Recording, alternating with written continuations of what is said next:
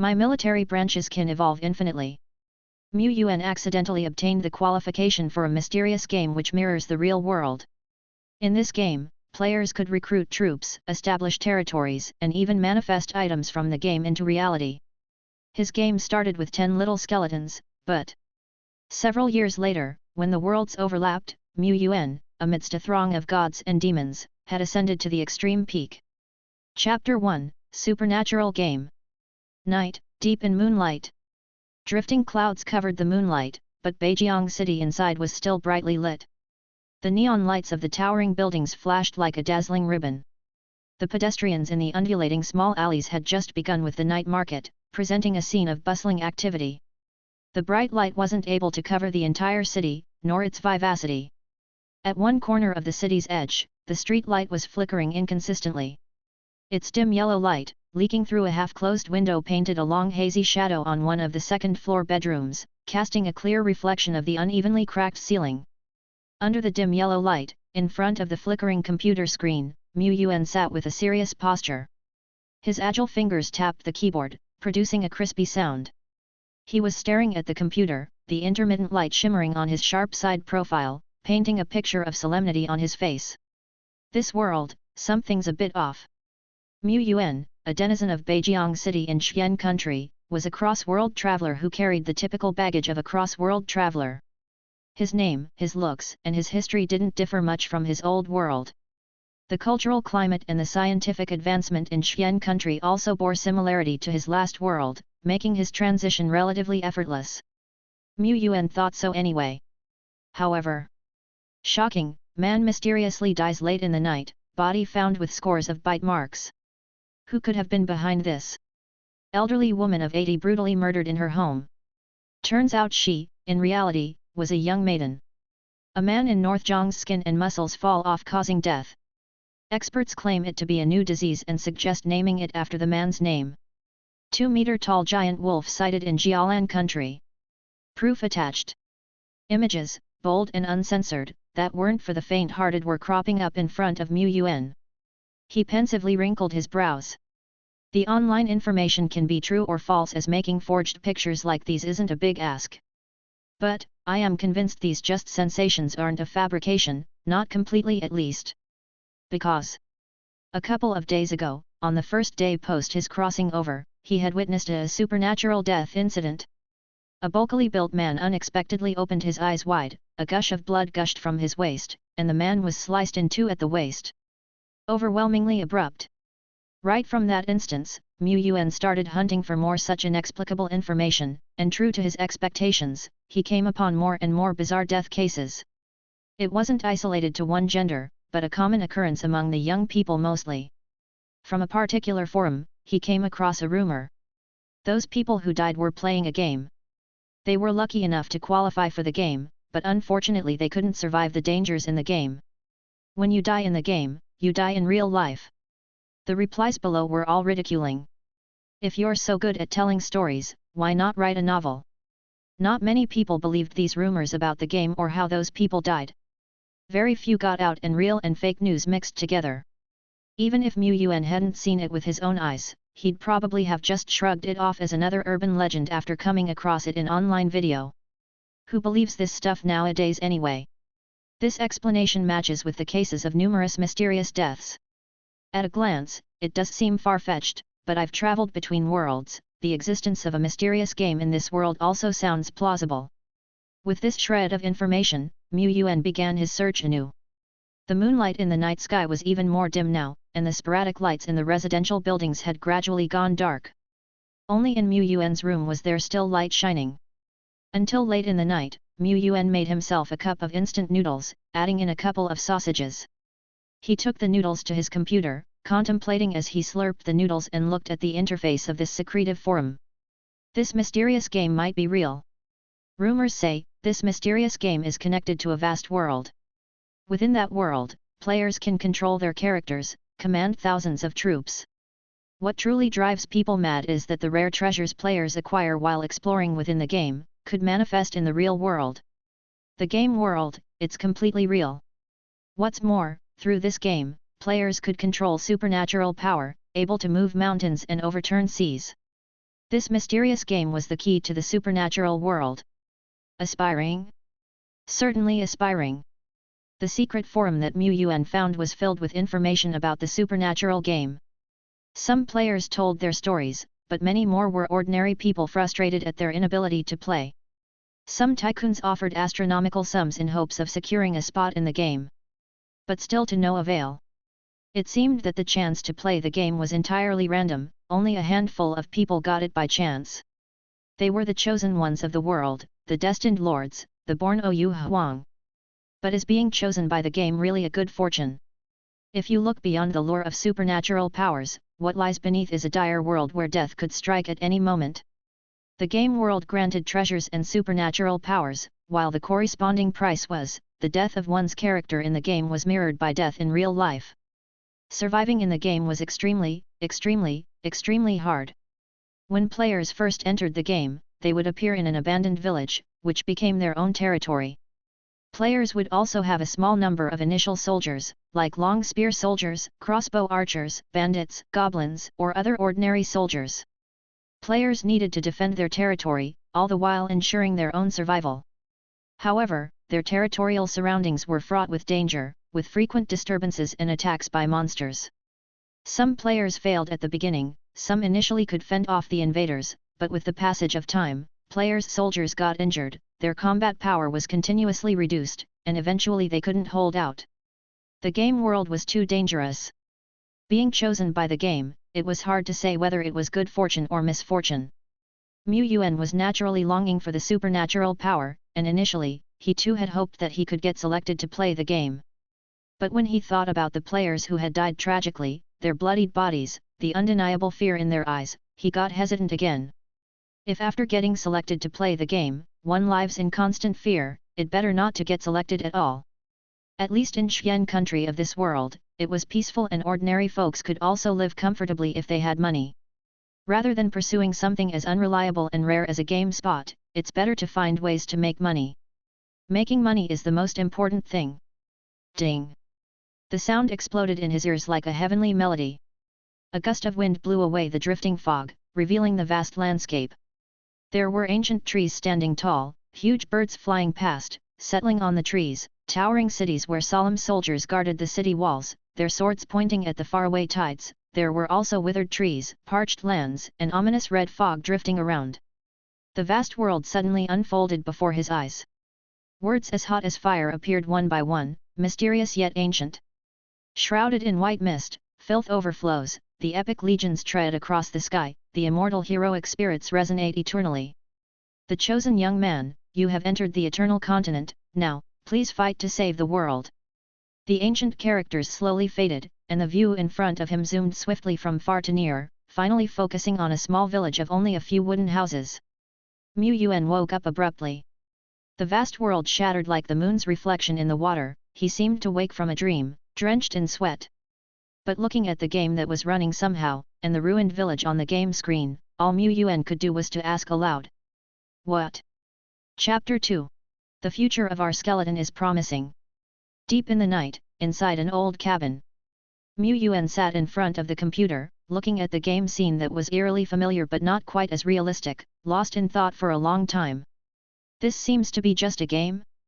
Indeed, what showed before his eyes was nothing more than an ordinary game scene, but both the clues he'd dug up earlier and the illusion he'd just experienced told Yuan that he was in trouble. Good news, he'd obtained a key to the supernatural world. Bad news, his life might soon be over. Don't panic, panicking won't help. Since a supernatural power exists in this world, the real world might not be safer. It's a good thing that I now have a chance to touch the supernatural. If you think optimistically, maybe in the future I can physically enter this vast world, become a great lord, live in a magnificent palace, and enjoy a life of luxury. Yuan forced himself to remain calm. After he finished daydreaming, he looked again into the game. The whole village was very broken down, and it seemed to have been abandoned for a long time. There were some robust trees scattered around, and further off, there seemed to be a forest, but it was covered in a dull grey fog, making it hard to see clearly. When Yuan dragged the map to a further location, all he saw was pitch black. The unknown, dangerous darkness. In the center of the broken village, suddenly, tiny star-like lights began to fall. These lights, like meteors or paint brushes, sketched, intertwined, and condensed, slowly forming and manifesting an altar. An altar marked with mysterious array patterns, about 2.5 meters in diameter. Above the altar, the remaining starlight gathered into a human figure. Even though it was seen from a top-down perspective and it was a game character, Yuan immediately recognized that it was him. It was his presence in the game world, on the Eternal Continent, a tether that, once snuffed out, would mean his own demise. At this point, the game screen lit up with scorching hot fonts, appearing one after another. Randomizing. Notice, you have received a batch of initial troops little skeletons times 10. Little skeleton, unnamed. Grade, ordinary. Level, level 1 of stage 0. Skills, none. Talents, none. Introduction, a common type of undead. Although weak, it's cost-effective and adept at evil mob fighting tactics. As the prompt faded, the mysterious array patterns on the altar began to glow. The space started to ripple, and one after another, skeletons holding rusty knives walked out from the altar. They crowded together, even pushing off the figure that represented Yuan from the altar. The appearance of the little skeletons was just as Yuan had imagined. Their bones were grey-black, their bodies thin, and their walk had a slight stoop. Apart from a worn weapon, they didn't have any other equipment, only a ragged garment that barely covered their bodies. Typical cannon fodder soldier-type small skeletons. At the corner of Yuan's mouth twitched. Ignoring their terrifying appearance, he thought he could take on 2 of these little skeletons himself. Starting with a broken village and a couple of crippled level soldiers, no wonder they say this game is tough. You could die at any time. Anyone would easily die under these conditions. Apparently, the initial troops that other players randomly get aren't much better either. There are militia, goblins, even slimes. Compared to those, little skeletons aren't that bad. Apart from being slow, badly equipped, lacking intelligence, and having poor offense and defense, little skeletons actually had many advantages, like this and that. As for these 10 little skeletons, Yuan couldn't make out any differences for now. He looked outside the village at the area shrouded in thick fog, but for the time being, he didn't dare send his skeletons out. He only had 10 initial troops, he couldn't afford to lose a single one. But if they didn't venture out and take a chance, sooner or later, the game would end. This game doesn't provide any guiding tips, but since it's a game, or rather a world possessing supernatural power, there must be ways to level up. The grade of the little skeletons is ordinary, just like goblins and slimes. According to gaming logic, the grade might not be able to be improved, but the troop level should be easy enough to level up, right? I need to figure out how to level up the skeletons or how to recruit more of them. Both of these methods could effectively boost the defensive power of my territory. The problem was that Yuan didn't know anything about all this. No matter, he might be able to find answers on the secret forum where he'd gathered a lot of the information moments ago. After giving the little skeletons the command to hold steady and clean up the village, he switched back to the secret forum and began browsing more carefully. By now, it was certain that many game players were on this forum sharing their own experience and knowledge.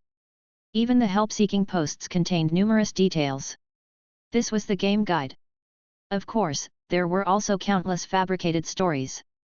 I've already entered the game and have the real examples to compare, so of course, I can distinguish whether these posts are useful or made up.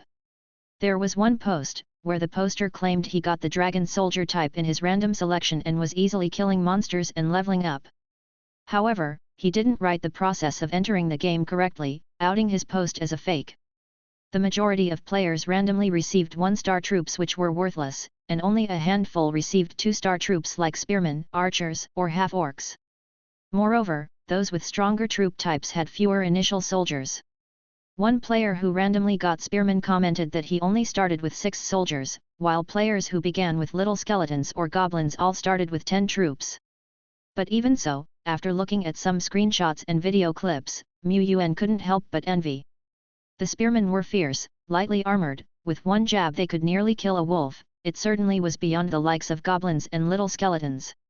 Even if their numbers were smaller, their overall strength was far superior. He was sour with jealousy.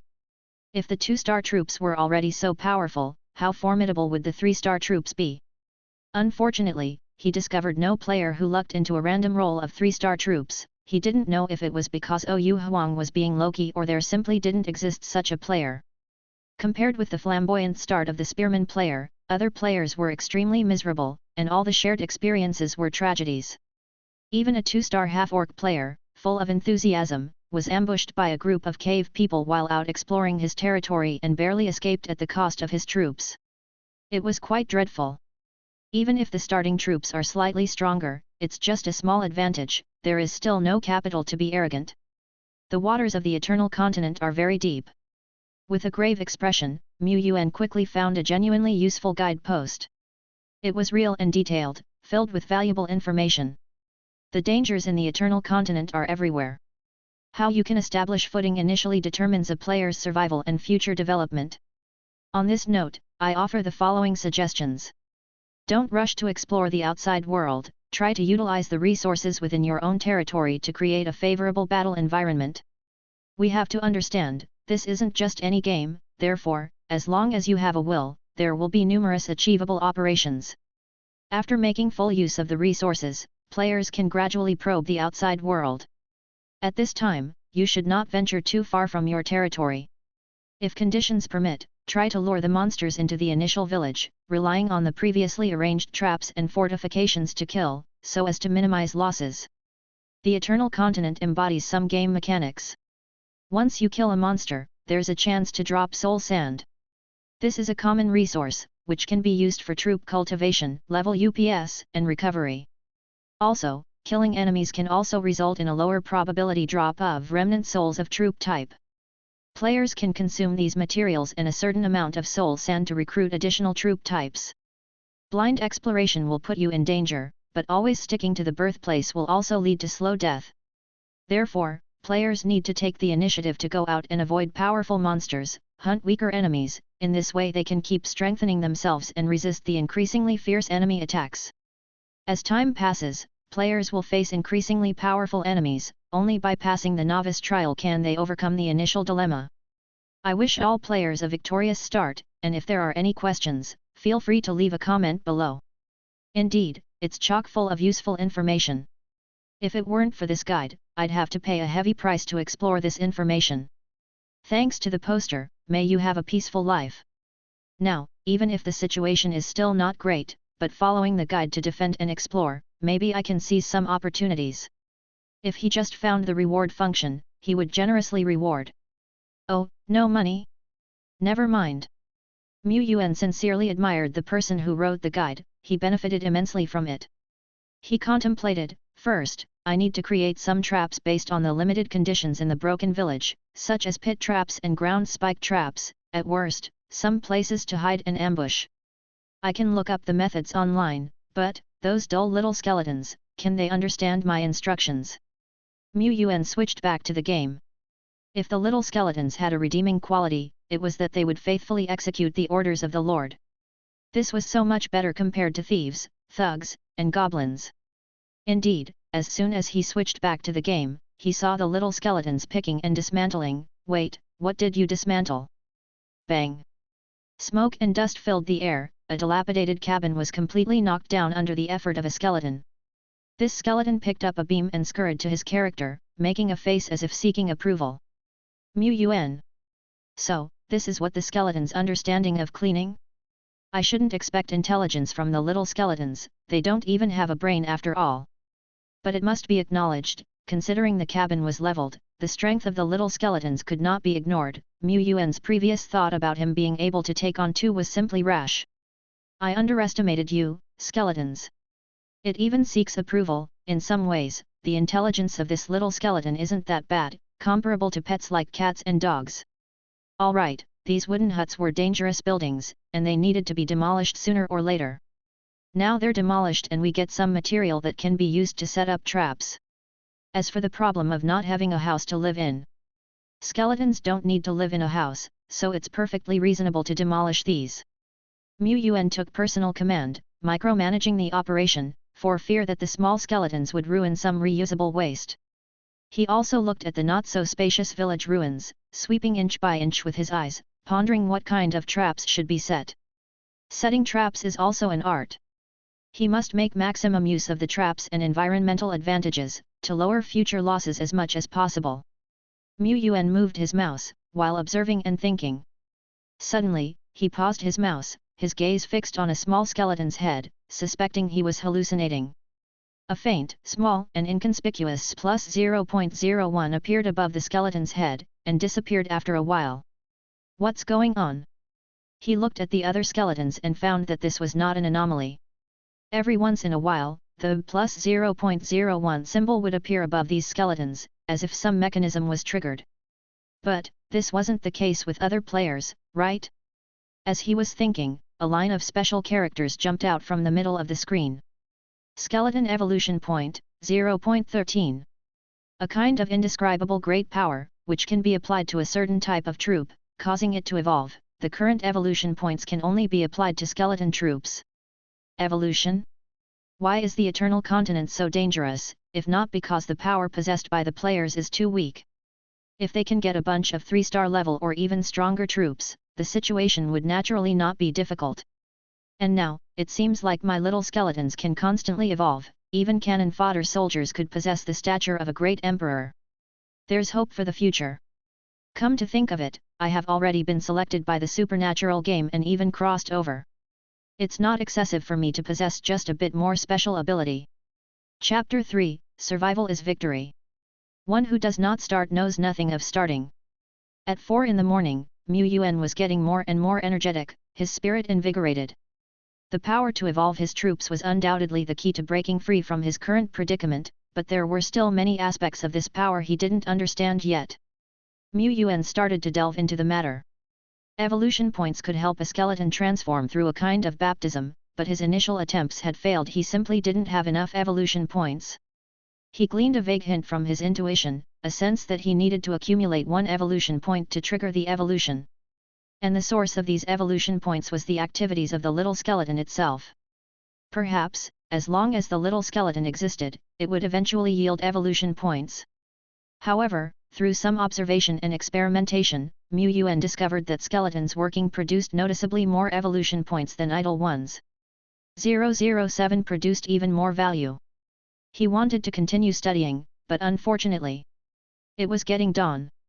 Yuan only realized then that he had been fighting through the night and couldn't hold on any more. He was in a daze, seeing double even as he stared at his computer screen. If he didn't sleep now, he was afraid he would drop dead right in front of his computer. In the supernatural game, my character is a lord, tasked with defending my homeland and expanding my territory, and can also embody some special treasures into reality. This is a war of attrition, pulling all-nighters won't help me. Keeping my energy levels up is the best way to deal with sudden developments. Besides, my little skeletons can evolve. There's no need to rush them to venture out of the village to explore the outside world right now. Instead, defending our territory based on the ruins of the village is the wise course of action. Yuan was still somewhat worried. Because the supernatural game doesn't stop when he logs out. It's a real world that operates according to predetermined rules, even if he's not actively playing. In other words, his territory could potentially be attacked while he's resting or away. This is the worst fear for new players. But fortunately, when the territory is invaded by enemies, even if the player doesn't log in, they will still receive a warning, and the troops will automatically defend. Before going to bed, Yuan wanted to assign the skeleton some training tasks or something to accumulate more evolution points, but for safety's sake, he snuffed out the idea. These little skeletons were a bit stupid. He feared that if he gave them a task, they would somehow mess things up. He also worried that training would affect the state of the little skeletons, which could subsequently jeopardize the security of the whole territory. It was better to play it safe, there was no need to rush. He'd try again tomorrow. Ordering the skeletons to guard him and the territory altar, he closed his computer, skipped washing up, and went straight to bed. Once under the covers and with his eyes shut, he slept soundly. But that night, this day, Yuan's rest wasn't as peaceful as he'd hoped. He was preoccupied with the supernatural game, and in his dreams, he was back in the ruined village. He dreamed of a giant dragon flying out of the mist, diving down and decimating the entire village with its dragon breath. Yuan woke up in a cold sweat after that. Looking at the time, he realized he had only slept for 6 hours. 6 hours was enough, it was time to get up and get back to it. Mu Yuan quickly went over to his computer, opening the game as fast as he could until he saw that the ruined village was unharmed. Only then did he wipe the crud from his eyes. Such an uneasy game experience. Until my territory has a robust defense system, I fear that I won't be able to fully enjoy playing. When Mu Yuan logged back into the game, his character awakened in a drafty wooden cabin. Several little skeletons surrounded him, their jaws chattering. One of the little skeletons was even holding up a piece of a door. No, not a door. A shield made from a door. The day before, Mu Yuan had taught the little skeleton to make full use of resources and set several simple pit traps and rope traps. Now, they had taken his teachings to heart and made things on their own? Good students. Mu Yuan, controlling his own character, gently touched the smooth skull of the little skeleton in approval and turned his attention to the others. They too seemed to be eagerly waiting for some praise. Well, one little skeleton had several sticks stuck between its ribs, very artsy, another had found a black cloth bag and put it over its head, looking very spirited, another was actively hammering on its bones, pulling one out with a snap. Mu Yuan. He certainly shouldn't have high hopes for the little skeleton, which is already stronger than he anticipated. Seriously. Mu Yuan silently recites evolution points and the special codes pop up in the game. Skeleton evolution points, 0.71. Only letting the little skeleton stay alert, without squeezing out their entire potential, indeed resulted in fewer evolution points. As he is watching today, he will first test the method of efficient point production. As for going out to explore, Mu Yuan is not in a hurry. Other players indeed need to start exploring at this time.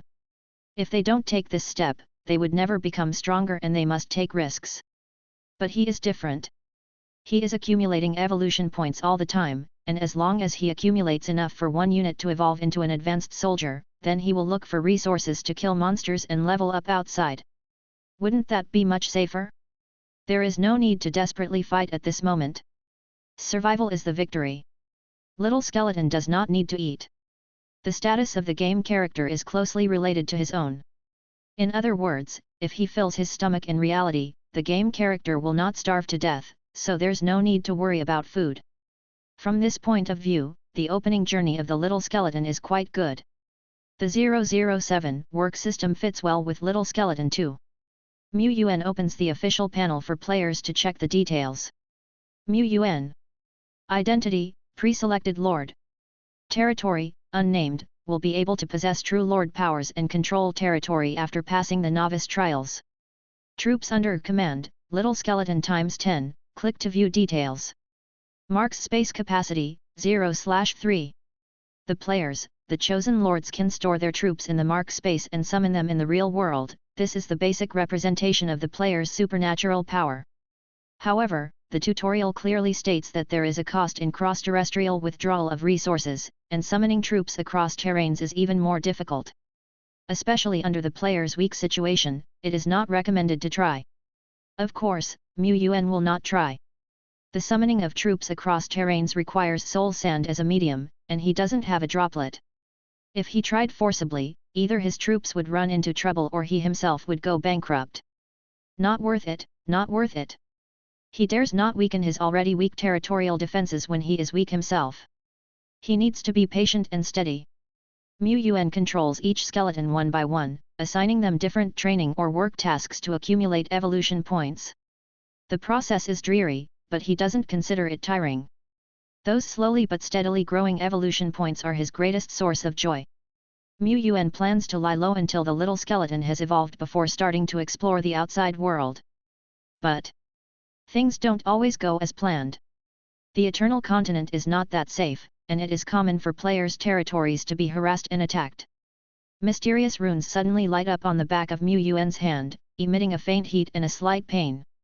He seems to see grey wolves with dirty fur but fierce faces coming out of the thick fog, vigilantly and steadfastly marching towards the village ruins. The timing couldn't be worse. Chapter 4, Evolution Points, Let Me See Your Limit. The strategy guides on the covered forums, as well as the tragic experiences of countless players, all speak volumes about the dangers of the Eternal Continent. Going out to explore and risking your life might hasten your death, but hiding in your own territory all the time won't guarantee safety either. Half a day, 2 days.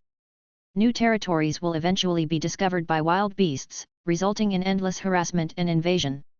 Mu Yuan is well aware that his ruined village will be invaded sooner or later, but couldn't it take a bit longer? He's amassed 0.88 evolution points. He's so close. Damn it. He's worried that his skeletons, who have the form of great emperors, will all fall here before they can grow. Unfortunately, all his worrying was in vain as the enemy forces are 30 seconds away from the battlefield and he has no choice but to face them. Prepare. He issued a command to all his little skeletons and took a hard look at each of them. Sure enough, some silly skeletons, holding their scythes, were ready to rush out of the village and confront the invaders. Mu Yuan quickly grabbed his mouse and pulled them back. He had already taught them this before. Damn it! The little skeletons tilted their skulls, their hollow eye sockets were filled with confusion and ignorance. Mu Yuan, fine, I expected as much. There are a lot of places to hide in the ruined village. However, expecting these skeletons to hide in shadows and ambush enemies to deliver killing blows just wasn't realistic. After all, the only direct commands he could give included move, attack, and defense.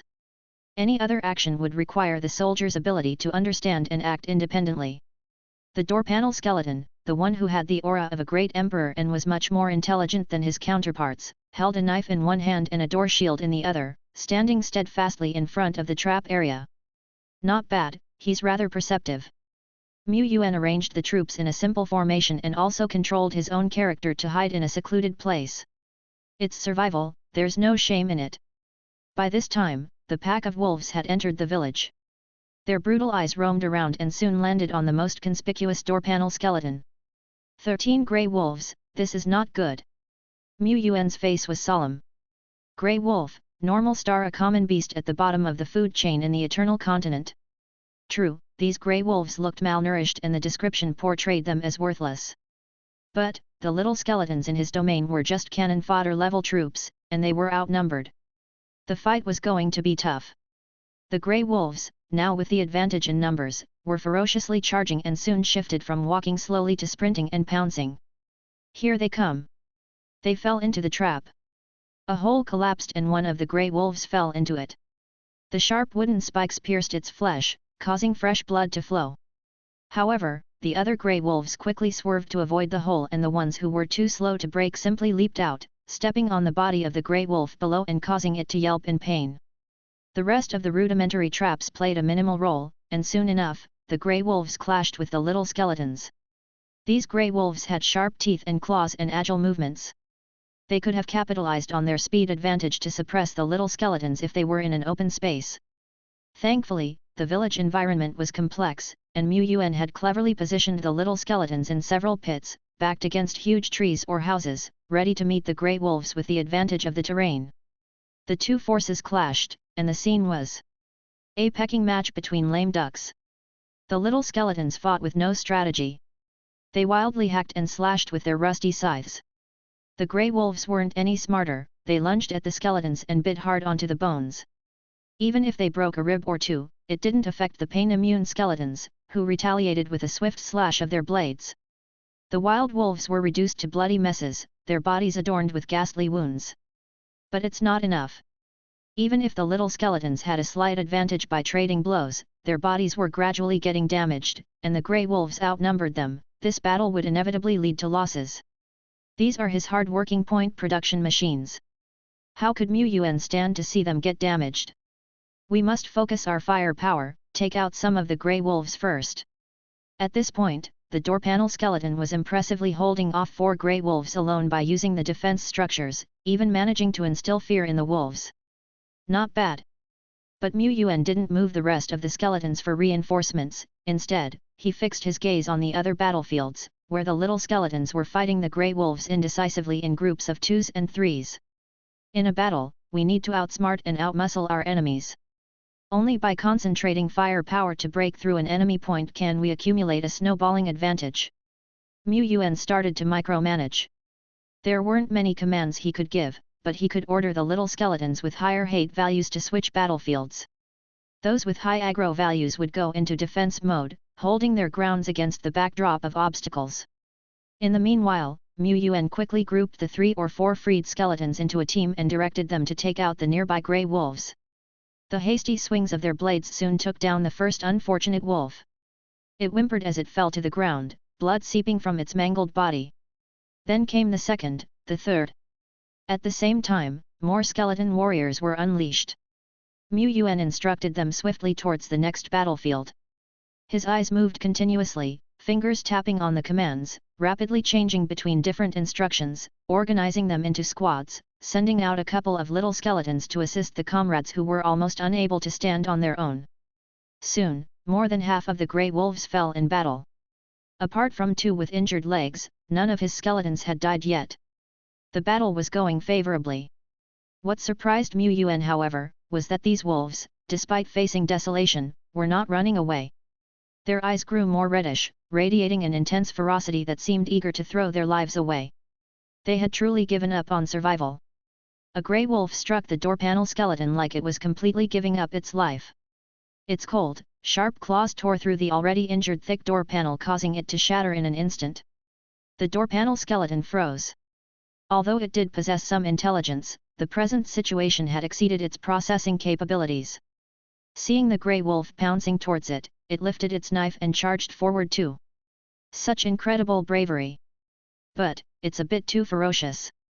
The encounter showed that, leaving aside its intelligence, it was just at the average level of a little skeleton. It was still a long way from being able to face 4 enemies at once. It was soon overpowered and pinned to the ground by the grey wolf, constantly getting bitten. Dangerous! By the time Yuan directed the other skeletons for reinforcements, the door panel skeleton had already lost part of its arm. If the grey wolves weren't so unintelligent, not attacking towards the head, this slightly intelligent skeleton would have been toast. You need to survive. Only by surviving can you counterattack, understand? You don't have to follow any code of ethics when dealing with enemies. You need to learn how to use all resources. You should dig trenches when you need to, scatter lime when you need to, even use gang beatings if you have to. The only surviving one is the victor. This is his main force. If the door panel skeleton had survived, and even if the panel had been broken, it wouldn't fall into a life and death situation in just a few seconds. No matter if the skeletons can understand or not, Yuan started educating them, discussing survival, all the way to the value of an old silver coin and how to bury the enemy. It was only after taking a drink that he stopped. In the Eternal Continent, the door panel skeleton scratched its skull in deep thought after seeing its lord leaving off to survey the landscape, some sparkle of wisdom appearing in its eyes. Compared to the initial encounters shared by most players in the forum, Yuan's battle was much more deadly, having encountered an attack by 13 grey wolves at once. But he achieved excellent results. All the little skeletons survived. This was attributed to the initial position and the bravery of the door panel skeleton. Of course, it also depended largely on his micromanagement command. Had it just been the little skeletons squabbling with the grey wolves, even if they were victorious, only a few could have been left alive. However, many of the little skeletons had also been seriously injured, some were even at the brink of death, their heads almost fell off. Don't panic, as long as you're not dead, there's nothing to worry about. The injured troops can slowly regain strength with the help of the soul sand, and soul sand.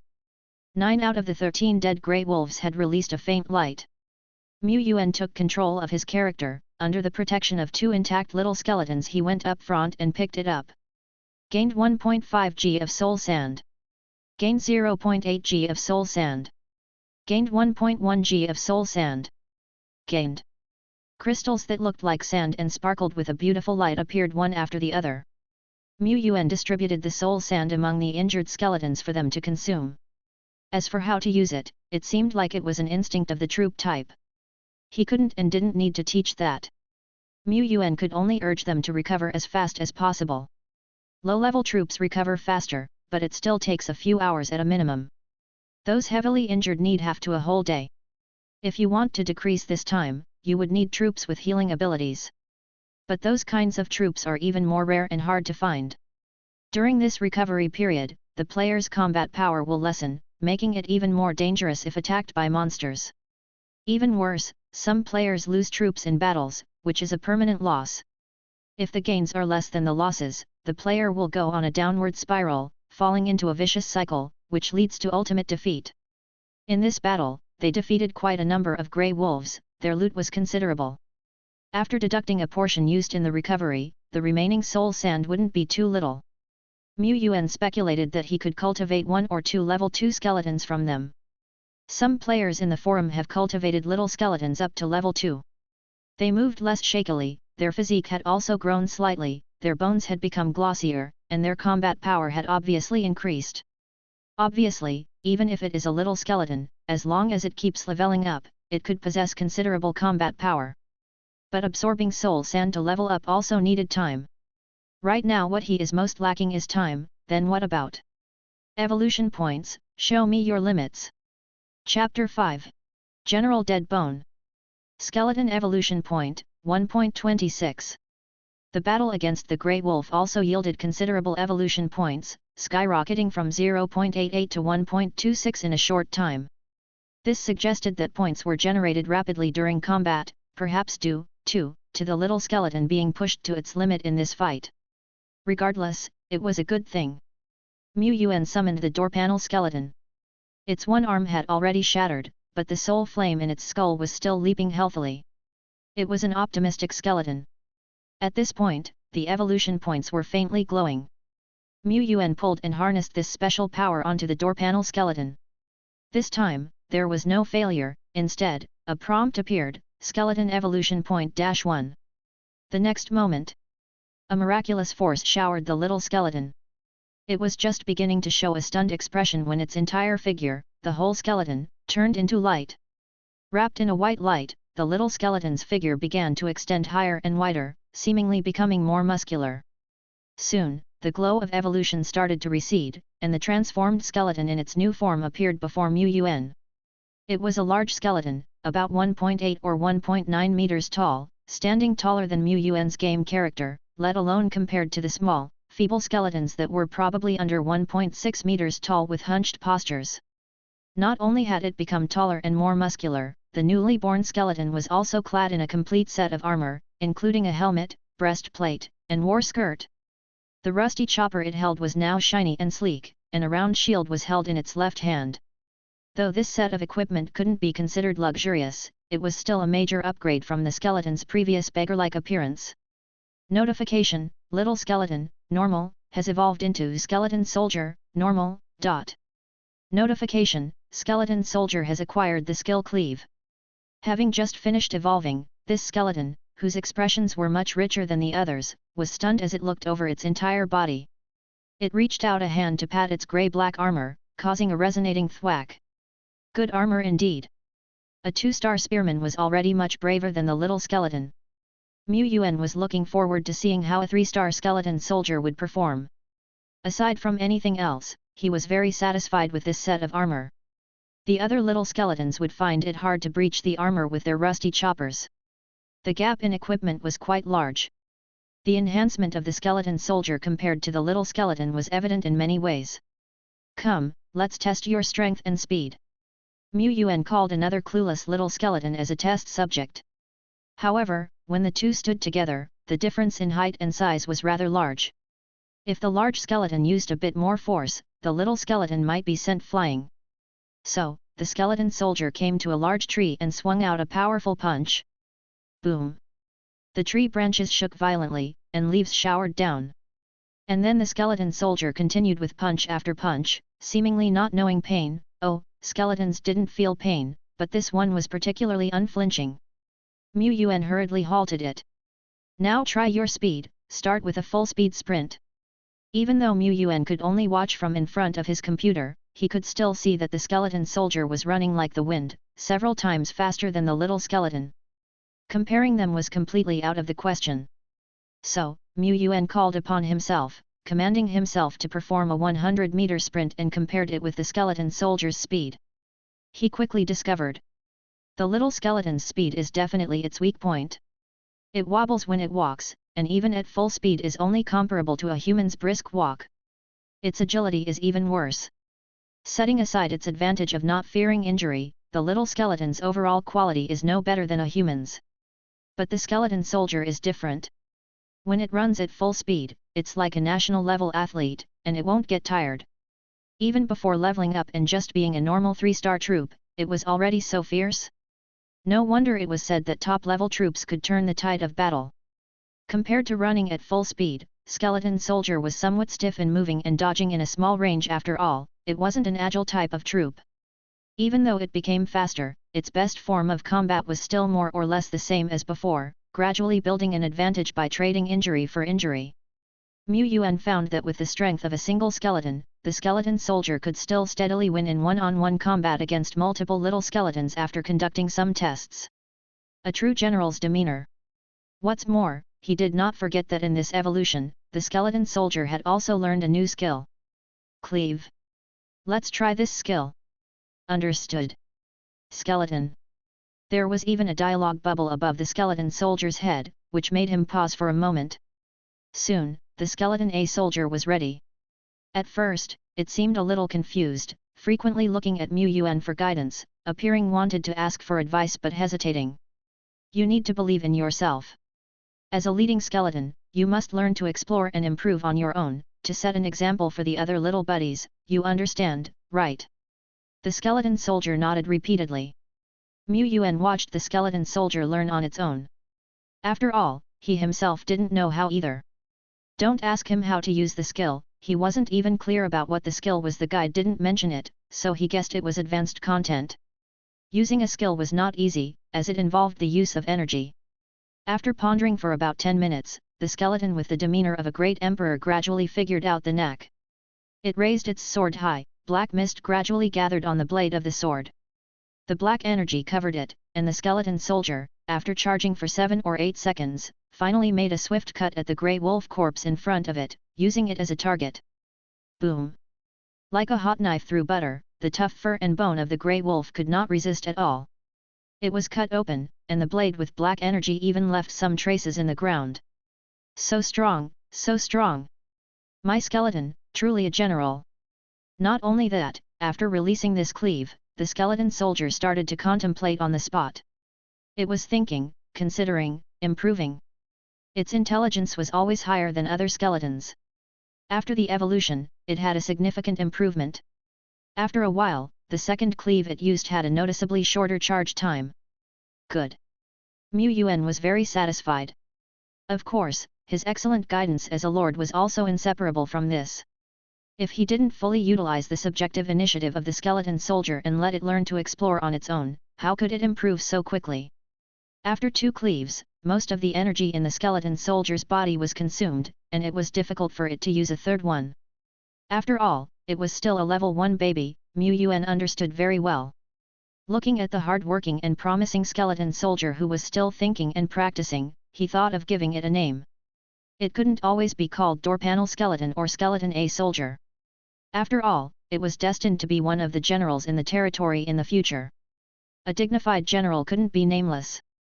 Stand up straight, I'm going to give you your real name.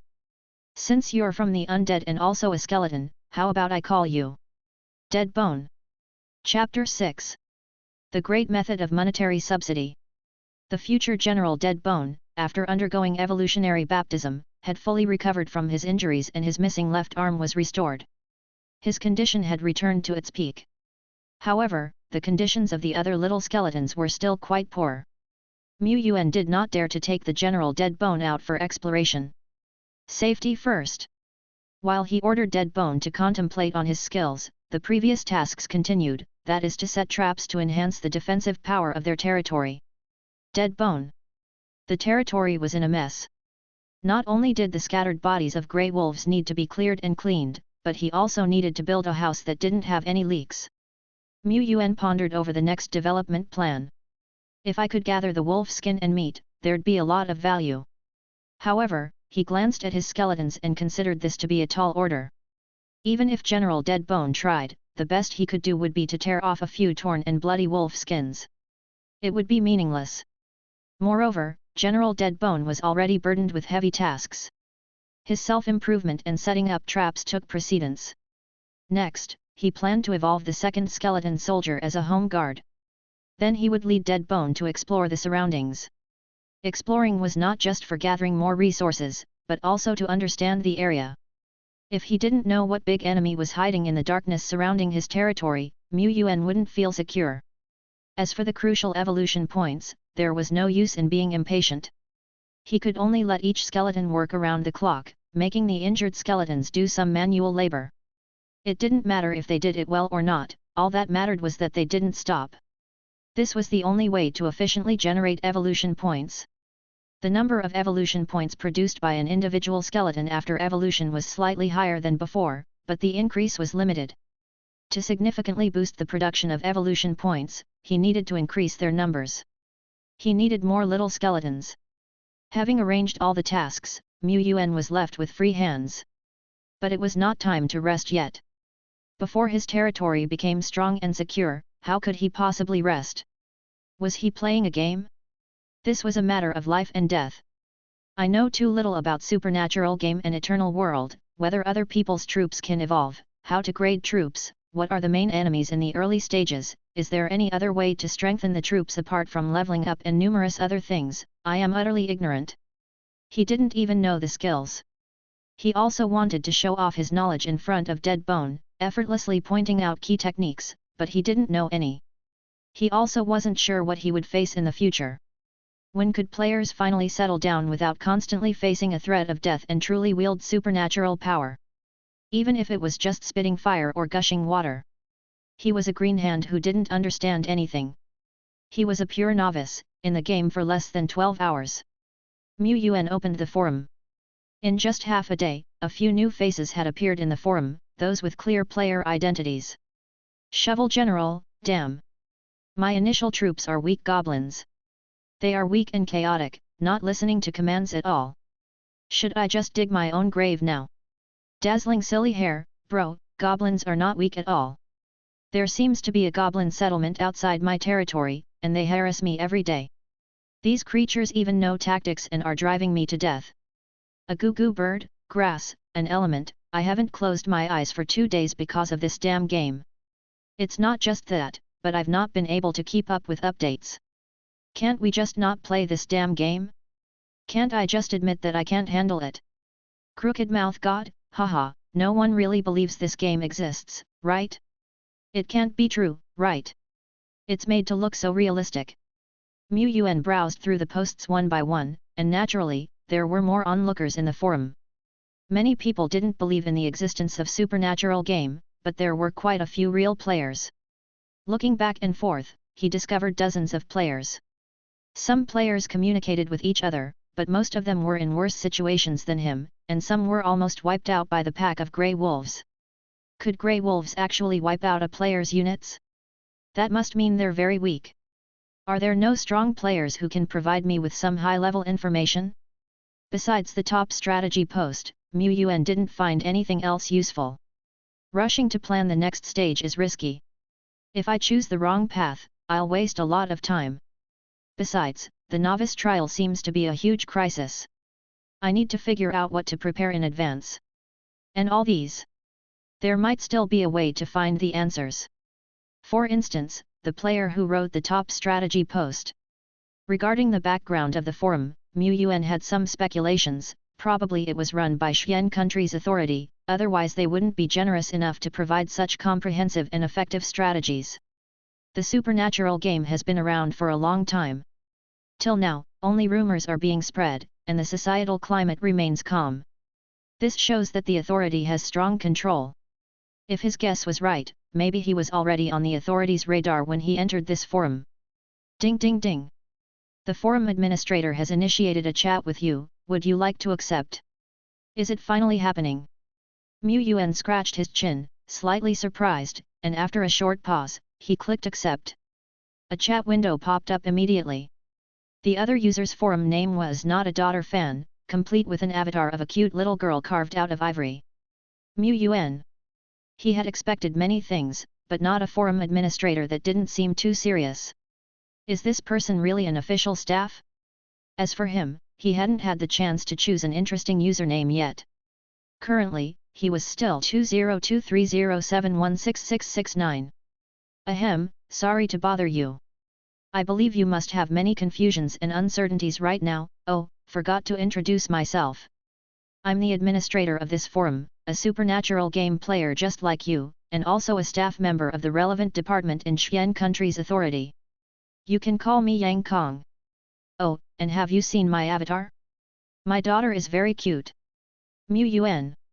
What was he supposed to say? After hesitating for a while, all he could muster was agreeing with Yang Kong and cautiously continued to probe.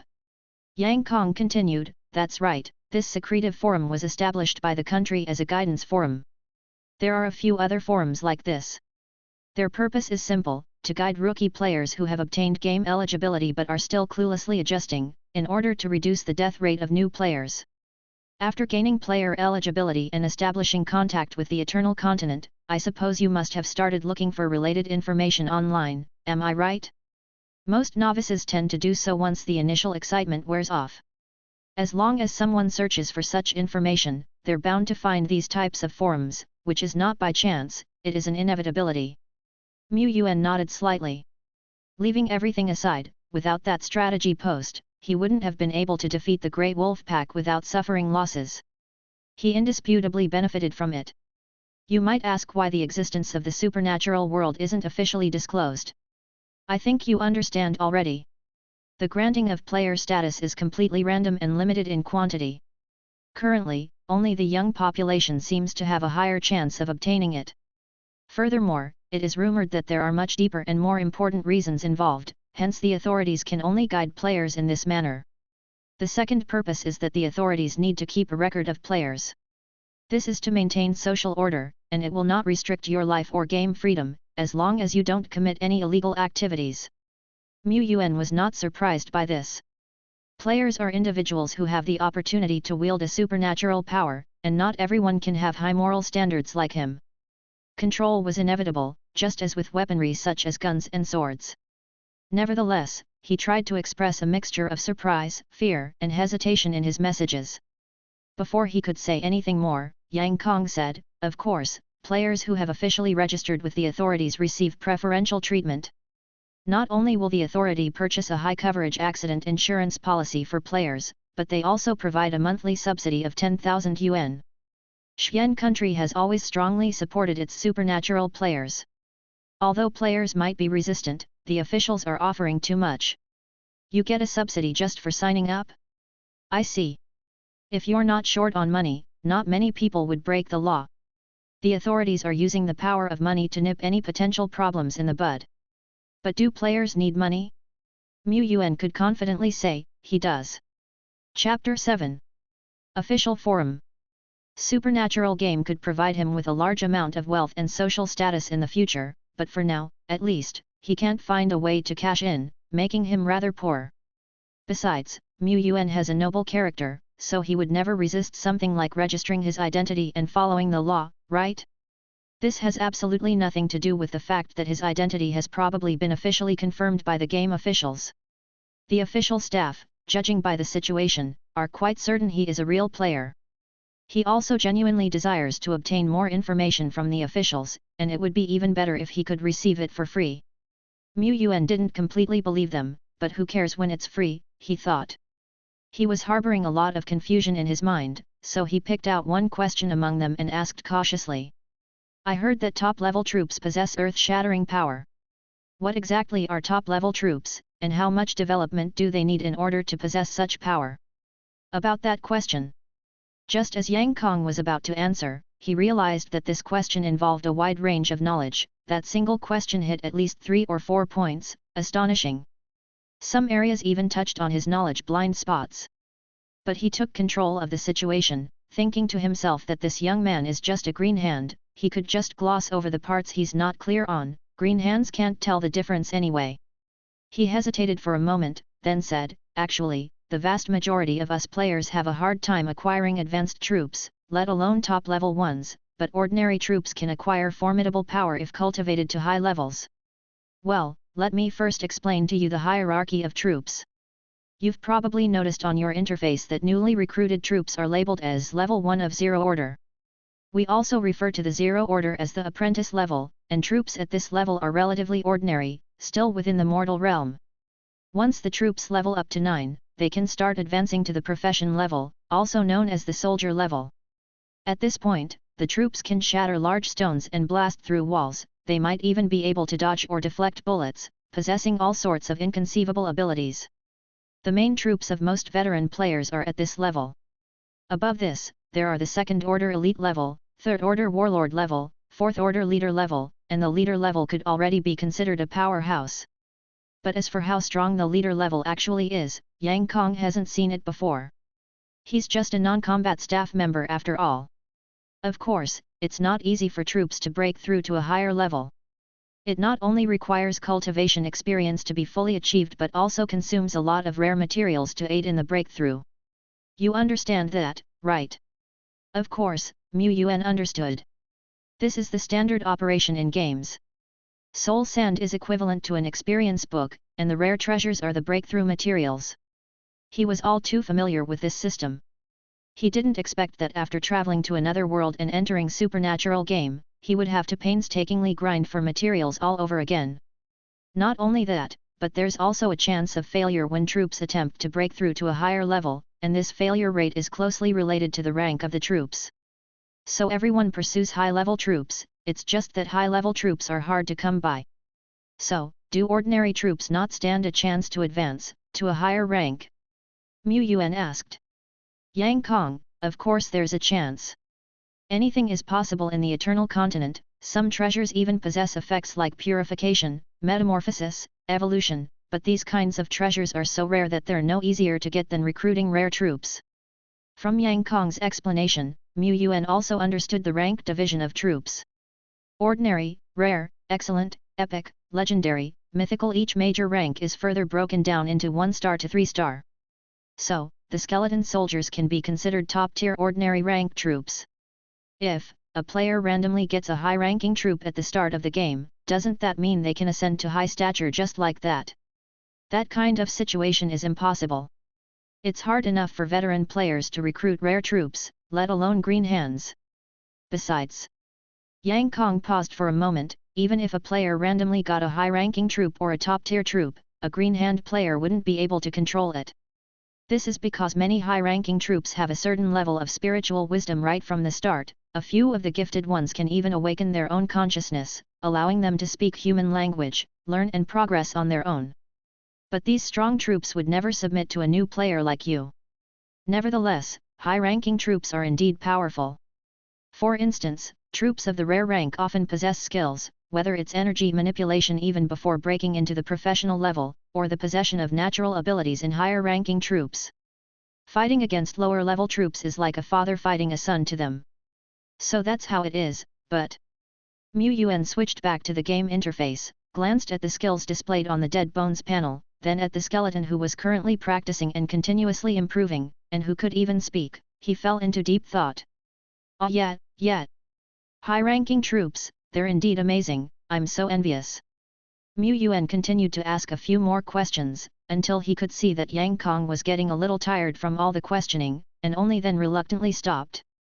An opportunity like this to get free information might not come again in the future.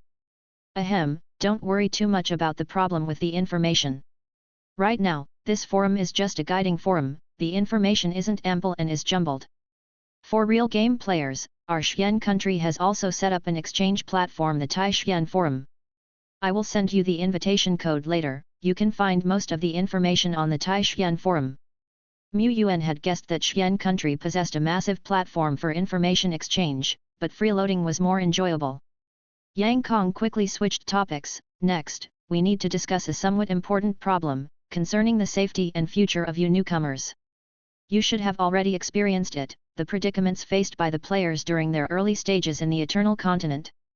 As time goes by, the existence of players' territories will be more prominent, drawing the attention of more and more enemies, and survival will get more difficult. Indeed. He himself not mentioning, many players on the forum posted for help, they suffered heavy losses on the second and third day. Continuing like this, the probability of survival can't be described as high but rather absolute.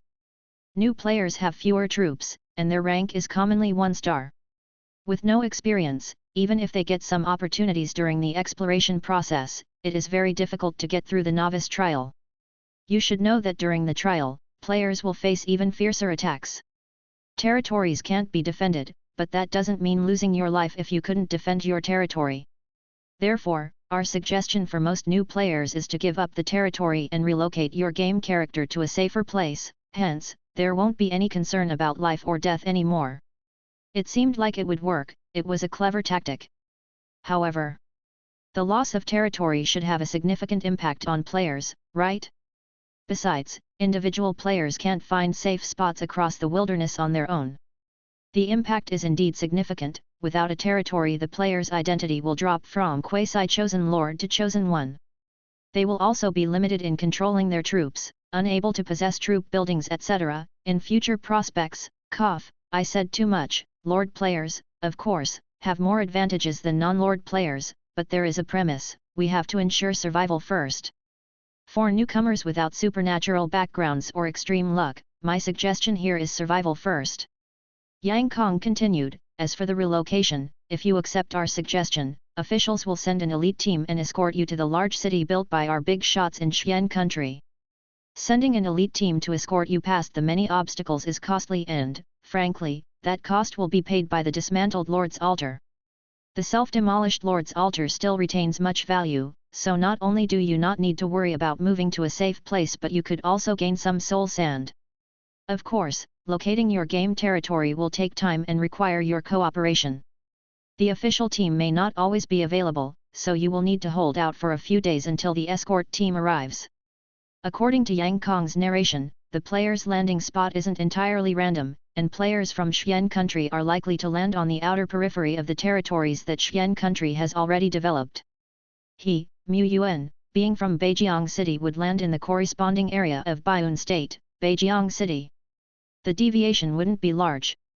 Major cities have already been set up in Baiyun State by the officials. They hold considerable power and influence in the Eternal Continent.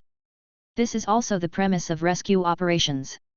Otherwise, considering the vastness of the Eternal Continent, trying to send an elite team to save players from far away would be too late, and the risk would be much greater.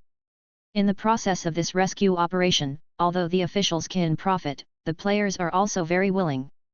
After all, the vast majority of players do not have a choice. If there's no official rescue, they wouldn't survive, but with the intervention of official powers, the players can escape life-threatening situations whilst remaining eligible. It's an overall win. Yuan pondered. You got a point, but I still want to give it a try. Yang Kong, since you agree, I'll report it for you. Huh? Wait, what did you just say? Yang Kong. Did he forget to describe the danger of the Eternal Continent, or is this kid just stubborn? Dude, this is a matter of life and death. Wait, Yang Kong thought of a third possibility. This young man seems calm. If his initial troops aren't any bad either, he would be pretty confident. However, often those who can swim are more likely to drown. During his tenure as a guide, he had seen players who were full of confidence but ended up being severely beaten. Of course, he had also encountered real geniuses who managed to clear the novice trial with personal abilities and developed an independent territory. This path is covered with thorns. Those who comfortably enjoy the game early on actually live quite well. Just like him. But Yang Kong is well aware that for such confident or hard-headed gamers, persuasion from him alone is unlikely to change their mind. He also admires them. Xian country also hopes there could be more players that can get through the novice trial, to continually expand Xian country's territory and influence in the Eternal Continent. He emphasized the danger of the novice trial and warned him, no matter what, you need to be careful when exploring the surrounding areas in the early stage. At this time, you can't afford any mistakes. If you have any changes of mind, you can always contact me. Remember, don't insist on it if you can't, otherwise it might be too late. The officials also provide substantial support, including remnant souls of troop type, soul sand, equipment, and so on, to lords who are determined to pass the novice trial. But if you want to get these benefits, new players need to prove their potential, i.e. pass the assessment. For detailed information, you can consult your local players association. Lastly, brother, I just want to nag you a little more. Don't forget to register at your local association. We gamers may have competition, but more often it's about cooperation and win-win. You can trade resources, exchange information with other players, or team up to fight against monster camps and so on. And the most important thing is to pay attention to safety. only by being alive can you have a future. Chapter 8. Contest of Trials. This brother Yang is just like an old mom, but it has to be said that aside from being a bit of a daughter con, he's pretty decent indeed, dutifully providing him with lots of information. He certainly needs to exchange resources and information. Although there's absolutely nothing in his pockets now, he can prepare in advance, right? As for migrating to a safe city, that's absolutely unnecessary. Relocating to a safe city would only mean living at the mercy of others. Perhaps Brother Yang thinks it's very safe, but he feels that a place where powerful figures are rampant is far from safe for weaklings. The Eternal Continent is a dog-eat-dog world. Compared to that, staying in his own territory, within the scope of his control, is more reassuring. But, you never know. If there's a monster near his territory that's too powerful to resist, he definitely won't be able to pass the novice trial, then, strategic withdrawal is necessary. Brother Yang also mentioned that Xian country provides certain resource support for newcomers who are determined to break through the novice trial. That won't bother me.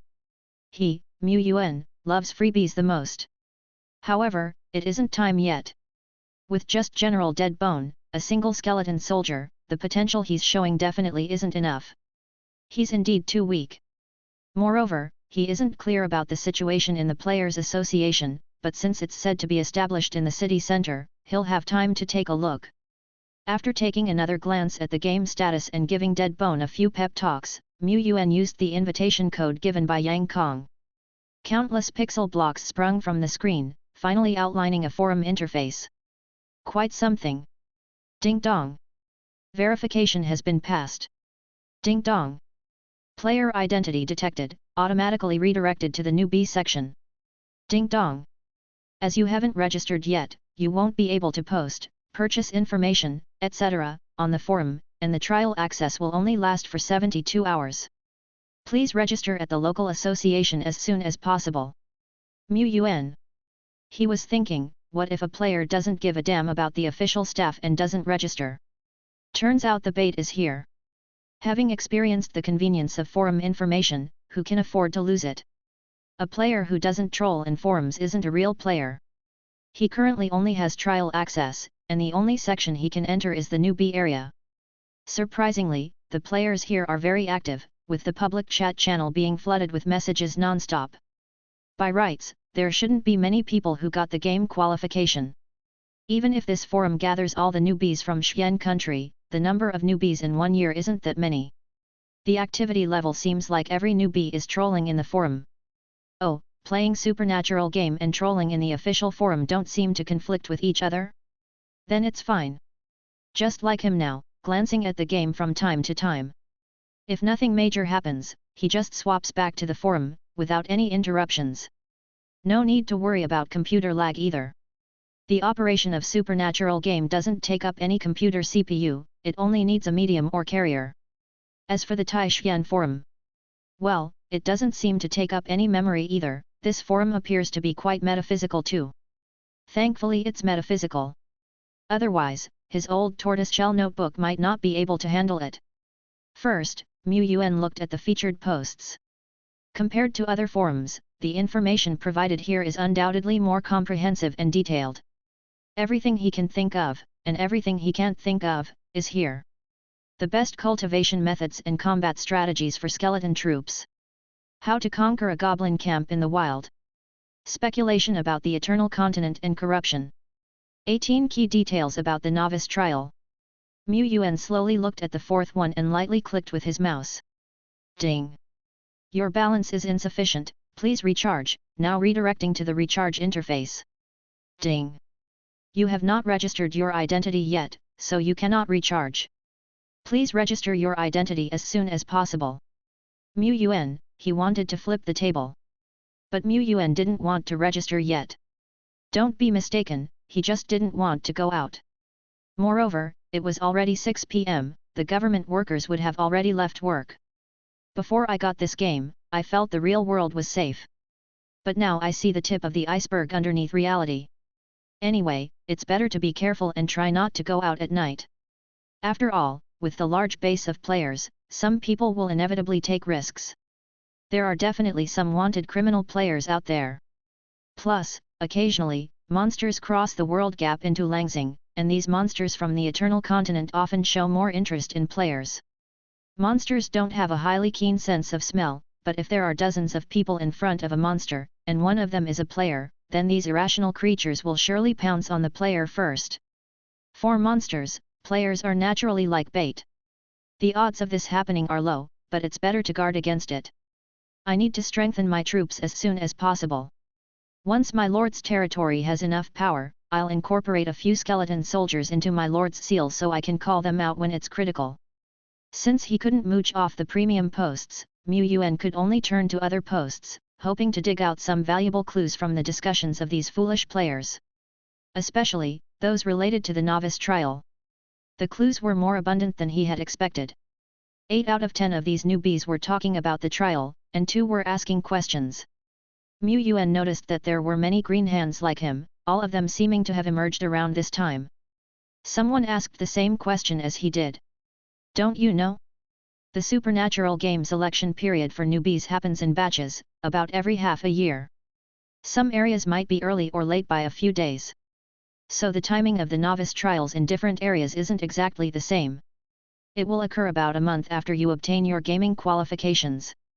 During the novice trial, the world enters the phase of red mist frenzy moon, making the monsters exceptionally crazy, constantly assaulting your territory. This is the most dangerous moment for rookie lords. Of course, the rewards will be proportional to the danger. After passing the novice trial, players will receive gifts from the world, including a large amount of soul sand, troop upgrades, random recruitment of a group of troops, etc. Excellent players can also earn special buildings, special blueprints, and even troop buildings. But hey, there are a limited number of special rewards. If you want to get them, it's not enough to just survive the trial, you also need to kill a large number of enemies. In simpler terms, you need to outperform the other newbies in your area to win the favor of Eternal World's will. The player, known as one-hand information dealer, no middleman margin, didn't seem like a green hand. He seemed more like an old player who had sneaked into the green hand area. The motive, well, goes without saying. Yuan stroked his chin, so the novice trial involves a ranking?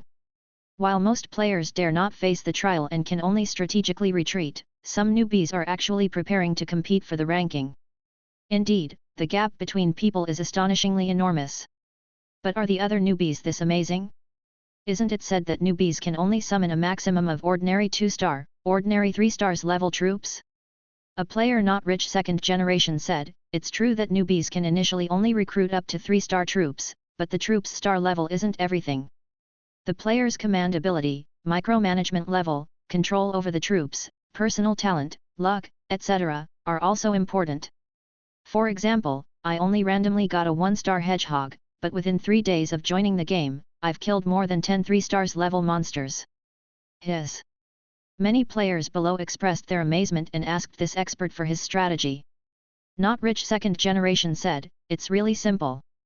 As long as we buy a large number of remnant souls in the real world that can recruit 3 stars level troops, then use the link between reality and the Eternal Continent to reverse manifest in the game world, it's easy to surround and kill the same grade monsters. Unfortunately, we newbies can't reverse manifest war souls that can recruit rare rank troops yet. And having people in our homes transport war souls across the Eternal Continent, we're worried that influencing the game world might affect the scoring of the trial, so it's better not to for now. Chapter 9, Taking the First Step Towards the Starry Sea. A whale has infiltrated among us. Any player who has been active in the forum for a while would not find troop types, treasure grades, etc., foreign. Remnant soul, random. Description: using this item can randomly recruit a type of soldier. There is a 90% probability of recruiting a regular 1-star troop, 9% probability of recruiting a regular 2-star troop, and 1% probability of recruiting a regular 3-star troop. This is the most common remnant soul of a troop type, also called gambling dog remnants. Although the majority of players using this type of remnant soul can only recruit crippled level troops, many still choose to gamble heavily. There exist the random remnant souls, and there also exist remnant souls that will certainly recruit a certain type of troop. Like remnant soul, little skeleton, remnant soul, little fairy, remnant soul, militia. The price of random remnant souls is higher than that of goblin, little skeletons, and other remnant souls, but it is far less than Remnant Soul, Skeleton Soldier, Remnant Soul, Archer, Remnant Soul, Guardian, Remnant Soul, Centaur, and other 2-star or 3-star Remnant Souls. The price of 3-star Remnant Souls is not only high, but they are also extremely scarce. An experienced player complained. I was wondering why the price of 3-star Remnant Souls has been rising recently, even higher than the rare War Souls. Turns out you guys drove it up. The power of whales is truly terrifying. As a poor person like me, I cannot keep up, and can only depend on my diligence and effort. Yuan sighed. He, too, wanted to compete in the trial ranking. The second-generation players had their eyes on the trial ranking rewards, not to mention an ordinary person like him. He must seize every opportunity he can get. However, these second-generation players must have already owned dozens of 3-star troops, and I only have General Deadbone and a Skeleton Soldier. The gap is still relatively large right now. He is still too weak and powerless. Although Deadbone and regular 3-star troops are not the same thing. Yuan switched back to the game. Notice, your Skeleton Soldier Deadbone has been upgraded to level 2 of the Zero Order. While he was browsing the forum. Oh no, while he was diligently collecting information, Deadbone was also incredibly diligent, not only pondering how to use skills, but also continuously absorbing soul sand. At this moment, he was finally able to upgrade to LV2. Deadbone's strength, speed, and energy reserve have all been enhanced at level 2, however, the increase in combat power is not as dramatic as that brought by evolution. It has approximately consumed 3 G of soul sand. He had previously harvested 8.8 G of soul sand, half of which was used for Little Skeleton's recovery, and the rest was concentrated on Deadbone. It did not disappoint and leveled up quickly. It is said that the speed of a troop absorbing soul sand varies, and Deadbone, taking roughly 6 hours, undoubtedly belongs to a faster category. This is a hidden talent of the troop. Yuan wasn't surprised. He had to mention again, my son Deadbone has the demeanor of a great emperor. Going forward, the amount of soul sand required for leveling up and time will increase exponentially, so it isn't easy to train the troops up to Zero Order level 9, and then break through to professional level. After all, professional level is almost the domain of experienced players. However, he had been browsing the forum for so long and had come across a few players who are filled with confidence and want to make a name in the novice trials. These players seem confident that they will advance to the professional level of troops before the trials arrive, that is, within a month. In other words, if I also want to get additional rich gifts from heaven and earth, I must cultivate professional level troops at the minimum. To be safe about it, I have to cultivate 3 to 9 of them. It's time to set out into the vast world. Yuan chanted the evolution points, and a pale box appeared before him. Skeleton Evolution Point, 1.03. He estimated that 10 little skeletons could produce 1 unit of evolution point in 6 hours, meaning they could evolve 4 3-star skeleton soldiers in a day. This speed isn't slow. However, this is the maximum speed when the workload on the little skeletons is at its full capacity. Previously, many little skeletons got injured. Those who lost arms and legs would naturally accumulate the evolution points slower. From noon until now, they just accumulated enough resources for evolution. Soon, Yuan evolved a battered, highly accomplished little skeleton into a skeleton soldier. And named it Bone 2. Bone 2 also learned the skill Cleave during evolution, proving that this is not an exception, but one of the effects that comes with evolutionary power. Both are regular 3-star troops, but there is a world of difference between having a skill and not having a skill. However, Bone 2's intelligence is far less than Deadbone, and it's still a stupid skeleton. Even though it has learned Cleave, it couldn't use it for the time being.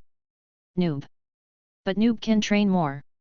Yuan's command was not understood by Bone 2, but that's okay. When Deadbone took over communication, Bone 2 began to understand. With Deadbone's guidance, even an idiot like Bone 2 will eventually get the hang of using skills. Yuan did not let Deadbone continue tutoring. Now that he has evolved his second skeleton soldier and the remaining little skeletons have all recovered, it is time for him to take his first step into the vast universe of war. He looked out. The sky over Beijiang City had completely darkened. In reality, it was precisely 8 p.m. The day on Eternal Continent was also 24 hours long. The game zone he was in had similar time zone to Xian country. However, the daytime on Eternal Continent was longer. At 8 o'clock in the evening, the sky was still bright. This was the basis for going out. After all, he was still a total green hand. If the night has already fallen, it's better to go to bed early. The area covered by the novice territory was approximately 100 to 200 meters in diameter. Everything within this area was clearly visible to Yuan, who was sitting in front of the computer. But this God's eye view angle, the ability to get an overview, was only available within the territory. The further places were covered by a slow-moving white fog, rendering the map pitch black. Yuan started to call up his troops. He would definitely bring General Deadbone. In addition to him, he also personally selected 3 unremarkable little skeletons. Yes, the primary function of these little skeletons is to protect him, the weak lord. He didn't want to go out either. But once a military unit steps out of the territory, the lord can no longer control it from a distance. He can only let the unit act according to the previous commands. Therefore, leading troops out to fight is common for new players. Deadbone already has self-awareness and the basics of independent action, but if it goes out all by itself, Yuan, as a parent, is still worried. He really worries over his own skeletons. Soon, a human and 4 skeletons came to the edge of the territory, facing a dense white fog. As Yuan moved forward, the drifting fog began to disperse, and the scene outside the territory gradually became clear. But at the same time, Yuan's view was dropping. He went from overlooking the whole scene from a high place to a third-person view. Reminder, you have stepped out of the territory. The white fog was billowing around robust trees, each over 10 meters high. Falling leaves piled up and the road was rugged. Occasionally, you could see some huge paw prints of wild beasts, adding a few shades of terror to the quiet forest. Yuan had already figured out the details of going out, and wasn't surprised about the change of perspective. But this view that had shrunk countless times still made him feel uncomfortable and unsafe. No wonder guides recommend players who have no confidence to simply stay in their territories and not go out. There is a massive difference between fighting inside and outside the territory. He became even more cautious. Deadbone was walking in the front, pushing the thicket aside. Yuan stayed firmly in the middle of the 3 little skeletons. Yes, this position was more conducive to commanding. It's just a pity that the little skeletons were still too short, their skeletal structures were still not solid. If there were 3 skeleton soldiers, it would be better. The bushes suddenly started shaking, and sparse noises could be heard. The soul flame in Deadbone's eyes flickered, staring straight at the bush. Wild grey wolves appeared. He hadn't even walked a few steps, and he had already run into wild monsters? From the looks of it, these wolves were probably heading to his territory to stage an attack. They have a death wish. There weren't as many wolves as the previous group, only 7, but the leading wolf had glistening fur and was noticeably more robust than the other wolves. Grey Wolf, normal star level 4 of 0 order. It was a level 4 Wolf King. The Wolf King had fierce eyes and was already pouncing. Without fear, Deadbone drew his battle blade, and it started to glow with wisps of black light. Bang! The force of cleave gushed out, crushing the Wolf King's sharp claws before striking on its fierce head. It sliced through the fur, flesh, and bone. The overpowering force squashed the entire wolf's body. From high above, Deadbone landed heavily on the ground. The remaining force diffused out. The ground cracked. In the center of the cracked ground was a shapeless corpse. It was the deceased Wolf King. Chapter 10, Root of Corruption. The Wolf King pounced on them. The Wolf King was beaten until it frothed at the mouth. Soon, Deadbone killed 2 more howling grey wolves. Even before the other 3 little skeletons could reach the battlefield, it had achieved a commendable hat trick. Perhaps Deadbone was too fierce. This time, the grey wolves didn't fight to the death. The bloodthirsty scarlet in their eyes was replaced by fear before it could fully flare up. They howled in fear and scattered in all directions. One unlucky beast was caught by Deadbone and slaughtered in just a few strokes. Notification, acquired 2.3 G of soul sand. Notification, acquired 0.9 G of soul sand. Notification, acquired a random remnant soul of troop type. Notification. They've struck the loot. This was the contribution of the Wolf King. Ah, Wolf King, my friend. Compared to the last time, this battle had no losses, only gains. Oh, not entirely, Deadbone did suffer some losses. Its armor had been scratched by wolf claws in a few places, and it had used a cleave. It must be known, even at its peak, Dead Bone's energy reserves could only support 2 consecutive cleaves. Wolf King had used up one of these. The Wolf King is indeed terrifying. After defeating the wolf pack, Yuan quickly packed up the spoils and left, so as not to attract other beasts with the smell of blood. After walking a certain distance, he checked and saw that his evolution points had increased to 0.33. Indeed, more evolution points can be squeezed out from battles. The collection of soul sand was also considerable, at 4.2 G, enough to evolve another level 2 skeleton. He took out and inspected the remnant soul again. It was a semi-transparent light ball about the size of a basketball. A blurred figure that didn't really look like a man or beast was projected on it, making it completely unclear what it was. If it's unclear, then it's a random remnant soul. If you can clearly see the form, then it specifically points to a certain troop type. But the usage of remnant soul must be done at the Lord's altar, where soul sand is consumed to connect with the heaven and earth, resurrecting and completing it into a troop type. I'll deal with it when I get back. Yuan continued on his way, controlling his game character to embark on a difficult journey through the rugged mountains and forests, with the 3 little skeletons wobbly following him. He was very careful, his gaze constantly sweeping the surroundings. Occasionally, he would switch his view back to his territory. He currently had 2 views, one was the character's view, and the other was the territory's view. Thus, he was not worried about getting lost. As long as his territory existed, he had a clear coordinate guidance. This seems to be some kind of berry. Some fruits he did not recognize were growing among the bushes not far away. Light tapping with the mouse didn't provide any clear information. Yuan then realized that these were just ordinary fruits. Ordinary fruits and wolf meat are the same, they are unranked items that can't be realized into the real world. Even if they could be, no player would do so as the value of these items was far less than the consumption of soul sand during the realization process. But this orchard can provide a lot of food. Although my current skeleton soldiers don't need food, it doesn't mean that it will be the same in the future. Finding food near my territory is a good thing no matter how you look at it. Yuan marked the location on the map and moved deeper into the fruit forest. He still maintained a slow pace, a steady speed, and his gaze occasionally swept the surroundings. Soon, he discovered something else. There was a small tree, unremarkable except for several bright red fruits hanging from it. The glossy, translucent fruits looked extraordinary at a glance. Red blood fruit, common level. Description: a peculiar fruit that invigorates the blood and strengthens the body. This was one of the treasures that players mentioned on the forum that could be materialized into the real world and could affect the player's actual body. He would gradually be able to escape his weak physique. The Eternal Continent truly is adorned with treasures galore. Excited, yet trying to remain calm, Yuan held back Dead Bone, who wanted to reach out for the fruit, and quickly took a few steps back.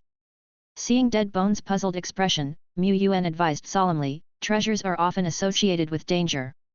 Creature's guardian may be lurking around this red blood fruit tree, waiting to attack audaciously when we lower our guards to get the fruit. Skeleton, so, we need to ambush first. Dead Bone seemed to be contemplating. Yuan felt both gratified and worried about Dead Bone's innocent curiosity. He did not have many detailed plans or specific operational guidelines on how to be cautious. That might tarnish his radiant image in Dead Bone's eyes. Should he perhaps order some related books online for Dead Bone to study by himself? Granted, ordinary items couldn't be brought in-game, but he could summon Dead Bone to the real world to study and perhaps broaden his intellectual horizons. He truly cared for Dead Bone. Plan approved. The main task at hand was still to collect the red blood fruits. Yuan commanded Little Skeleton to go forward and cautiously prod around the edge of the red blood fruit tree. Dead Bone was stationed not far away, ready to assist at a moment's notice, with the cleave skill ready for a one-hit kill if necessary. 2 seconds, 3 seconds, 10 seconds. The forest was quiet, with only the imagined sound of cawing crows echoing in Yuan's mind. Could it be possible that the red blood fruit tree was too ordinary, and thus, there were no guardian creatures around it? Yuan remained silent, his silence signaling his embarrassment. Dead Bone didn't notice his embarrassment. It understood that the Lord was teaching him the ways of keeping a low profile, and despite knowing there were no enemies, he let Dead Bone get the experience.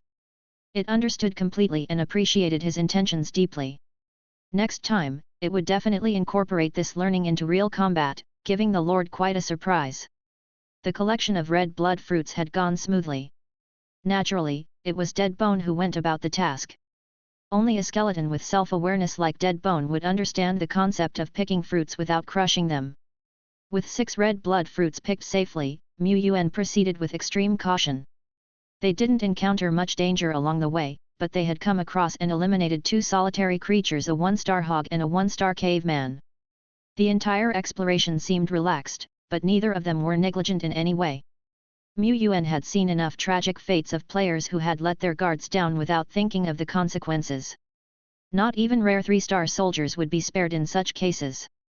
Dead Bone had preliminarily grasped the essence of being careful, understanding that caution was a necessity for survival. The man and his skeletal pet, vigilant of their surroundings, hid quietly in the brush. Suddenly, Yuan furrowed his brow. This patch of land.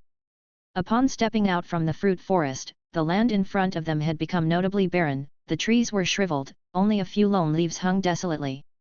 The earth was extremely dry, cracked with fissures, and the air was filled with thin, yellow and red mists that looked rather ominous. Could this sign possibly be? He looked ahead. With no dense trees to obstruct his view, Yuan noticed figures hovering in the misty distance. Green skin, tusks, short stature. What they were looking at were goblins, which were as prestigious as little skeleton. These goblins protected a tree root that was about half a meter long. It looked like a tree root, but it had red liquid flowing on it. It was the root of corruption. The root of corruption is a disaster that takes hold in the eternal world. It continuously contaminates the surroundings, gathers monstrous creatures, and corrupts all things normal. The players chosen by the Eternal Continent, the Chosen, are given a core mission to purify the corruption and save the world. Saving the world is an absurd task, unsuitable for an ordinary person like me, but if I remember correctly, the one who purifies the corruption may get favors from the will of the eternal world. The drop rate here was much higher than from ordinary monsters. Chapter 11. Joy of Harvest. When Yuan discovered the root of corruption, the Lord's seal on the back of his hand subtly lit up, as if urging him on. But in fact, there was no need for urging, each root of corruption is viewed as a treasure by players. They wish they could find even more roots of corruption. Yuan continued to remain calm, maintaining his steady state of mind. Only the roots of corruption that he has the ability to remove are treasure chests for him. If he doesn't have this ability, he would retreat as far away as possible. He observed that this root of corruption had just grown, and it did not have a large influence area, therefore, not many monsters had gathered around it. There were only a few figures. 6 goblins. However, if there were only 6 ordinary goblins, a single skeleton using some tactics could wipe them out, but one of the figures is clearly extraordinary. It was a robust green-skinned creature, over 2 meters tall, towering over the skeleton by a significant margin. The other goblins seemed like mere chicks in front of it, not even reaching its knees. Big Goblin, Ordinary 0 Order Level 4. Description: a product of the goblin's retrogression phenomenon, possessing strength far beyond its kin, and is inherently cruel. Although the skeleton possesses skills and consciousness, dealing with a big goblin of a higher level wouldn't be a problem. However, they were currently in the wilderness, the environment wasn't safe, and if they couldn't achieve a quick victory, accidents might occur. Skeleton, what do you think? Yuan had already formed his plan. The big goblin was superior to its kin in strength and speed, so they could simply use a tactic of luring the enemy. By utilizing the speed difference between the big goblin and the goblins, they could create a time advantage and kill the big goblin as quickly as possible before the other goblins could catch up. The remaining goblins would naturally no longer pose a problem. Yuan didn't expect the newly awakened skeleton, which just became self-aware, to envision any brilliant strategies. He let it think for a while, then set the strategy. Whoosh! The soul flame burnt fiercely, indicating that the skeleton had understood the tactic. It slowly stood up, then slipped into the thick bushes beside it, its tall figure completely disappearing within, unseen. Yuan. Wasn't his tactic to have the skeleton come out to provoke while preparing for battle? Wait, a little skeleton with a vacant look was now walking out confidently. Judging by its position, it was clearly provoking the opponent. The little skeleton let out a taunt that was highly effective. The big goblin and the goblins charged forward.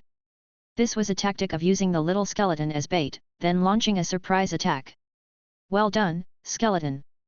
He had only partially explained the tactic, ostensibly to test its understanding, and the skeleton had clearly fully comprehended it. What a clever skelly! But Yuan didn't expect that the skeleton, despite its intimidating appearance, could hide its figure so perfectly. Could it possibly have acquired the ability to mask its presence through practicing the art of deception? Yuan stealthily observed from behind bushes some 10 meters away. The ground trembled slightly. The imposing big goblin charged forward. It was muscular and had fierce eyes. Even from a distance, it was intimidating. The little skeleton, who served as the bait, was not afraid. But compared to the big goblin, it seemed incredibly small and feeble, almost as if it would be crushed by the big goblin at any moment. The little skeleton's brittle bones would shatter and scatter across the sky like foam, with only its skull rolling away, dying a fierce. He eliminated the imagined scene from his mind. Yuan was about to control the little skeleton to distract the big goblin, to see if it could hold on for a few seconds, when the skeleton hiding nearby in the bushes struck. Boom! The bushes burst apart, sending grass and shattered branches flying. The big goblin instinctively turned its head, its blood-red eyes following the flying grass and broken branches. The broken branches and grass obscured its vision. A black figure burst out from within, and a battle blade radiating wisps of dark mist appeared, rapidly getting bigger in its crimson eyes. Like a black thread, it cut through the conspicuous red. Blood splatters, gushing ceaselessly like a fountain. At the crucial moment, Big Goblin somehow managed to dodge and Dead Bone couldn't slice his massive head open like a melon. The combat knife with the power of cleave merely cut off half of the Big Goblin's body along the neck, slicing through countless flesh and bones, finally sticking in deeply. Big Goblin's vitality was rapidly draining, but it was still not dead. Instead, it roared angrily and swung at Dead Bone as if it had a sudden resurgence.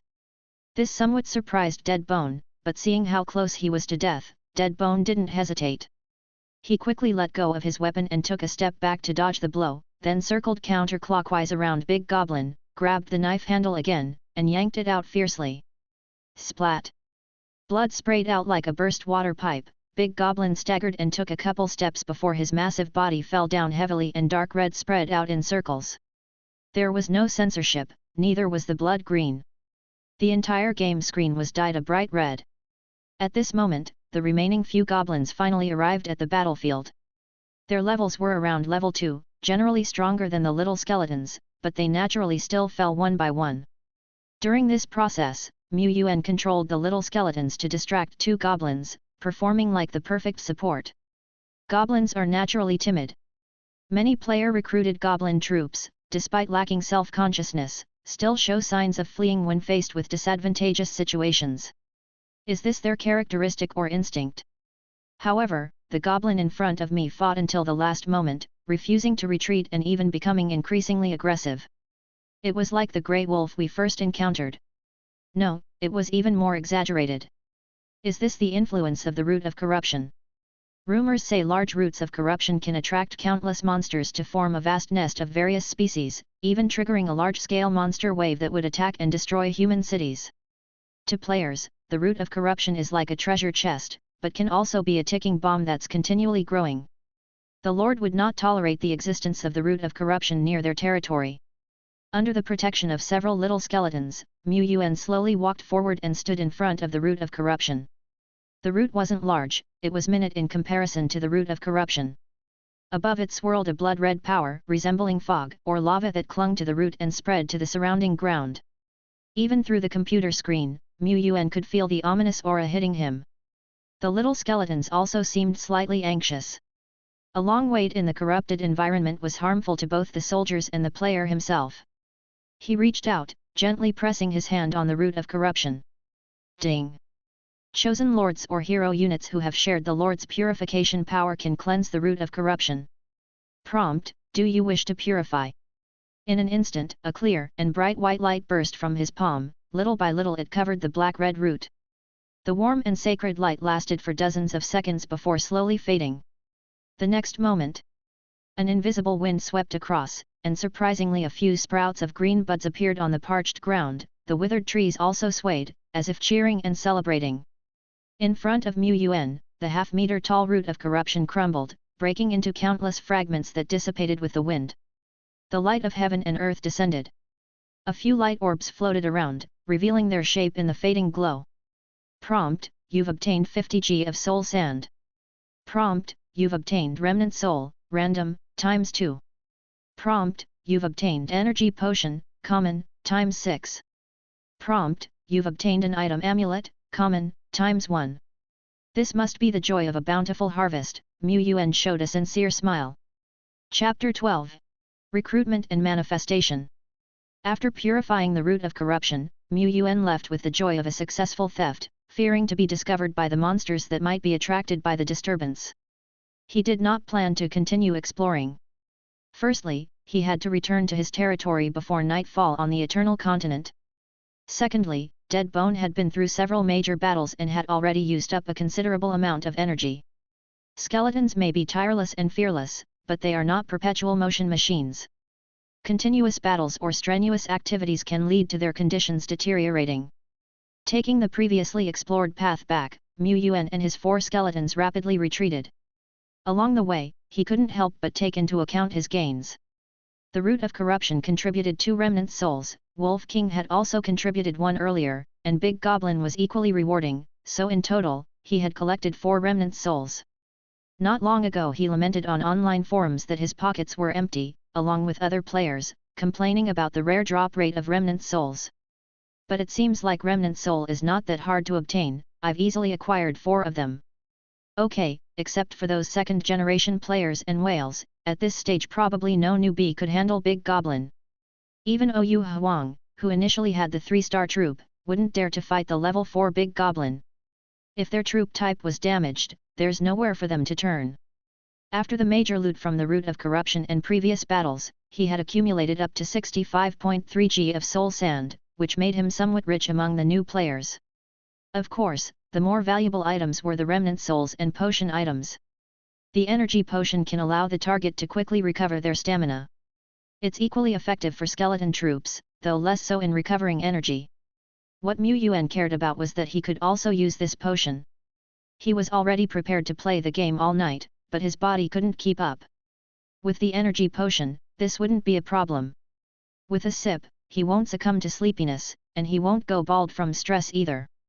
Among the loot this time, the most valuable is this amulet. Amulet, common. Description: can block 3 fatal attacks that do not exceed the level 9 of 0 order. Current remaining uses 3/3. This was a life-saving item. Mu Yuan promptly equipped it on his game character. His sense of safety skyrocketed. Amulet is a common item, as are the energy potion and red blood fruit, but their values are obviously not equal, much like the gap between the little skeleton and the skeleton soldier. After a strenuous journey, Mu Yuan's game character began displaying debuffs such as exhausted and muscle soreness. He finally made it back to his territory. Going out is really not easy. It doesn't look like I've traveled far according to the map. Oh, is it because my game character is too weak? Then it's no big deal. The rugged forest was difficult to traverse, but when he left he could keep pace with the little skeleton. However, on the return trip, he lost pace completely. He was even weaker than a single skeleton. If he wanted to explore farther places in the future, his own physical condition would be the most limiting factor. This won't do. Mu Yuan already had some ideas. Red blood fruit could improve his physical fitness, but the speed increase was too slow. Considering all this, perhaps finding a mount might be more convenient. Only, what kind of troop could serve as a mount? While pondering, he had already arrived at the altar. Let's try to recruit some troops.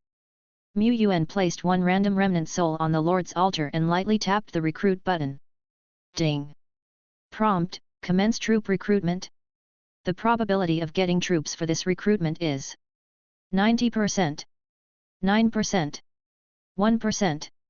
Prompt: you consumed remnant soul x1, 5G soul sand, the recruitment process has started. Prompt: you have recruited the Falcon, common, troop. Falcon, common, a member of the flight series, has a sharp beak and keen eyes. It was a common 1-star troop. That's normal. Mu Yuan only has singles draw, to recruit 2-star troops requires a chain of 10, right?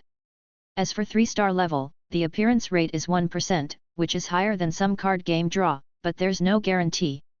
An unlucky player might not even get anything out of 100 draws.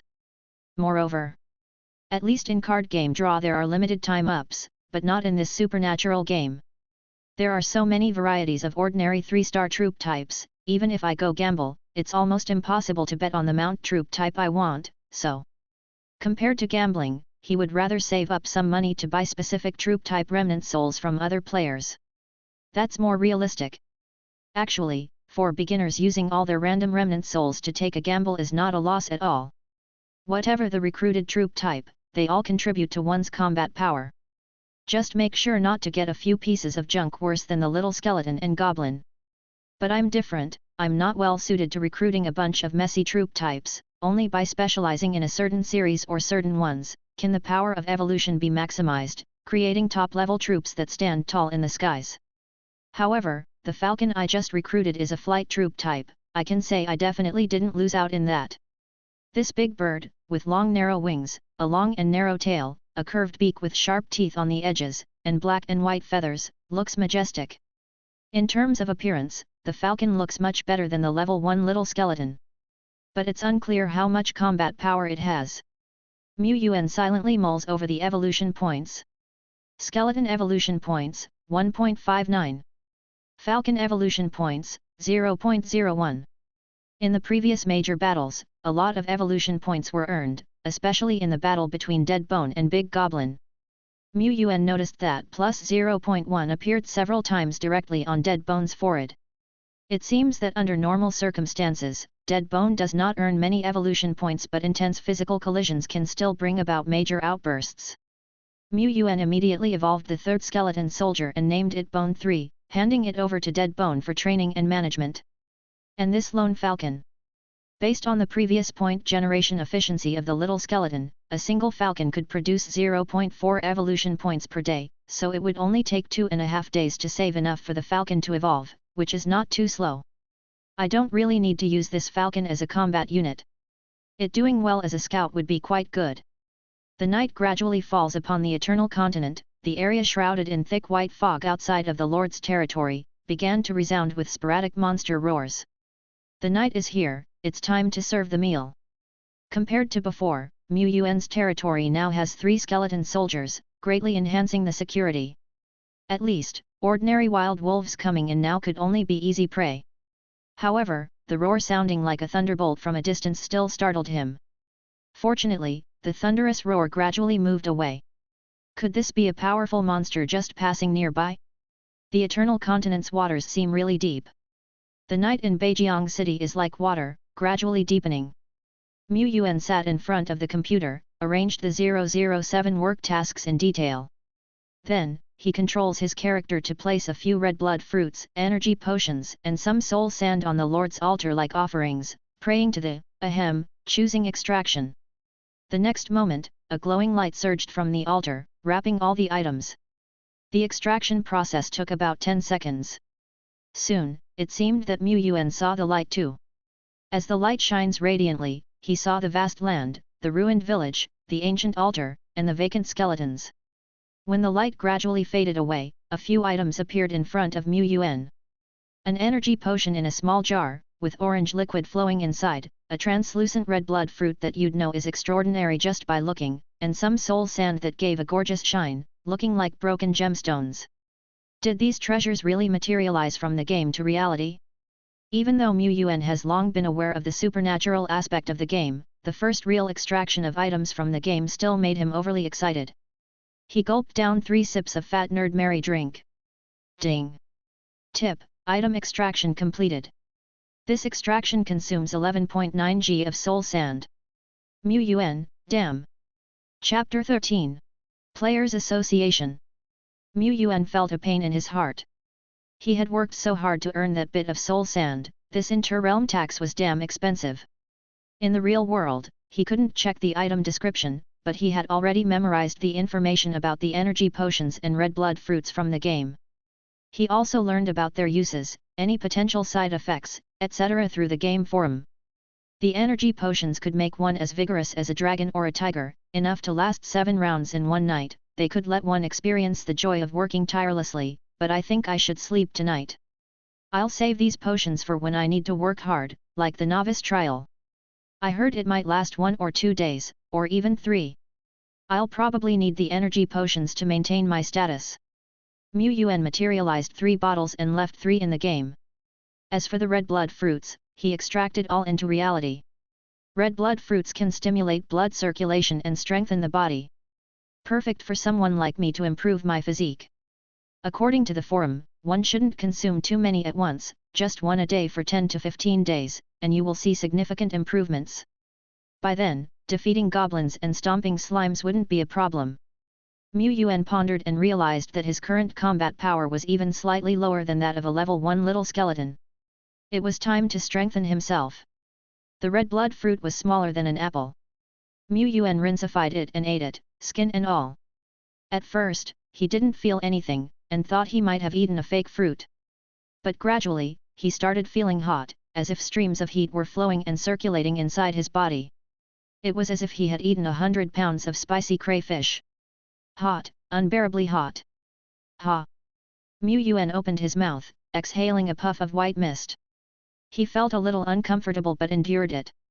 At this point, taking a cold shower would relieve some discomfort but would interfere with the absorption of the red blood fruit's effect. Time ticked by. He didn't have to withstand it for long. About half an hour later, the discomfort quickly subsided, and he felt clear-headed and strong.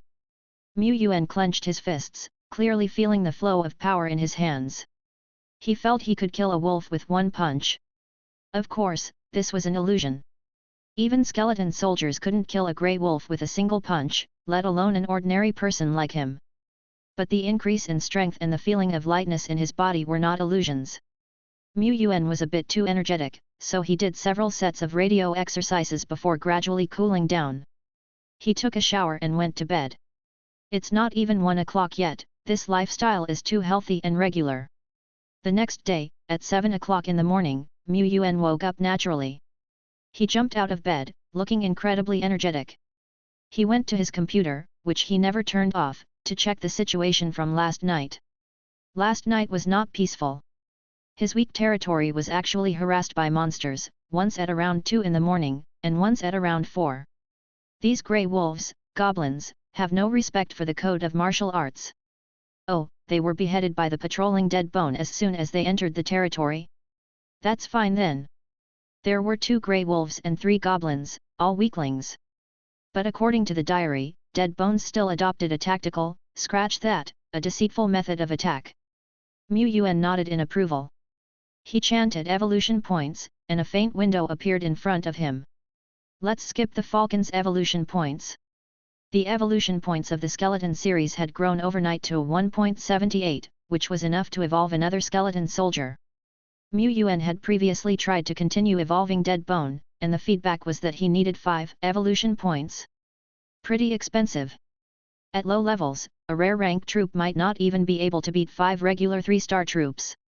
But rare rank troops have a higher maximum level, level up faster, and break through major ranks easier, so this comparison isn't fair. Yuan was hesitating whether to evolve more skeleton soldiers or to save up and let Dead Bone advance to rare rank troops. Let's wait. For now, let the Dead Bone continue their training. I'll step out. When I get back, Dead Bone should be able to level up to level 3. Yuan brought the few precious soul sands and a bottle of the energy potion with him as he left his house. And he transferred the supernatural game to his phone. Yup, it's a multi-platform game. It doesn't matter whether you play it on a phone, computer, or handheld console, they are all just mediums. So he didn't need to worry about not being able to keep an eye on the game while he was out. Half an hour later, in the middle of the city. The place is bustling. Yuan stands in front of a grand semi-spherical building looking at the eye-catching words Players Association on it. He feels like choking on his own words. This indeed is the city center, and indeed the address of the Players Association, but he's passed the city center countless times, but how come he has no recollection of this grand building? It's not something you'd forget after one glance. This is practically a landmark. However, in the eyes of the passerby, this seems just like an average building. It's strange, very strange. It seems that only players can see this building. The fact that he suddenly stopped, with a look of surprise, made some pedestrians cast their glances. What's wrong with this kid? Yuan blushed slightly, his actions were unavoidable, you guys wouldn't understand. Fortunately, he was not the only one to react this way. 3 others had the same reaction, they were, like him, newcomers to Beijiang City. When everyone makes a fool of themselves, it was like none did. Player. Player. Heaven covers, earth holds. Treasure, what? No, what's really going on with this players' association?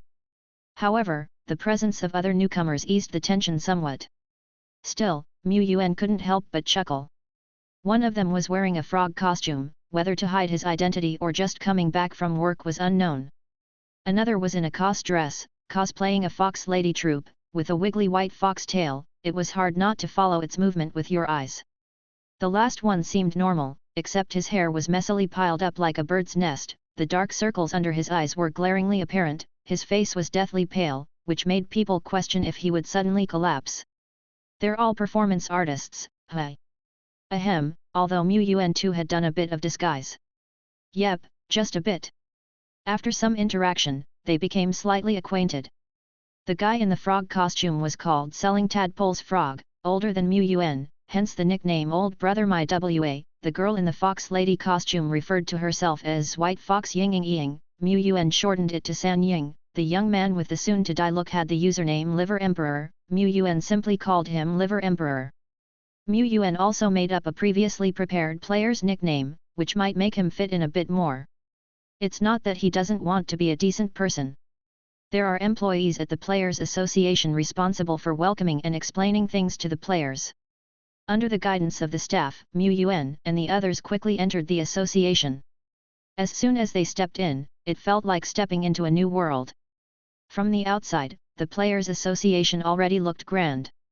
Only by stepping inside did they realize the interior was even more spacious, with not too few people coming and going. That's because not only players were here, but also an equal number of staff members. Because many new players have joined lately, and many old players have returned, the association is much busier than usual. Usually, those in strange costumes are new players, while those dressed casually and normally are old players. The receptionist said so. At this point, Old Brother My Wa couldn't help but say, but given how dangerous the eternal world is, being cautious as a player is necessary, right? Indeed, caution is important. Before the receptionist could answer, a bearded, old player passing by remarked, in the old days, I too was like you guys, cautious. But over time, you'll find that all the old players here at the association are geniuses, and they're very nice to talk to. I love coming here very much.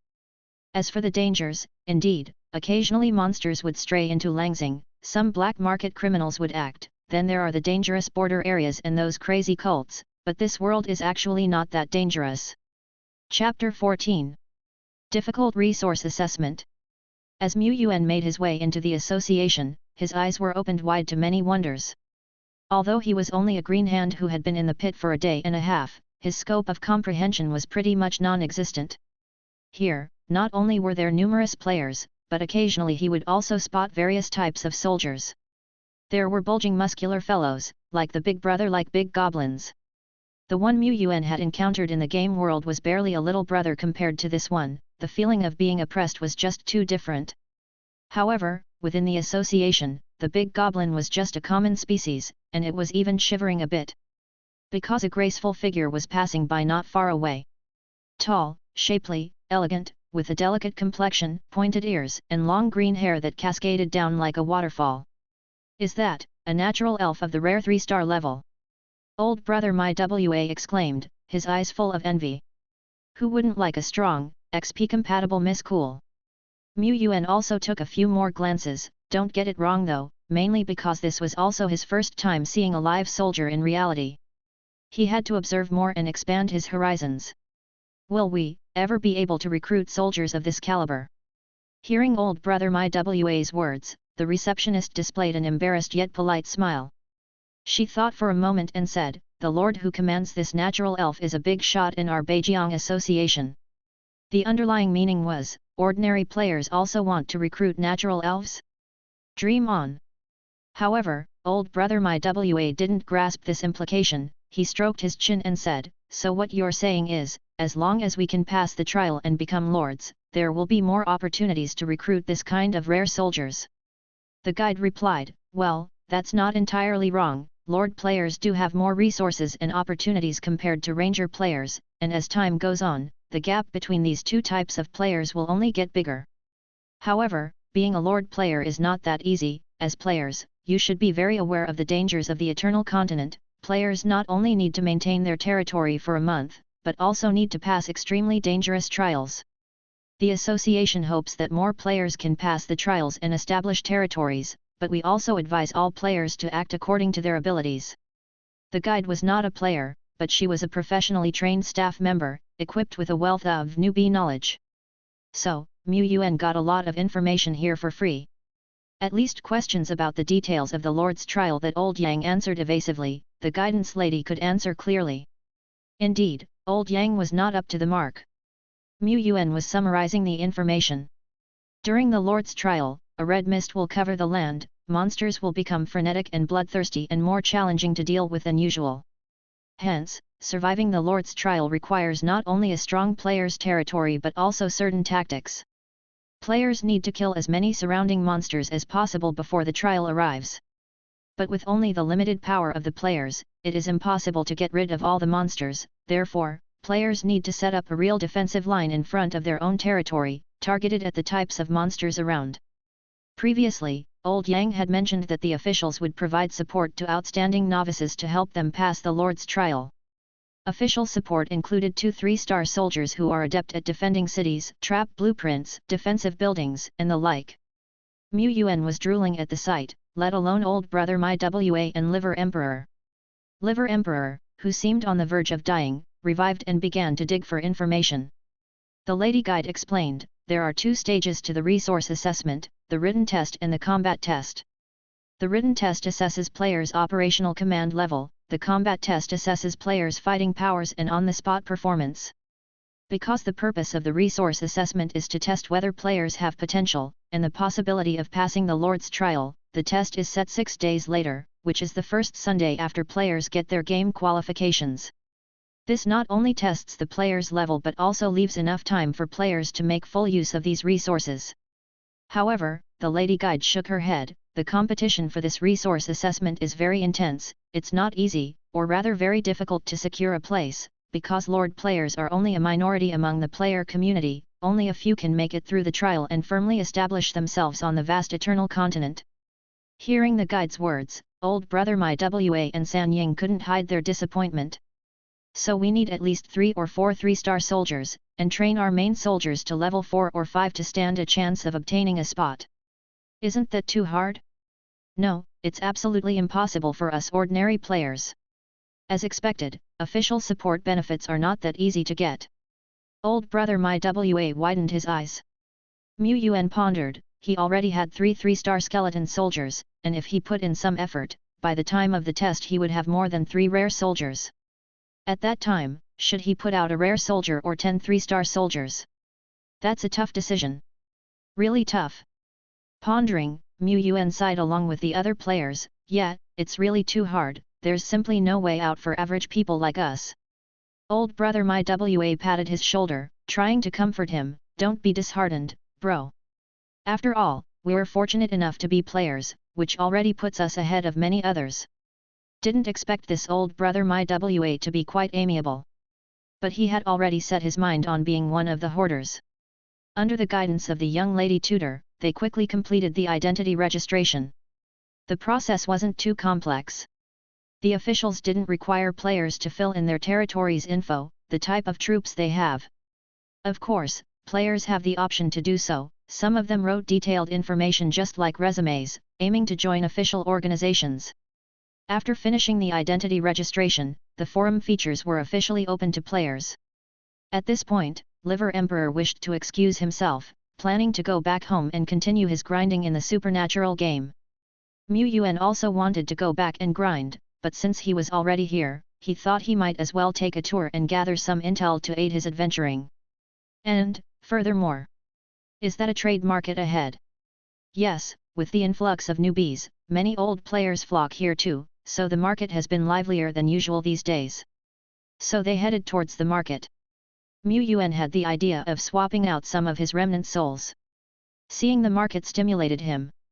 It was the other new players' first time seeing all these, it piqued their curiosity. A trade market. Would they get to see veteran players trading, even the legendary auction scene? The thought tickled their excitement. However, upon entering the market, the new players became silent when they saw the various stalls. A must-have suit for new players first camping, come to check out the discount. Huge sale on remnant souls for a bargain, accepting soul sand or Yuan country coin for payments. Deal of the day for new players, cheap little skeleton remnant soul. Don't miss out. Yuan. The ambience is a bit off.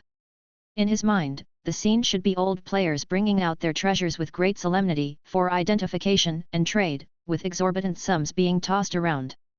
So why do 9 out of 10 stalls cater to new players? Are old players normally this friendly? However, when Yuan reached booth number 9, his eyes lightened immediately. It was the little skeleton remnant soul he had been wishing for. Seeing his buying intention, the boss immediately became more enthusiastic and kept calling him over. Come over, young man, let me introduce you to this little skeleton soldier. Many see the little skeleton as a weak type of soldier, but that's a grave misconception. Yes, the little skeleton isn't strong, but it is, after all, a 1-star soldier. To me, the little skeleton is definitely the top tier within the 1-star soldiers. And why is that? Let Uncle here explain to you. The little skeleton does not need to consume food, does not need to rest, it can follow a lord's command to do any tough task, and these advantages are precisely what newbies need the most. Think about it, as newbies, you don't have many troops, if the troops also need to rotate shifts, wouldn't you be desperately short-handed? This seems to make sense? Some newcomers were intrigued, showing signs of being moved. The tutor lady was about to speak but in the end, held her tongue. The veteran players at the surrounding stalls, on the other hand, snorted disdainfully. Yes, everything that old Zhang said were indeed the advantages of a little skeleton, but he didn't mention any of its faults, as little skeletons are characterized by rigid fighting style, slow movement speed and they bear poor compatibility when teamed up with other types of soldiers. Why else would there be an expression comparing the little skeletons and goblins to the crouching dragon and sleeping phoenixes? They wouldn't point it out. Just like old Zhang, they are trying to make a quick buck off the new players. No need to worry about the newbies not having money. Yes, they can't produce soul sand or treasures, but there's always Yuan country coin.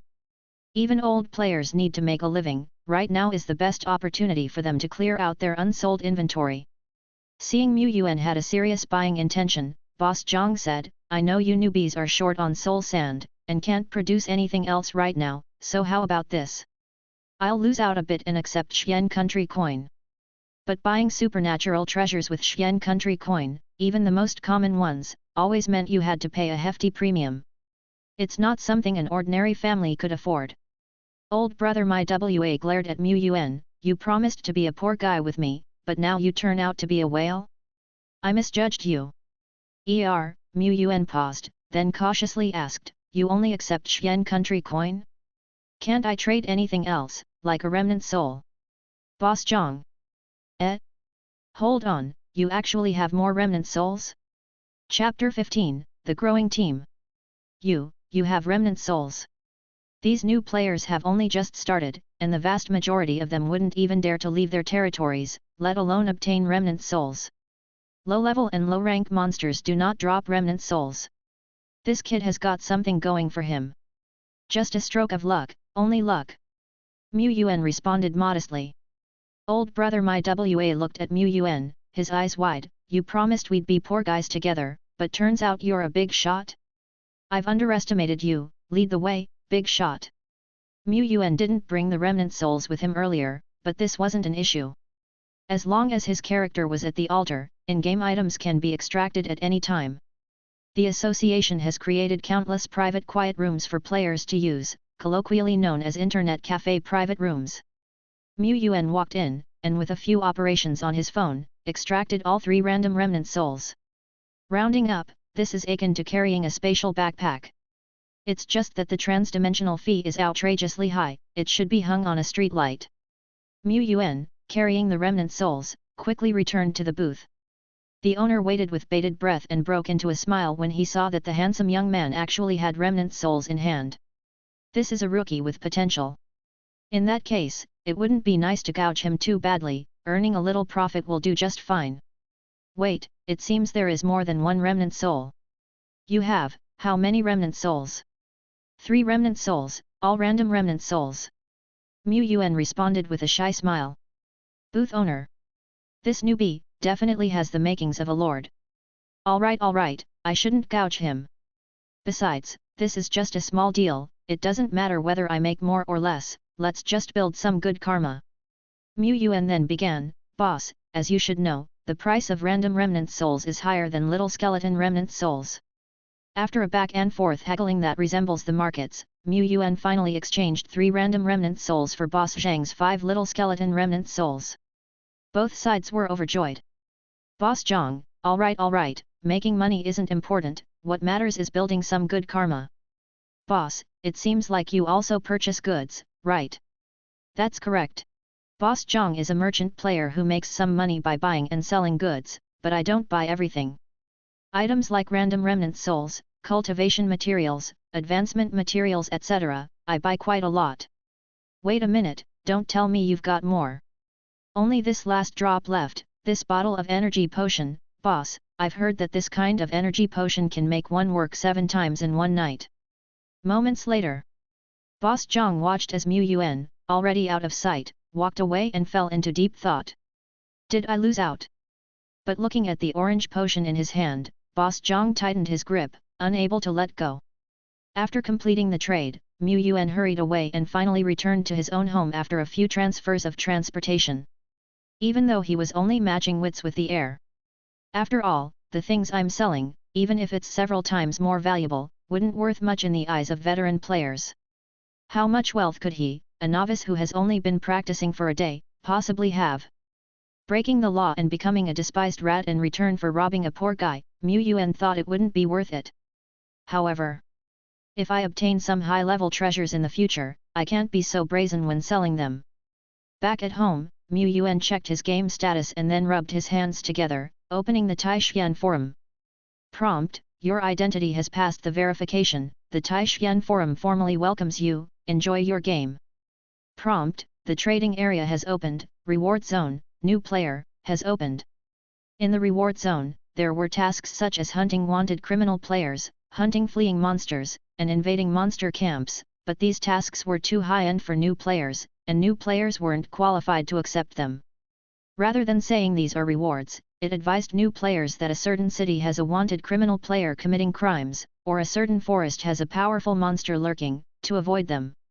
Mu Yuan checked it over. Thankfully, Beijiang City didn't have any wanted criminals or fleeing monsters. With regards to the trading area, now this is a real trading platform, the small market in Beijiang City is not even worth mentioning. After a brief look, however, Mu Yuan had one thought: he was really broke. Besides, trading on the platform required a hefty transportation fee and security deposit. He closed the trading platform, did a quick scan of the forum, ordered his lunch delivery, and then commenced his battles for the day. With the forum activated and the subsidies credited to the account, now until the resource assessment, it's definitely a crunch period.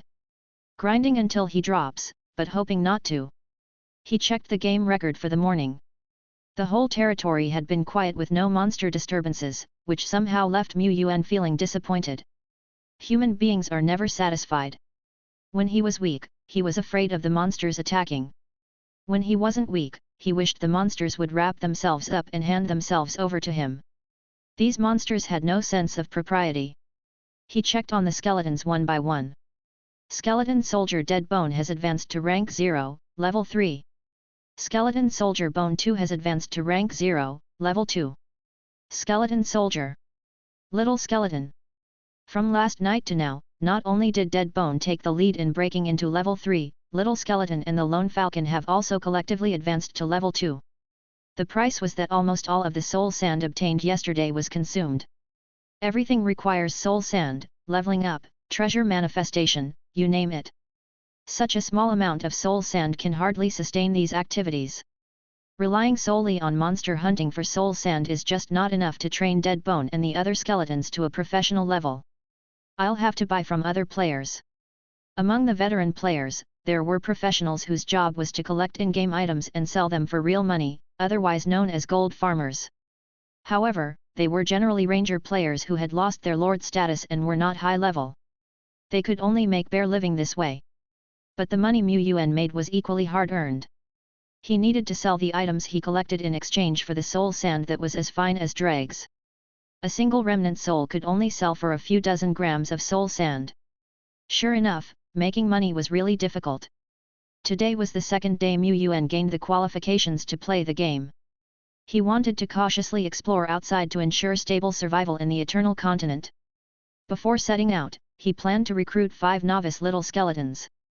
Recruitment needs 5 remnant souls and 25 G of soul sand. Luckily, I have sold my energy potion before, otherwise I would be short of soul sand now. But I need to transfer the soul sand to the Eternal Continent. This is another trans-dimensional fee. Yuan's heart ached. He thought the Eternal Continent was the real black-hearted boss. The players bringing resources in and out every day had to pay a lot of transport fees. With the consumption of the few soul sands, very soon, a few more little skeletons came out from the Lord's altar. The new skellies looked lovably confused, stumbling as if about to fall at any moment, making it hard for anyone to look forward expectantly to their performance. But General Deadbone stepped forward. He walked straight to the several newbie skellies and started speaking in rapid-fire skeletal language. He told them to resolutely follow the steps of the Lord, work hard, they should learn how to cheat and ambush the monsters. There was no need to play fair with monsters, use tricks whenever necessary, slide when necessary. Yuan understood the gist of what Deadbone was saying, albeit rather hazily. However, whether these dull little skeletons understood him or not was another matter. Good, very spirited. After Deadbone's inspection, Yuan checked out Deadbone and the other 2 skeleton soldiers. Bone 2 and Bone 3 aside, Deadbone's progress was apparently not limited to his level. Not only did he become more proficient in using the cleave ability and was now capable of using it 3 times in succession, but he also figured out many combat skills and tactics on his own. Such as rolling like a donkey, eye-poking, deadly attacks etc. Yuan was a little quiet. Something seemed off. Why would his majestic Deadbone figure out these techniques? Oh, it seems to have something to do with his own teaching? Right, these tactics are indeed very practical. Deadbone's ability to apply knowledge is truly remarkable, worthy of being his disciple. However, there's no doubt that skeleton soldiers with combat skills are far more powerful than those who can only charge straight ahead, like Bone 3 and Bone 2. And Deadbone is obviously still in a period of rapid progress. Are all the troops that have awakened their self-consciousness so monstrous? Or is it that Deadbone is even more monstrous than the other monstrous troops? Who knows what will happen when Deadbone evolves again? Skeleton's evolution points, 2.52. If all goes well, tonight, he would be able to evolve the first rare rank troop. Chapter 16. Skeleton Warriors. Shasha. The tall trees swayed, white mist wafted, and the depths of the forest were mysterious and elusive. Only when one was in their own territory, able to view everything from a god's eye view, could some sense of security be felt. As the third-person perspective gradually rose, transforming into a bird's eye view, Yuan's in-game character entered his territory. In front of the computer, he rubbed his somewhat sore wrist. Night had fallen, Beijiang City was brightly lit, and the roar of motorcycles passing by could be heard from outside the window. The daylight in Eternal World also gradually faded from the horizon, the curtain of night fell, darkness covered the land, and the swirling mist beneath the night seemed like enormous devouring mouths, ready to swallow everything that entered into it. Various monsters gradually became active, their cries rising and falling, weaving together to form a horrifying symphony. Deadbone has improved considerably, but venturing out still requires extreme caution, and the efficiency is low. His team's size for today's exploration was slightly increased, consisting of 2 skeleton soldiers plus 3 little skeletons plus 1 falcon. And he conducted 2 explorations. The reason for the 2 trips, with the rest in between, was because his character couldn't handle it. He had eaten a red blood fruit the day before, slightly increasing his physical fitness, but the poor road conditions in the wilderness were still too hard to handle. Yuan had to concentrate fully on controlling his character, or he might trip over something and fall flat on his face. It's the road's fault. Of course, the low efficiency of exploration was also linked to his carefulness. Whenever he felt something was off, Yuan would immediately make a strategic retreat, resulting in slower exploration. However, compared to yesterday, several more dark areas have been discovered today. Yuan opened the map. The area outside his territory was still shrouded in white fog, where he naturally couldn't see any units, but the areas he had already explored would have the full-screen black fade away, leaving the topography and environment there clearly visible on the map. To the north, the fruit forest discovered yesterday continues northwards, where there is a small goblin camp. Even if it's small, it's still a camp. From afar, there seems to be at least dozens of goblins, which I can't afford to provoke for now. Before discovering the goblin camp, Yuan's squad had defeated some isolated goblins. These ordinary goblins were as weak as little skeletons, and the skeleton soldiers slashed through them like they were smashing into crisps. When the goblin camp was discovered, Bone 2, the dim-witted one, charged right up. Ka. Charge, smash them all, every last one of them. The meaning was Yuan's guess, most likely incorrect. He didn't think Bone 2 was that clever. He suspected that this fool didn't even have thoughts, just an impulse to rush and smash. He shouldn't have named this fool 2. Well, but most ordinary troops, even lower-level rare troops, are like this. They basically only have a few combat instincts left and can't expect too much. His expectations were raised by Dead Bone. That's why, Dead Bone, in the future, all the new skeletons will be trained by you. Show your potential. Yuan patted Dead Bone on the shoulder. Having been entrusted with an important task, Dead Bone was very happy. His soul flame surged with an impassioned vigor, Duan tapping on his armor to show he would unquestionably live up to his responsibilities. As an owner who had handed over the reins and not yet promised any benefits, Yuan nodded with a smile. He had heard that troops who had awakened their self-consciousness had higher aptitude, stronger learning abilities, more likely to break through, but also possessed certain flaws. Namely, they were too intelligent. Intelligent troops sometimes looked down upon weak lords, ignored orders they disliked, demanded daily wages from their lord, or disliked working and wished to goof off or lay low all the time. In summary, troops with self-consciousness had a higher ceiling but also had more demands. Really? I don't feel that way. Yuan touched his chin. As long as Dead Bone was willing, he was not exploiting his workers. No, the word exploitation couldn't be used to describe it. This was training. Just because Dead Bone had awakened his self-consciousness, he needed more opportunities for training to bring out his potential. And Yuan, he was only providing a few training opportunities. Fearful of challenging the goblin camp, Yuan could only send out the falcon, which was barely making the numbers count, for some scouting. Unfortunately, he didn't understand bird language and didn't have any troops who were capable of translating it, so he wasn't very clear on what the falcon meant. He roughly understood that there were at least dozens of goblins in the camp, consisting of no less than 3 types of goblin troops. The types of goblins were ordinary goblins, big goblins, and goblin spearmen. The goblin spearman was a 2-star troop. Its damage might not be high, but it had a ranged ability. During the falcon's scouting trip to the goblin camp, it almost got shot down by a spearman and lost a lot of feathers as a result. This goblin camp is too close to our territory. We must prioritize to eliminate it when we're capable, or else, they'll come knocking on our doors sooner or later. Besides, without a plan to conquer the camp, it's inappropriate to continue exploring to the north. In case we encounter a surprise attack and need to retreat strategically, we could easily be cut off by the goblins. In the second expedition, Yuan chose to head west. The grey wolves, goblins, and cave dwellers in the west were less numerous, but there was quite a rare, 2-star monster, the poisonous spider. They were as massive as grindstones, terrifying to look at, and were able to spew venomous liquid. The venom wasn't a skill, but it was poisonous. Other players would rather not face these poisonous spiders, they were too toxic, and it would be troublesome to cure the poisoned troops. It would cost quite a bit of soul sand, causing more harm than good. Luckily, Yuan's skeletons weren't afraid of poison. So, Yuan, together with Dead Bone and the others, engaged in a chaotic battle in the poisonous spider forest, killing at least 20 poisonous spiders. However, as they ventured deeper, the environment of the poisonous spider forest gradually changed. The trees and leaves bore a black and purple sheen, and far away, they could see enormous spider webs, hanging tens of meters high on the tree branches. Just how big must those spiders be? Yuan became cautious. Dead Bone also felt that a strategic retreat would be a good choice.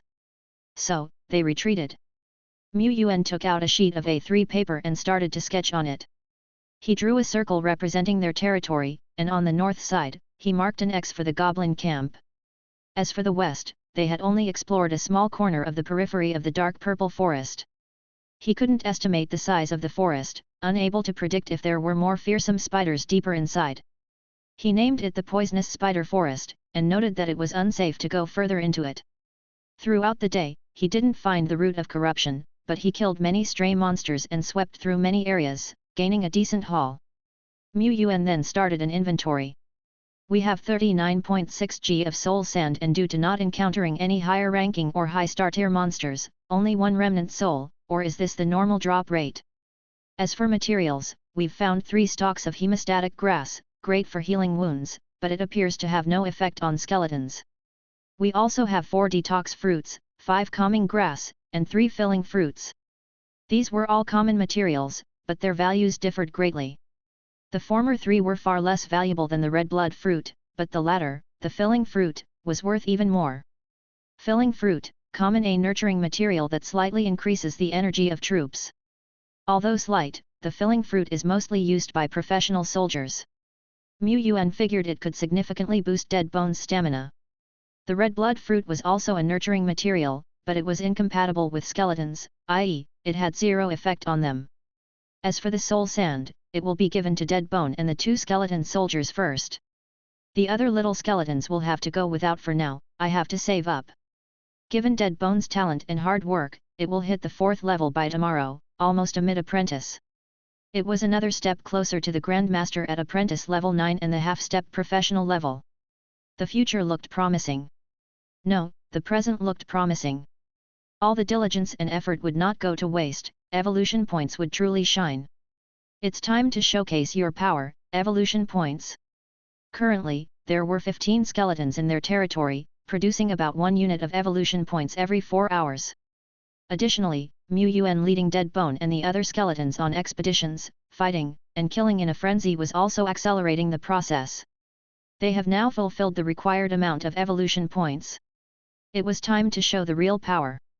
Evolution points, 5.23. Dead Bone, step forward, do not let this power go to waste, keep striving, keep working. I hope you will someday become a genuine Skeleton Emperor. Yuan painted a picture for it, a skeleton emperor sitting alone atop his throne, back to the world, fishing through eternity. Skeleton Emperor? The young Dead Bone was infinitely awestruck. It stepped forward, cupping a fist over its heart as if to pledge an oath. The armor upon it was covered in scratches, stained blood-dried and hardened. The standard war knife it wielded was somewhat chipped, all these were the marks of valor from countless battles over the past 2 days. It was an experienced skeleton warrior. The next moment, the warm, miraculous, awe-inspiring, invisible force descended. Dead Bone's body transformed into light again. Amid the blinding radiance, Dead Bone's form as a skeleton soldier began to morph. The armor became fiercer and mightier, with a more daunting aura.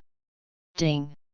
Prompt: your troop skeleton soldiers has undergone metamorphosis under the influence of miraculous power and has evolved into skeleton warriors. Chapter 17 Perseverance and Effort. Skeleton Soldier, Normal, evolved into Skeleton Warrior, Rare. Hint: Skeleton Warrior has learned the skill Charge.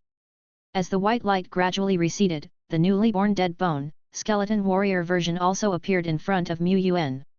It had grown taller, the armor originally full of scars from battle honors had disappeared. In its place was a set of more refined and fierce silver-grey full-body armor, a broad-blade sword, and 3 bone spears on its back, which seemed to be throwing weapons.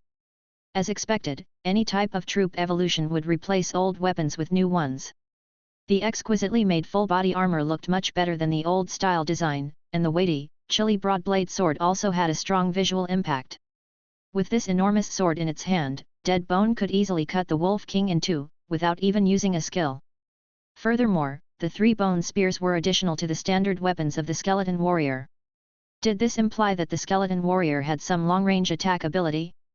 However, in comparison to the complete replacement of weapons and armor, Yuan noticed one detail: the shield had disappeared. This generation of skeletons had cancelled the shield equipment. Could the equipment be reduced any further? Although the small round shield didn't provide much defensive power, it was still a piece of equipment after all. Was it robbed by an evolution point? Could he tolerate it? He couldn't stand this offense. Wait a second. Yuan touched his chin. Each time I upgrade, the equipment will be renewed, so I wasn't too worried about the equipment wear and tear issue, but my thinking was too narrow. Since new equipment accompanies evolution, why didn't I strip the old equipment off dead bone before evolution? Approximately, he would be obtaining a new set of equipment out of nowhere. It would be a significant profit. Yuan wasn't sure if this operation would work, but it was worth trying at least. In front of him, dead bone was pondering, suffering, and bleeding. Where's the shield? Where is the huge shield? It turned around and couldn't find its shield. Just with this thin armor but no shield, it was hard for it to feel safe enough. Dead bone was rather unsettled. Yuan couldn't say he didn't foresee this situation, and could only make up an excuse: playing defensively is just a tactic of the weak. Striking with power, catching the enemy off guard, and eradicating it, that is the best tactic. Dead bone's soul flame ignited. It learned something new. As usual, dead bone started to get used to its new body after evolution. It ran a 100-meter sprint, hurdles, long jump, obstacle race, and other tests. You might question why there are special tracks like the hurdles and the obstacle race in the territory. Of course, they were part of the training ground made by dead bone in its leisure time. The territory now had plenty of scrap materials. After evolution, the skeleton warrior grade dead bone had a high sprinting speed and significantly improved agility. Even while wearing the noticeable heavy armor, it sprinted briskly, easily overcoming many obstacles. The enormous sword in its hand was swung about with incredible flexibility, effortlessly severing a large tree in half with a slight sweep. Dead bone displayed its versatile martial skills. It pulled out the bone spear from its back, held it tightly in its hand, gazing at a robust tree in the distance. But then it felt it wasn't right and shifted its gaze to another huge rock. That's right, you are the perfect target. Dead bone launched the spear, and it hit dead center. The bone spear tore through the air, emitting piercing whistles. Before Yuan had a chance to react, it hit hard on the giant rock serving as a target in the distance. The giant rock exploded suddenly, as if struck by a shell. What remained was the bone spear that was already half buried in the ground. What speed and power! My goodness! Even the Wolf King could be easily destroyed instantly. Dead bone looked cool throwing the bone spear, but pulling it out was a bit, still okay. The damage from this ranged attack was powerful enough, but the drawback was that dead bone only had 3 bone spears. In other words, it only had 3 shots to take. What's more, when dead bone pulled the bone spear out of the ground, it showed noticeable wear and tear. Yuan's mouth twitched. It seems like this set of equipment won't last until dead bone's next evolution. After selling the remnant souls in the association tomorrow, let's see if I can order a batch of spears. Equipping the troops with stronger and more suitable weapons was also a player's responsibility. Even the poorest novice players should at least prepare some spare weapons. Otherwise, if their weapons get damaged at a critical moment in battle, human troops like spearmen and archers would have to resort to bare-handed combat, and that would be a real embarrassment. The rare level dead bone, as expected, learned a new skill during its evolution. Now, it has evolved into a rare soldier with dual abilities. Charge. A skill that, over time, accumulates power to enhance the destructive force of the next strike. It sounds ordinary at first glance, but it's incredibly practical. While abilities like cleave can only be used in slashing, charge can be combined with bone spear's throwing use. With energy guiding and constantly accumulating the bone spear that is thrown. Yuan found it hard to imagine the power under this spear. Maybe it was because dead bone had already become proficient in cleave, it seemed very skilled in its first use of charge. It started to explore, slowly charging while maintaining its own mobility, which could potentially deal a surprise critical hit to the enemy. Very good, you've done me proud, dead bone, Yuan nodded in approval. Deadbone began to research how to combine the skills of charge and cleave to deliver the most powerful strike. It quickly figured out how, and after a few more practice runs, it should be able to use this combination in battle. Just as expected of Deadbone, showing an emperor's posture, Yuan was amazed. Deadbone once again started researching in a new direction. This time, instead of using the skill charge offensively, it chose to apply it to its legs. With the assistance of charge, Deadbone rushed upward like a cannonball, launching into the air. Just as expected of Deadbone, showing an emperor's posture. Oh, hell no! Yuan's eyes widened. Just who is exploiting the system here, me or you? Oh, Deadbone's hacks are his hacks, so no worries. Just keep going, we'll roll with it. All of this is thanks to Deadbone's determination and hard work. That night, Yuan bid farewell to an unwilling Deadbone, and directed his game character to enter a patched-up, barely wind-proof wooden house, entering into a resting, times, or sleeping, state. He then began his daily task of becoming stronger.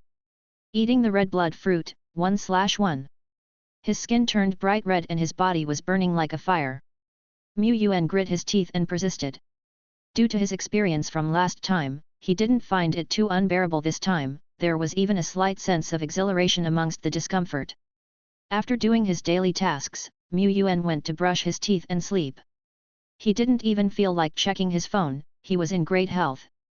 After all, short videos and stories have become too boring. Managing his supernatural power and becoming stronger little by little was a lot more fun.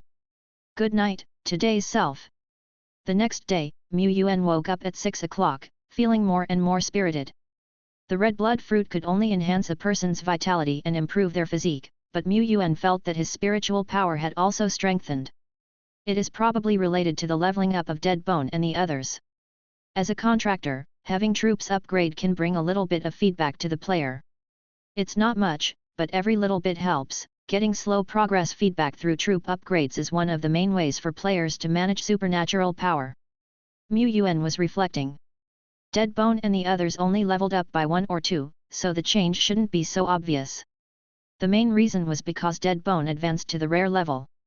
The rare level Deadbone, he estimated, would probably not have a problem solo fighting 7, 8 or 9 3-star normal troops. Besides, this was a rare troop that he upgraded himself. It was also related to him currently being so weak. Yuan got up and started the game after washing up.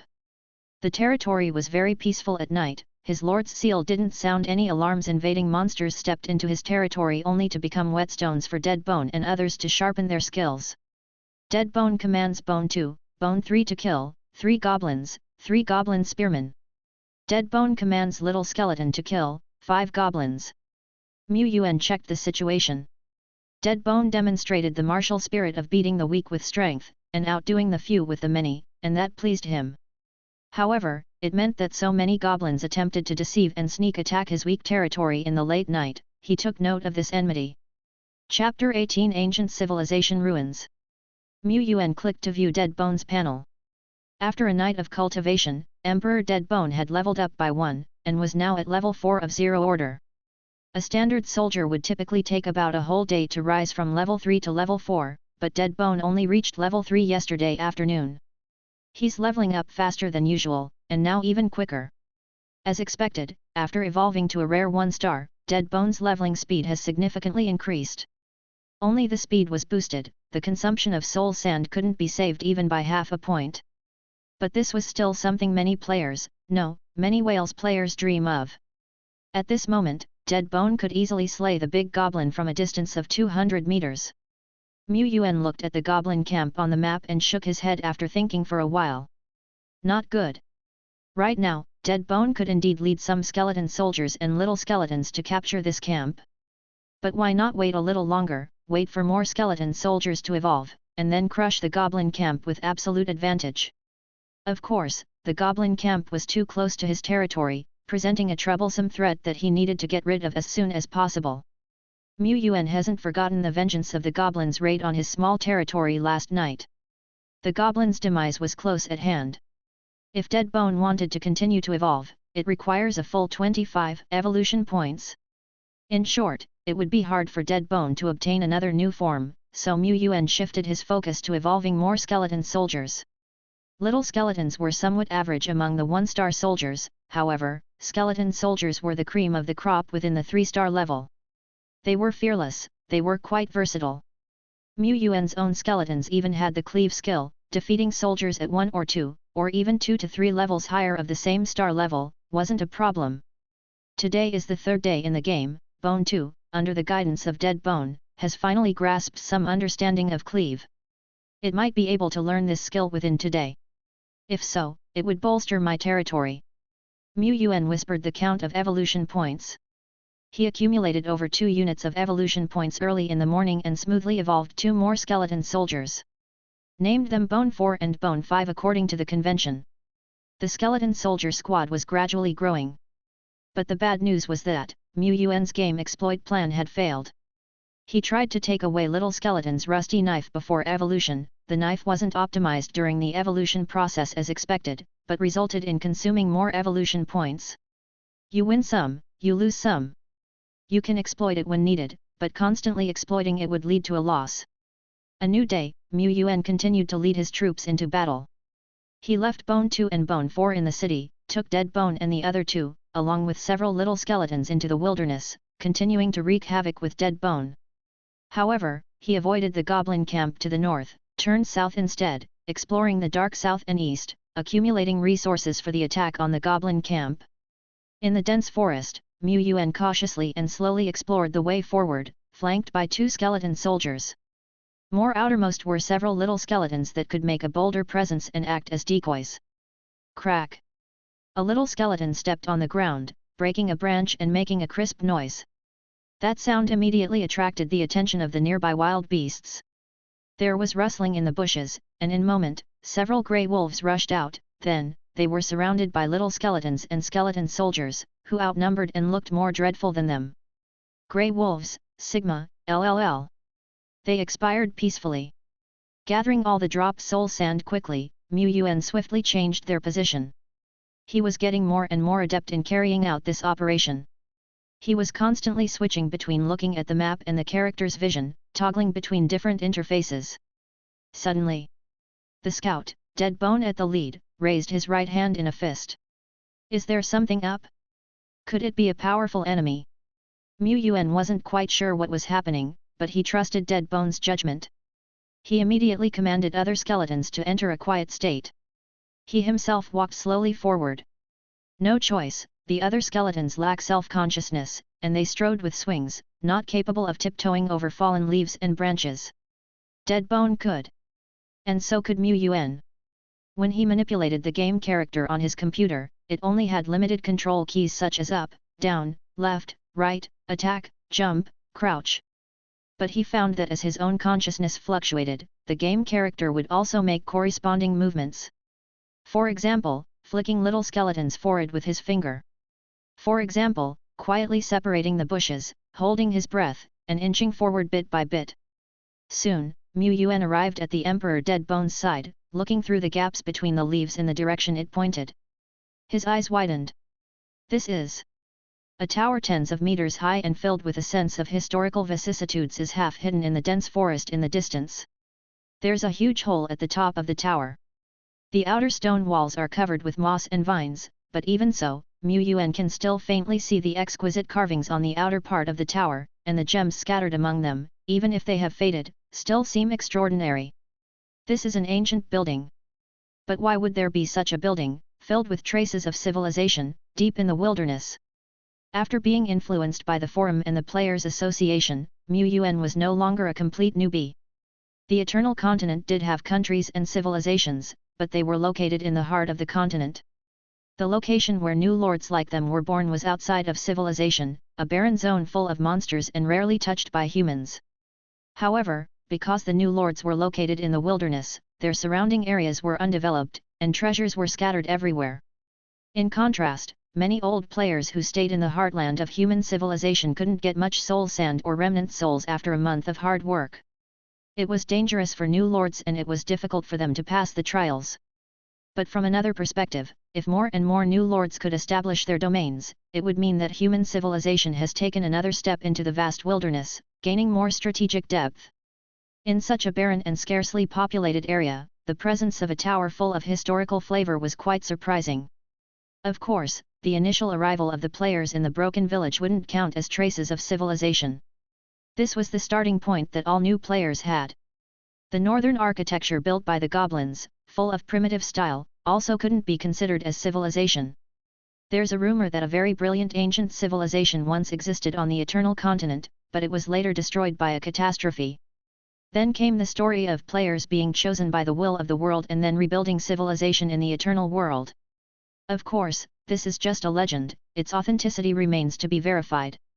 But having a civilized building deep in the wilderness, Yuan of course had the idea to explore it. Perhaps he could find valuable treasures.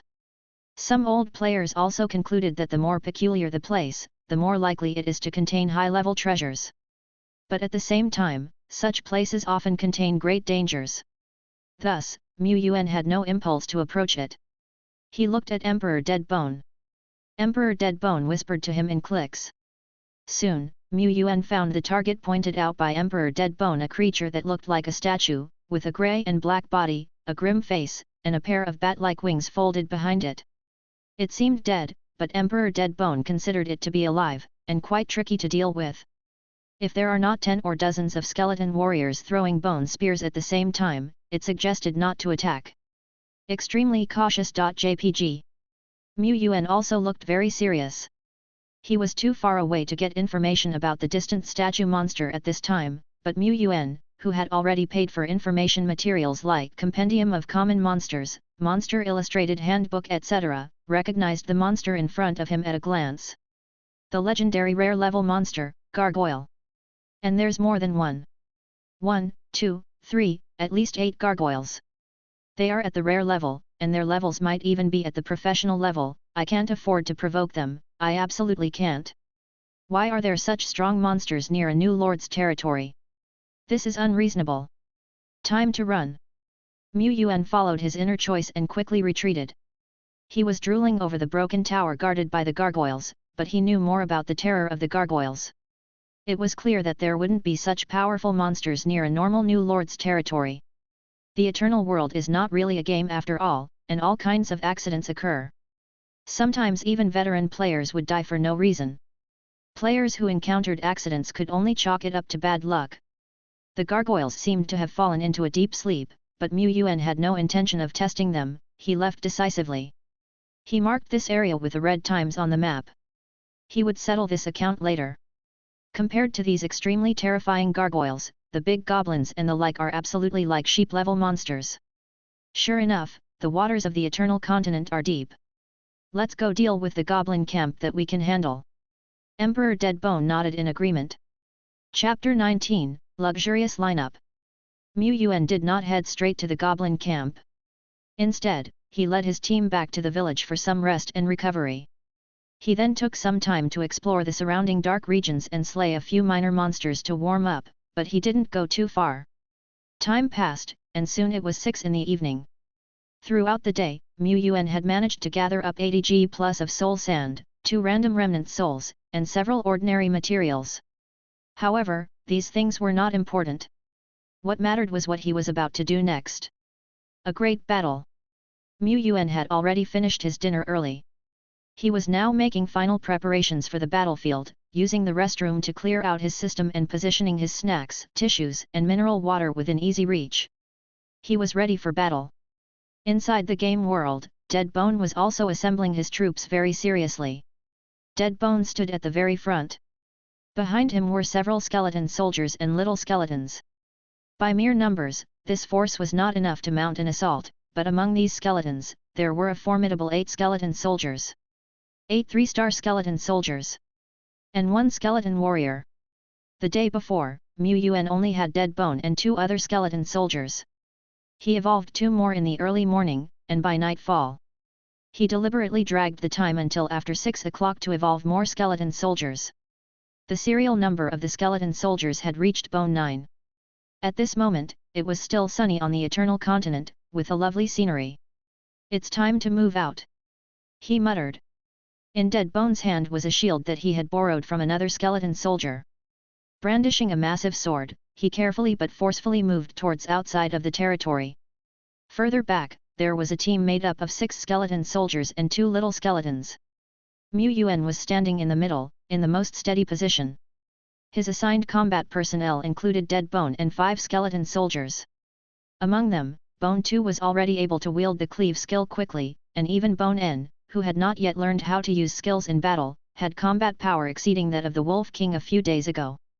1 rare soldier, 1 3-star soldier who could use skills, and 4 slightly stronger than regular 3-star soldiers. This lineup was extremely extravagant. Another skeleton soldier had the main duty to act as Yuan's assistant. However, he felt that only 1 skeleton soldier acting as an assistant was not safe enough, so he also called up 2 little skeletons. After all, the speed of the team depended on him, and bringing a few more little skeletons did not affect that. The group set off, heading directly for their destination, the Goblin Camp. This route had been previously explored, so the journey went fast. In no time, the Goblin Camp appeared in their line of sight. This location was a depression in the hills, with less vegetation and good visibility. From a distance, large tents could be seen, formed from massive logs that would require 2 or 3 people to circle around, driven into the ground and braided with vine, covered with animal hides. The style was rough and primitive, yet from afar it looked quite spectacular. The Goblin Camp. Yuan had searched for related information on the forums. Goblins were small, cunning, and cowardly. However, when many goblins gathered together, they started to learn to cooperate, use tactics, and set traps, causing even high-star monsters to avoid confrontation. Moreover, within the camp, there were goblin spearmen and more than 1 big goblin. This Goblin Camp, I'm afraid, is a stronghold within several miles. At the front of the camp, a big goblin shuffled forth, dragging along several grey wolf bodies and threw them in front of the little goblins. These goblins immediately moved forward, deftly using their little knives to butcher the wolves.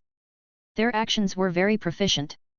Yuan even saw a skeleton of some giant beast about 2 or 3 meters tall at the entrance of the camp, and also skulls from humanoid creatures stacked there.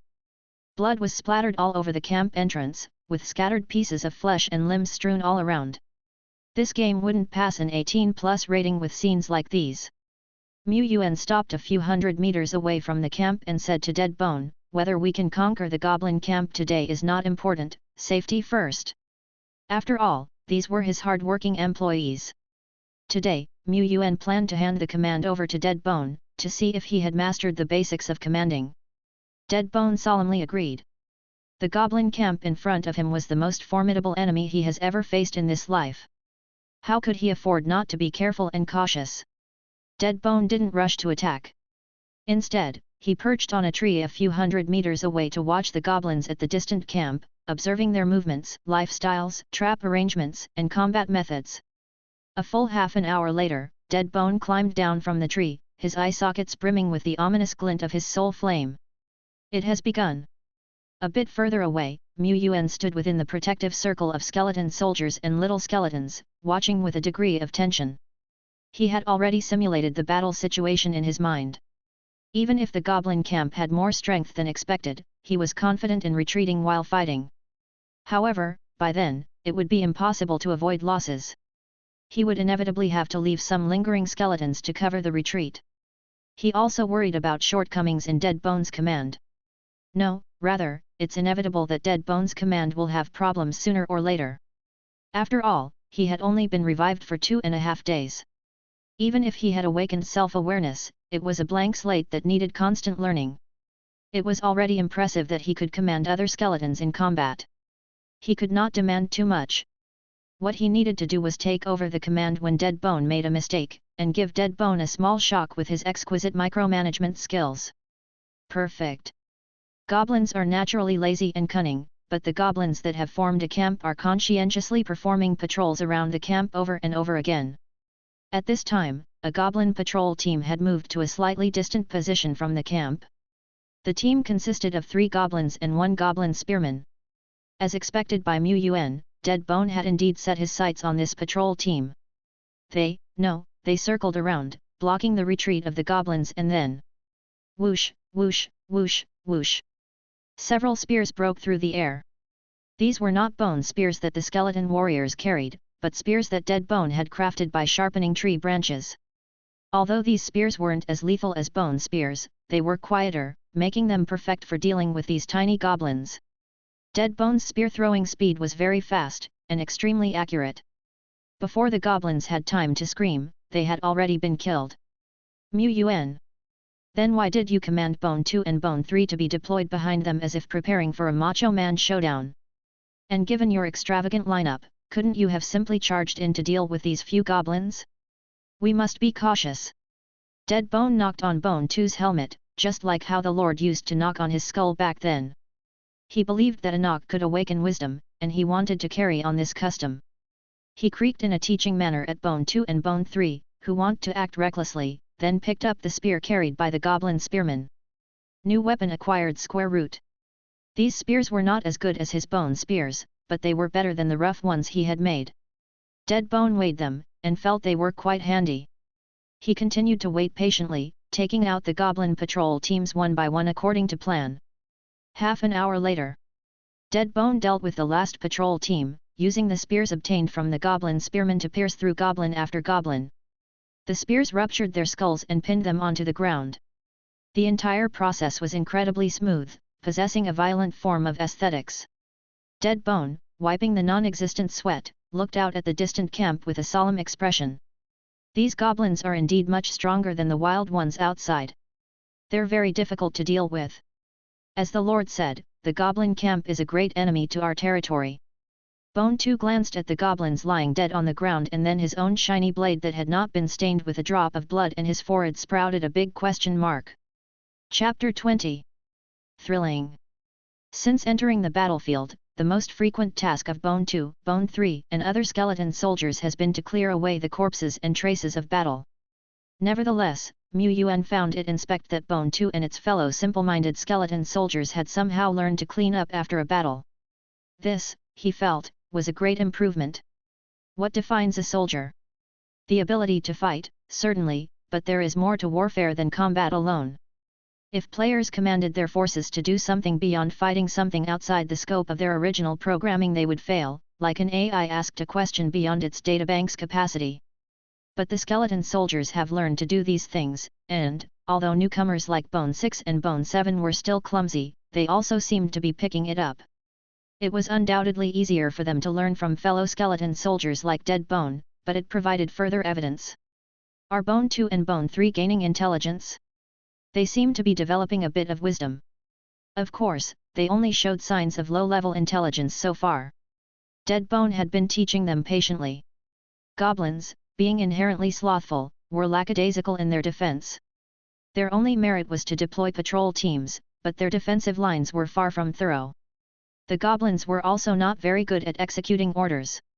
At this point, Dead Bone and the others had started their wholesale slaughter, already killing more than 20 goblins. Among the casualties were a few 2-star goblin spearmen. However, an even larger group of goblins soon gathered, making it hard to continue with assassinations and sneak attacks. Instead, they had to resort to brute force, accepting the corresponding risks. Yuan looked on. Big Goblin, Common Level 6 of 0 Order. Goblin Spearman, Common Level 4 of 0 Order, Level 5 of 0 Order x3. Goblin, Common Level 4 of 0 Order x8. In front of the goblin camp, a group of goblins sat around a campfire. Their levels were generally high, with a red indicator. Even the weakest goblin had a level comparable to the Wolf King from the first day. They held clubs in their hands. Compared to ordinary goblins, they looked much more vicious, and also seemed a bit taller and stronger. They were elites. Dead Bone looked serious. After all, he was only at level 4 himself, equivalent to a common goblin. When dealing with these enemies, extreme caution was required indeed. Whiz! The sound of a wooden spear piercing through the air. Dead Bone was the first to attack, aiming at a goblin spearman with ranged attack capacity. This time, there was no need for stealth. He didn't need to silence the goblin, and thus aimed for the larger target of its torso. He threw 3 spears in 2.5 seconds. Like bullets fired from a gun, the first and second spearmen were shot down consecutively. But the last goblin spearman somehow avoided the fatal spear at the critical moment and was only injured. No wonder it was a level 5 elite, its power was simply formidable. Deadbone muttered to himself, taking a serious approach. Then, he fired another spear, finally killing the elite spearman. After such continuous bursts of attacks, Deadbone needed a moment to recover. The big goblin in the distance let out a beast-like roar and charged towards him. At the same time, the whole camp stirred up. One goblin after another ran out from their corners, growling and hollering. More than 30 goblins in total. Their number might seem small, but only Yuan understood how overwhelming and shocking they felt when they all charged at once. Deadbone and a few other skeletons faced these green monsters like rocks meeting a giant wave. Although the wave was strong, the rocks held their ground against the onslaught. The decisive battle has finally arrived. Yuan mused. The next moment, Deadbone and the bravely presented skeletons turned and ran. The goblins were stunned, and after a moment of hesitation, chased after them in a rage. However, the skeleton soldiers were not slow, and even the higher-level big goblins couldn't catch them right away. The guerrilla warfare led by Deadbone had begun. Yuan was also taken aback, his mouth twitching slightly. Although this is indeed a tactical move. Although one side has rare rank and 5 3-star soldiers, while the other side only has 3 3-star soldiers, it's only right that some strategy is needed. But they could just have a direct face-off and end it all. All Yuan could do was continue munching on melon seeds, watching in anticipation. Both sides clashed a few times around the mountain basin, with Deadbone managing to get a hit and escape each time, refusing to engage with the big goblin directly. Even though, when using his skills, he could probably kill a high-level big goblin in 1 or 2 hits, he still wouldn't go for it.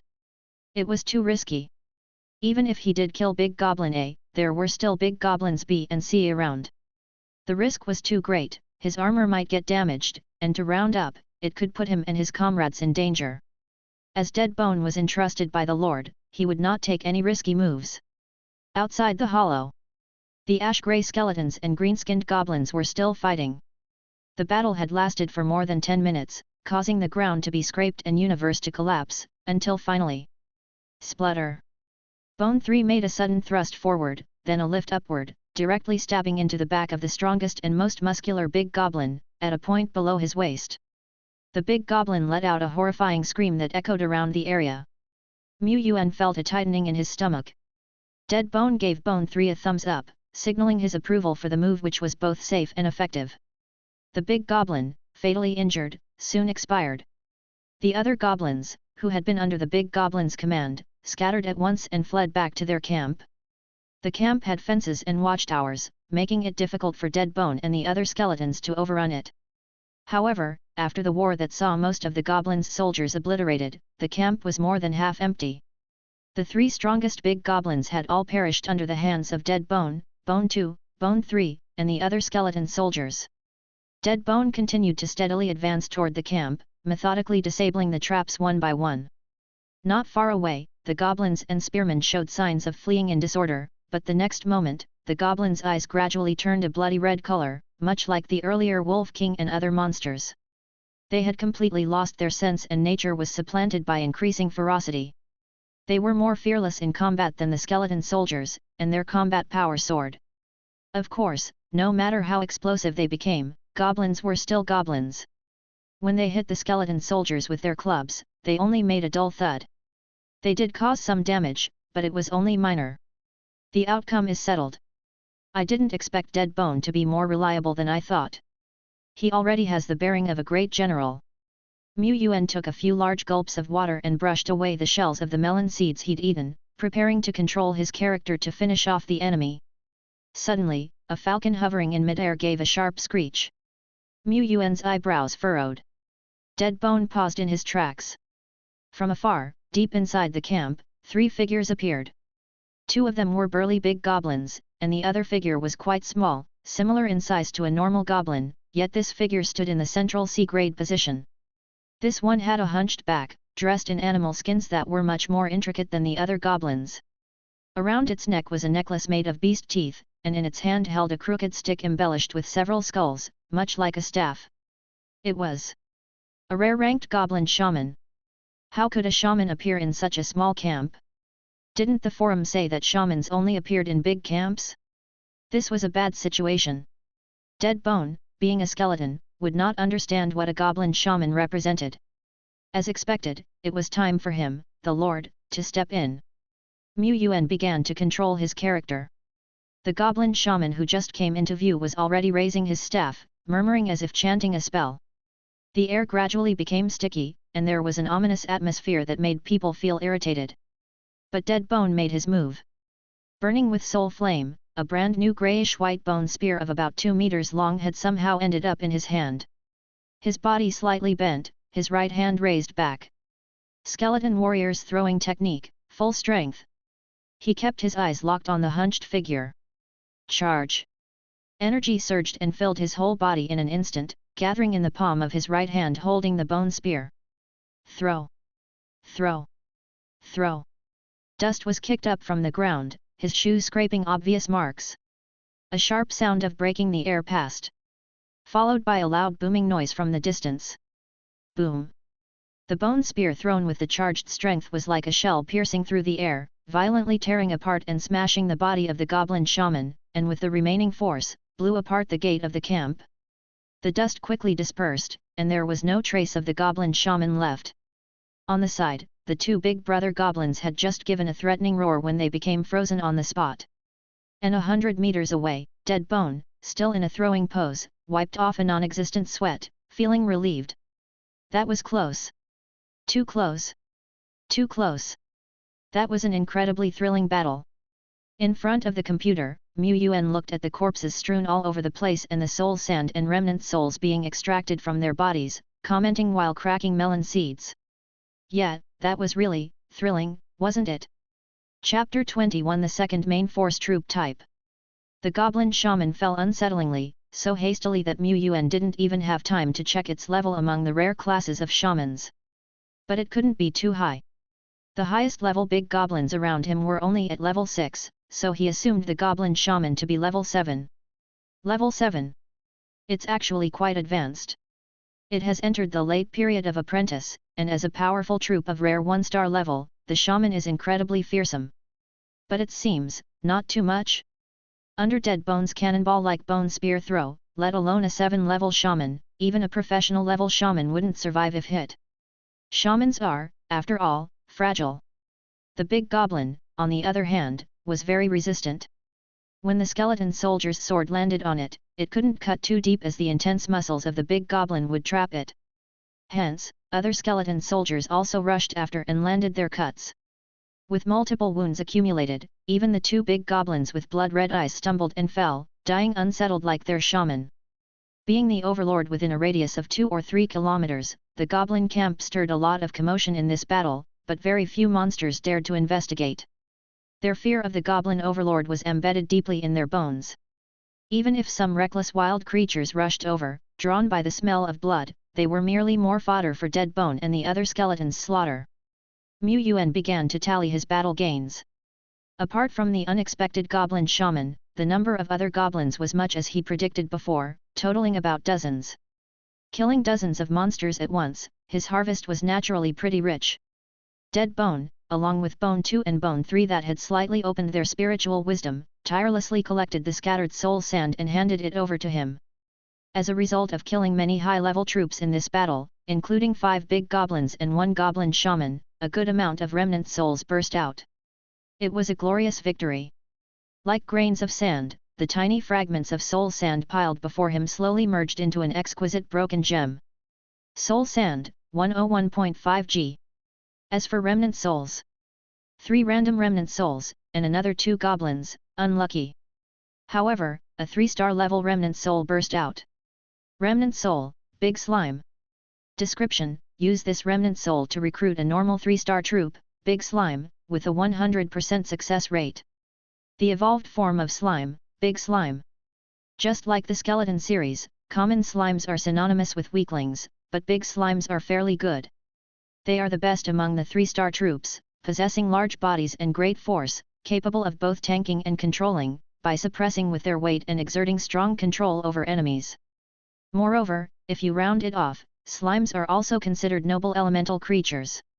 Yuan had considered the selection of his main troops a while ago, meaning 1 or 2 days earlier. He had a bit of evolutionary ability, so he needed to go down the route of troop specialization. He simply couldn't recruit a skeleton soldier in one place and a musketeer in another. But being skilled only in skeleton troops wouldn't work either. The limitation of a single type of troop is too large, their weaknesses would be obvious and easily targeted. Something like archers who are great for ranged combat is highly practical and have an upper hand in city defense. Unfortunately, archers are 2-star level troops, and due to their long-range characteristics, the price of their remnant souls is high and not much cheaper than 3-star ones. And for me to exploit evolutionary abilities, I need to focus on numbers because the evolution points produced by skeleton warriors and skeleton soldiers are not much more than little skeletons. After days of research, the rules of the evolution ability are apparent: quality is made by quantity. Just like the whole clan pushing forward 1 or 2 emperors. Under these circumstances, Yuan needs cost-effective troops, and little skeleton is one of them.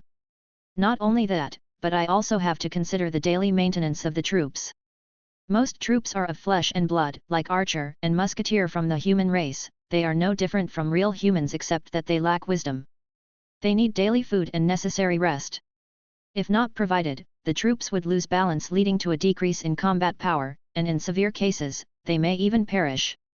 In a sense, troops are delicate. Apart from commanding them into battle, players also need to carefully maintain the troops, looking after them daily. Therefore, whales cannot afford to buy remnant souls without limit. They may be able to buy but can't afford to keep. Even if they can afford to, they can't manage it all. The wealthier the player, the more they desire to own troops that have awakened their self-consciousness, which could help them handle many affairs. Yet, even though they may be able to purchase remnant souls of rarer troops, they could never buy troops that have self-consciousness. This can only depend on luck. Could I possibly rely on breeding them? According to the information I've gathered, slimes seem to be able to meet their nutritional needs just by consuming leaves. That makes them extraordinarily easy to feed, which suits Yuan's requirements quite well. The only negative aspect is that slimes don't have any long-range attack abilities and they cannot fly. But considering their massive size, perhaps giant slimes could serve as a mount? A bed, perhaps? As for the so-called 3 useless creatures, with the goblin being the last on the list, Yuan wagged his head, deciding against using goblins. They were ugly, that made him outright reject them. After gathering up the remnant souls and soul sand, Yuan didn't leave the area. This place was a goblin camp, so aside from monster drops, there were still plenty of valuable materials around, such as the wooden spears of goblin spearmen. While Deadbone was picking up soul sand, it also took the opportunity to collect these wooden spears, as they were important reserves of strategic weaponry. It found that, compared to close combat, long-range attacks were safer and steadier. If it could wipe out enemies 10,000 meters away, wouldn't that be safer? But how to spot an enemy from 10,000 meters away and annihilate them became a question. Deadbone fell into deep contemplation. Guarded by Bone 2 and Bone 3, Yuan cautiously moved forward. He also commanded Bone 6 to scout the path ahead even further, looking for traps or any goblins that hadn't been fully eliminated. He wasn't afraid of dying, he just preferred to play it safe. The big goblin relied purely on its fists for combat, and apart from an worn-out pair of pants, it had no other equipment. I don't think this troop type will do. As for this goblin shaman, there was no complete corpse left of the goblin shaman, but luckily, Deadbone had thrown the body of the shaman, leaving the twisted skull staff that the shaman had held in his hand undamaged on the side. The main component of the staff looked like a dried-up branch, with several skull-sized heads hanging from it. The heads seemed like gory trophies that the goblins had stripped from somewhere. Is this really a treasure? But when Yuan picked it up, his eyes lit up. Shaman, oh shaman, I misjudged you. You're a good monster. Shaman's staff, rare. Description: a crudely made, ugly-looking staff that reeks mildly of blood. Despite appearances, the staff is fairly functional, and can slightly enhance the holder's mental power and mental recovery speed. It also carries the fireball technique skill. This was not standard equipment, but a treasure piece with special abilities. However, isn't the fireball technique a skill that the shaman inherently possesses?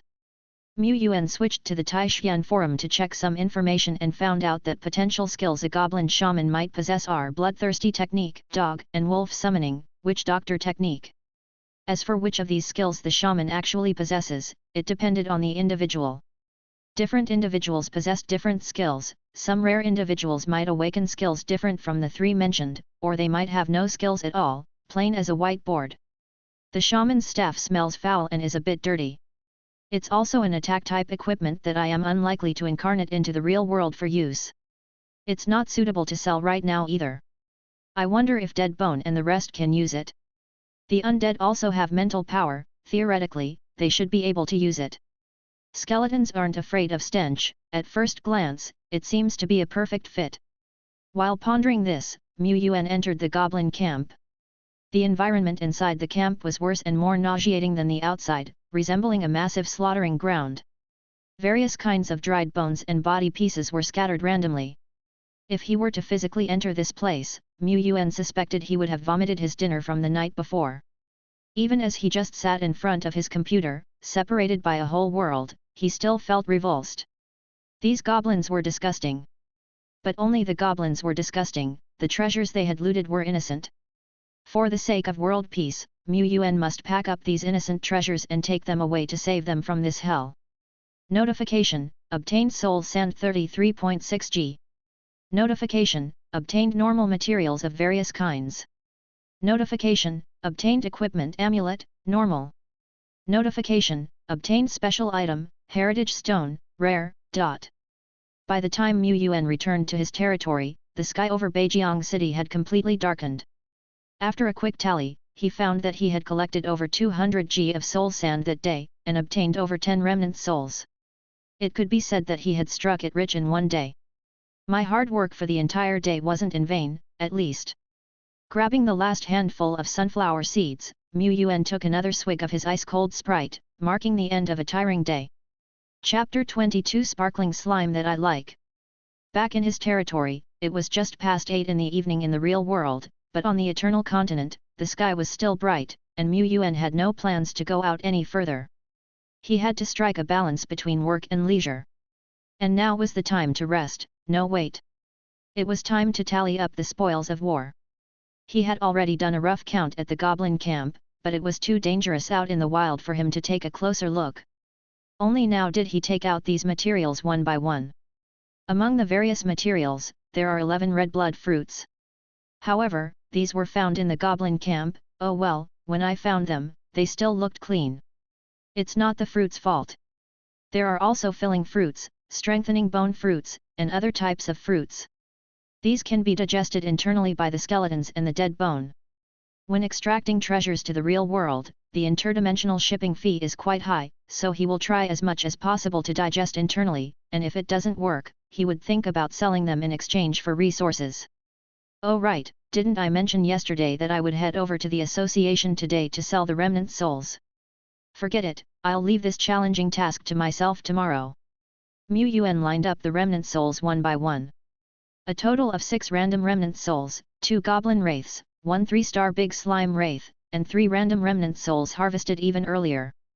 The total number of remnant souls had reached double digits. He planned to recruit the big slime himself to see what it looked like. As for the random remnant souls, naturally he'd trade them, trying to get little skeleton remnant souls in exchange. As for the goblin wraiths, they don't seem to be worth much. Let it be, they could probably sell for some soul sand, right? And this amulet? In the game world, he already had an amulet. Yuan planned to bring this one into the real world and wear it on himself. To give his weak physical body a little more sense of security. Among the previously obtained treasures, apart from the big slime wraith and the shaman staff, this heritage stone is the most valuable. This was a symbol stone that shimmered with green light and was engraved with mysterious patterns. Within it, one could vaguely see a hunched figure. A goblin shaman. Heritage stone, rare. Description: a heritage stone that carries the goblin shaman profession, which can make a chosen one acquire this profession and strengthen themselves through cultivation. Note: ordinary civilians can also use the heritage stone, but there is a chance of failure. Players have several mainstream paths to constantly become stronger and gain extraordinary power. Receiving nourishment from soldier types is one of them, and using a heritage stone is another.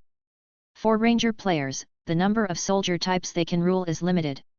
Relying on nourishment to enhance themselves takes time.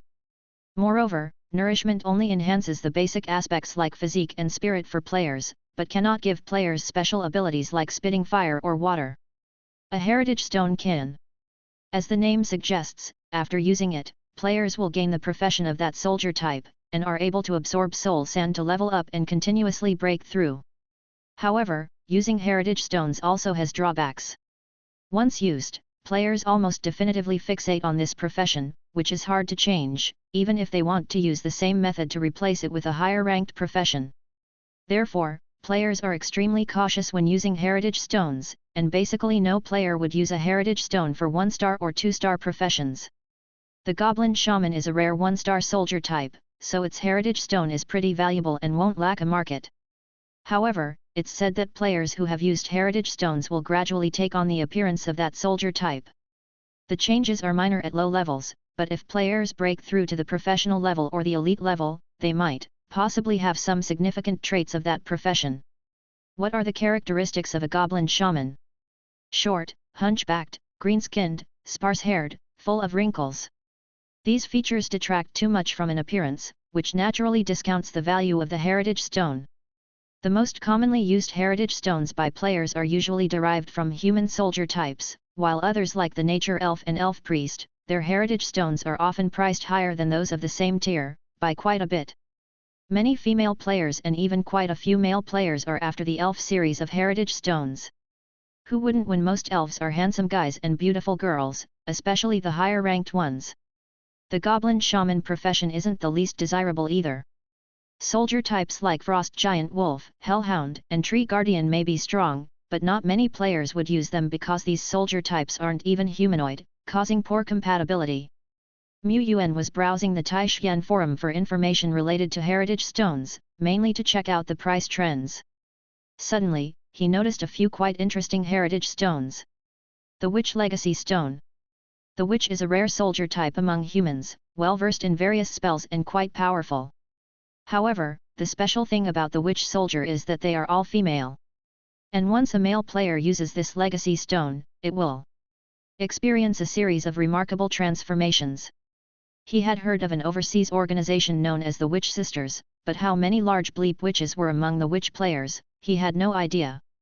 Similar legacy stones with marvelous powers, like the Magical Girl Legacy Stone and Eunuch Legacy Stone, etc. also exist.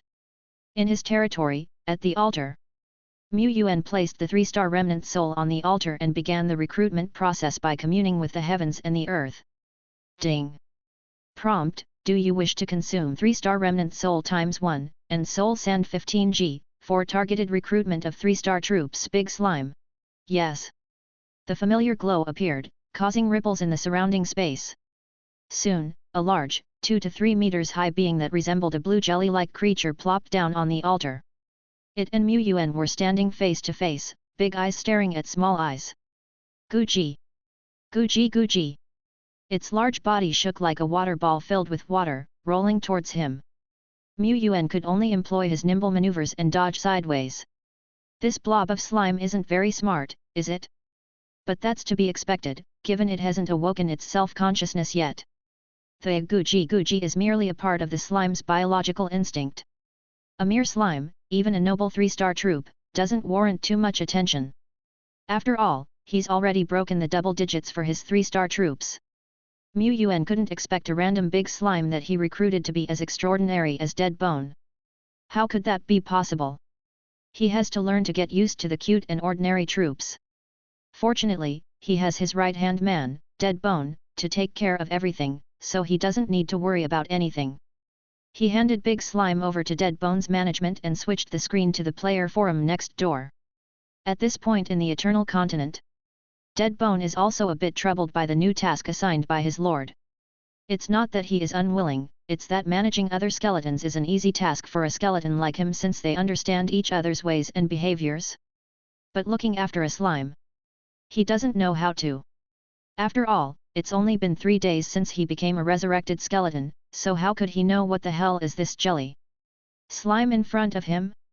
Dead Bone is worried, his soul fire is burning even more fiercely than in a battle, he is racking his brains and thinking constantly. But they, the skeletons, don't need to eat anything. Does this big blob of slime need to? And if so, what does it need? That's it. Dead Bone pushes some collected materials in front of the big slime. Lack of knowledge isn't a problem, he can leave the problem to those who know what to do. Big Slime's round eyes widen, Guji. Dead Bone, Gu. Guji. Perhaps there's some kind of communication between Gujis. Big Slime instantly moved its body and shoveled its way to a pile of shiny materials, opened its big mouth, and swallowed it in one slurp. Its eyes narrowed into crescent shapes. Shiny eyes were looking at Dead Bone as if saying, "Is there more? Is there more?" Dead Bone understood the slime's body language and was enlightened, so that's the diet of a slime. Yuan doesn't know that his slime is a bit quirky and doesn't eat grass, but instead likes to swallow shiny things. If he did know, he would say this is a wasteful creature. Why did he choose the slime troop? Isn't it just because slime can survive on grass, which is widely available and very cost-efficient, making it an ideal choice for a hard-working 007 laborer? The bloodline of this slime is way too impure. But he has to raise the slime he recruits, even if it costs tears. Yuan hasn't switched back to the game screen yet, he is very confident in Dead Bone. At this time, he is already mingling in the newcomers section of the Taishuan forum, happily surfing around. Chapter 23, Whales Racing Against Time. Yuan is a diligent, hard-working, morally upstanding youth in the modern era. However, to gather information, he has to join the extreme chaos here and blend into the quirky players of the forum. Yes, it's all for the sake of gathering information.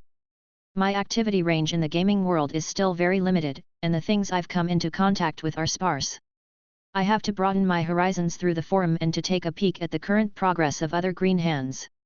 Yuan glanced at his evolution points and evolved the 10th skeleton soldier Bone 10. Currently, his dilapidated village had 1 skeleton warrior, 9 skeleton soldiers, 5 little skeletons, 1 falcon and 1 big slime. They have more than enough to stand guard for the night.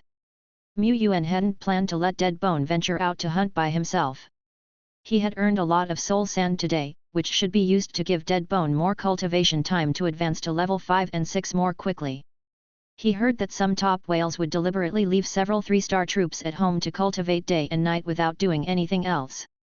Other soldiers would go out exploring and fighting monsters while the player themselves acquired resources for leveling up from reality. Everything was done to create a few first-team level troops. Compared to that, his own Dead Bone was of a rare level, but without auxiliary materials and the need to go hunting to earn money, his level-up progress was probably slower than the main force of the top whales. He was indeed too weak. Let's take a look at the other competitors. Grass, grass, grass, grass, out of my 10 initial soldiers, only 4 remain. Where's the official rescue team? If they don't come, I will be screwed tonight. We're on the way. We got tangled with a bipedal flying dragon on the road and it took a while to shake it off. Our rescue team is not having it easy either, remember to give us a 5-star review, darling. Damn, this game is unreasonable. Who other than whales can withstand the monster's repeated attacks? It's just impossible to withstand. It's not just about withstanding, I'm staring at the computer all day and I don't dare to sleep because I'm afraid of missing something. I feel worn out. Indeed, the last time I wasn't paying attention, my damn troops rushed up and got themselves killed. These initial troops are both noobs and stupid. Probably only whales are able to defend their territory securely. Indeed, the advantage of whales is too significant, far beyond Oyu Huang. Even though I got 3 3-star elf archers at the beginning, it's still difficult for me. I have only just obtained 3 random remnant souls and recruited 2 1-star soldiers and a 2-star soldier. Too hard. Oyu Huang, eat my spear. Looking at himself, after working hard all day, Yuan had only managed to gain a dozen remnant souls. Truly, it was too difficult. That was his reply under the posts. But these posts didn't have much nutritional value, and Yuan only browsed for an hour before moving on with great willpower to find more valuable posts. Huashan Sword Fight, current prominent newbies review, continuously updating, don't rush. The post was from a greasy veteran player called First Hand Information Dealer, no price gap from middleman who often loitered in the newbie area. He listed some newbies who were already well known, most of whom were whales, but there were differences among the whales too. Krypton Gold and getting an array of 3-star soldiers at the beginning was only the start. The extent to which they could develop subsequently also depended on the abilities of the whales themselves, and on whether they kept receiving a steady flow of Krypton Gold support. Newbie Luo Baiwen, 2.5 day into the game, reason for review. This afternoon, with the sacrifice of 19 3-star soldiers, he captured a projection point of the remnant soul and recruited a rare 1-star soldier Ironclad Scorpion. My evaluation is, decisive in action, promising future. Mu Yuan was clear about the projection point of the remnant soul. Some of the stronger remnant souls, like the rare level remnant souls, would often not be dropped by monsters, but instead were nurtured by nature like treasures and existed in the corners of the world. At the same time, these powerful soul bodies would reveal external phenomena, such as forming the halo projection of the corresponding troop type. The arrival of even more top-tier souls of generals was said to be like the birth of a treasure, with magnificent light soaring into the sky. Above was mostly hearsay bragged and blown out of proportions by the old folks in the forum. But many times, rare-level remnant souls could indeed be detected from far away. At the same time, not weak monsters would gather around these remnant souls that had produced halo projections. But is it worth it to sacrifice as many as 19 3-star troops just to recruit a single rare soldier? A single rare soldier can't possibly defeat that many 3-star soldiers. This seems like a decrease in combat power, losses exceeding gains. Even Emperor Deadbone can't possibly confront 19 Bone 2, Bone 3 head-on, let alone a regular rare rank soldier. He scrolled down. Indeed, curious bystanders didn't need his prompt to ask similar questions. How many 3-star soldiers can a rare soldier take on? Even if a rare soldier possesses skills, how many can he execute? He might shrink after a single move. An experienced player underneath commented, a rare soldier won't shrink after a single move. However, most rare soldiers can't execute anything during the early stages. For an apprentice level to execute skills accurately is not that easy. Rare soldiers also need constant practice to master the skills imprinted into their soul, which might take about 10 to 15 days. Of course, as the soldier rank improves and they grow stronger, this time can shorten, but at the very least, they need to practice for 5 to 7 days. This explanation left the other players, especially the new ones, even more puzzled. If a rare soldier can't use their skills, isn't that the same as a larger-sized 3-star soldier? Maybe just barely enough to manage a 1-on-2 fight. Mu Yuan also found it perplexing. Rare soldiers require practice to execute skills, which is as expected, but rare soldiers need to train that long just to learn to use their skills properly. That's a bit too much, right? He deemed it unfit to bring Emperor Deadbone up for comparison. His not-so-smart Bone 2, a mere 3-star soldier, managed to master the cleave skill in less than 2 days of training. During their recent siege of the Goblin camp, Bone 2 managed to execute cleave 3 times consecutively in a short time frame.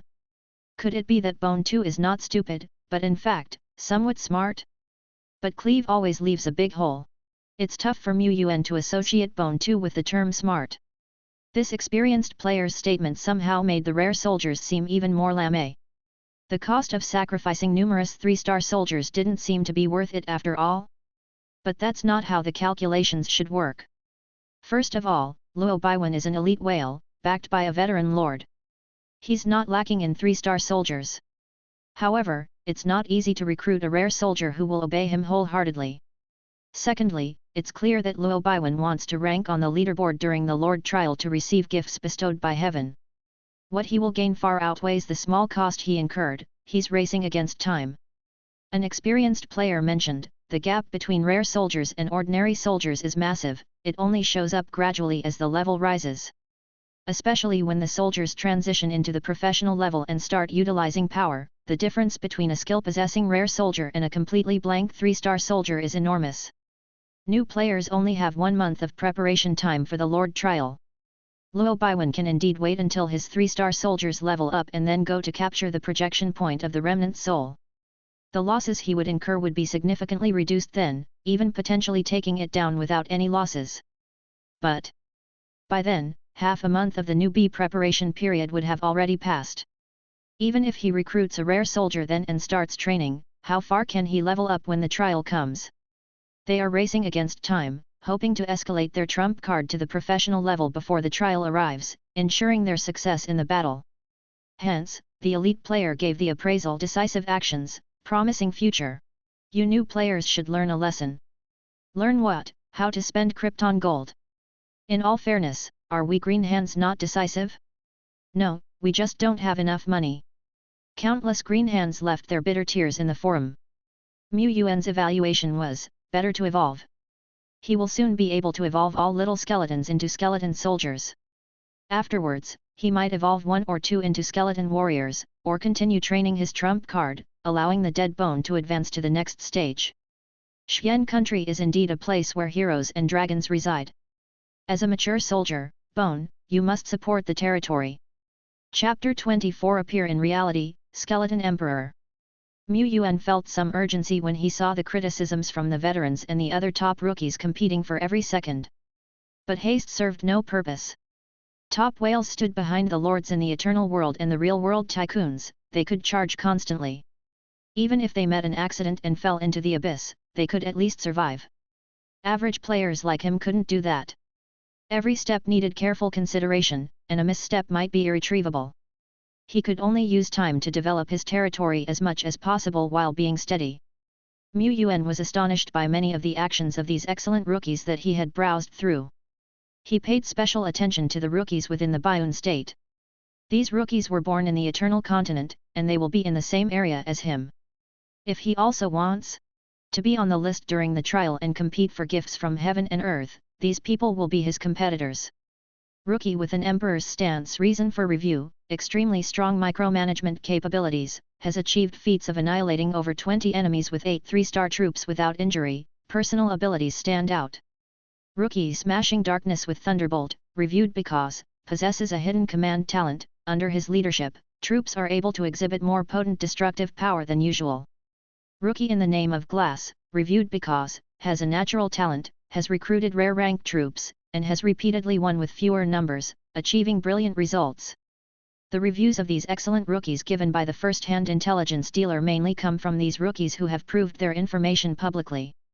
Unlike Yuan, the second-generation players who have distinguished background and outstanding performances since childhood have been closely watched in the circle of transcendent players. Admittedly, the selection mechanism of the Eternal World is completely random, but it is a special case if they are second-generation players with special talents. There's a good chance they would be selected. If both parents are transcendental players and possess decent strength, their children have a certain probability of inheriting some special abilities at birth, such as water spray, telekinesis, flight, the ability to let archers shoot farther, and the ability to spiritually link with the soldiers for remote manipulation, among others. People from ordinary players also have a very small chance of possessing innate talent, but most of them are recessive, and they need to be gradually discovered as the player's rank steadily increases. Yuan stroked his chin. As expected, I just have a little evolution of special abilities, not cheating. However, apart from these outstanding sons and daughters of heaven who have always been the focus of attention, some rookies actively publicize their information. Their aim seemed to be creating momentum in order to gain more investments. Of course, he was fine. Yuan didn't want anything other than the resources that he could use for free. He just wanted to be a quiet and personal lord. As if due to the approval of the officials for the posts by the first-hand intelligence dealer, many rookies simply recommended themselves below. Not all of them are outstanding rookies.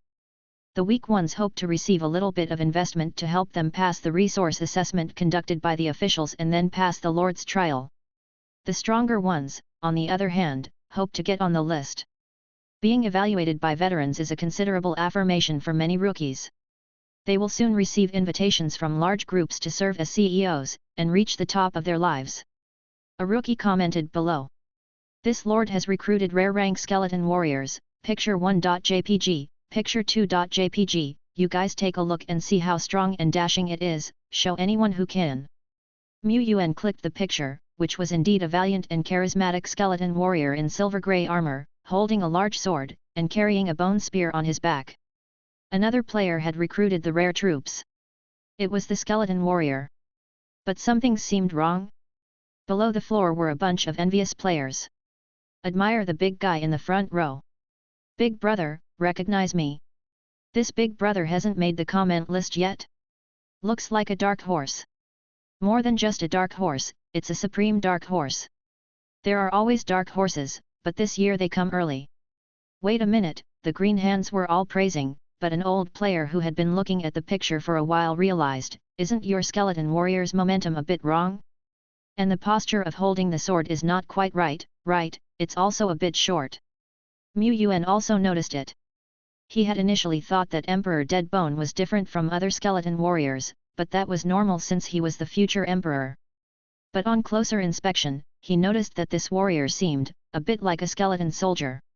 Why does your skeleton soldier wear warrior's armor? An old player said, damn, it's obviously just an ordinary 3-star skeleton soldier, only that it's wearing a warrior's armor, almost fooled me.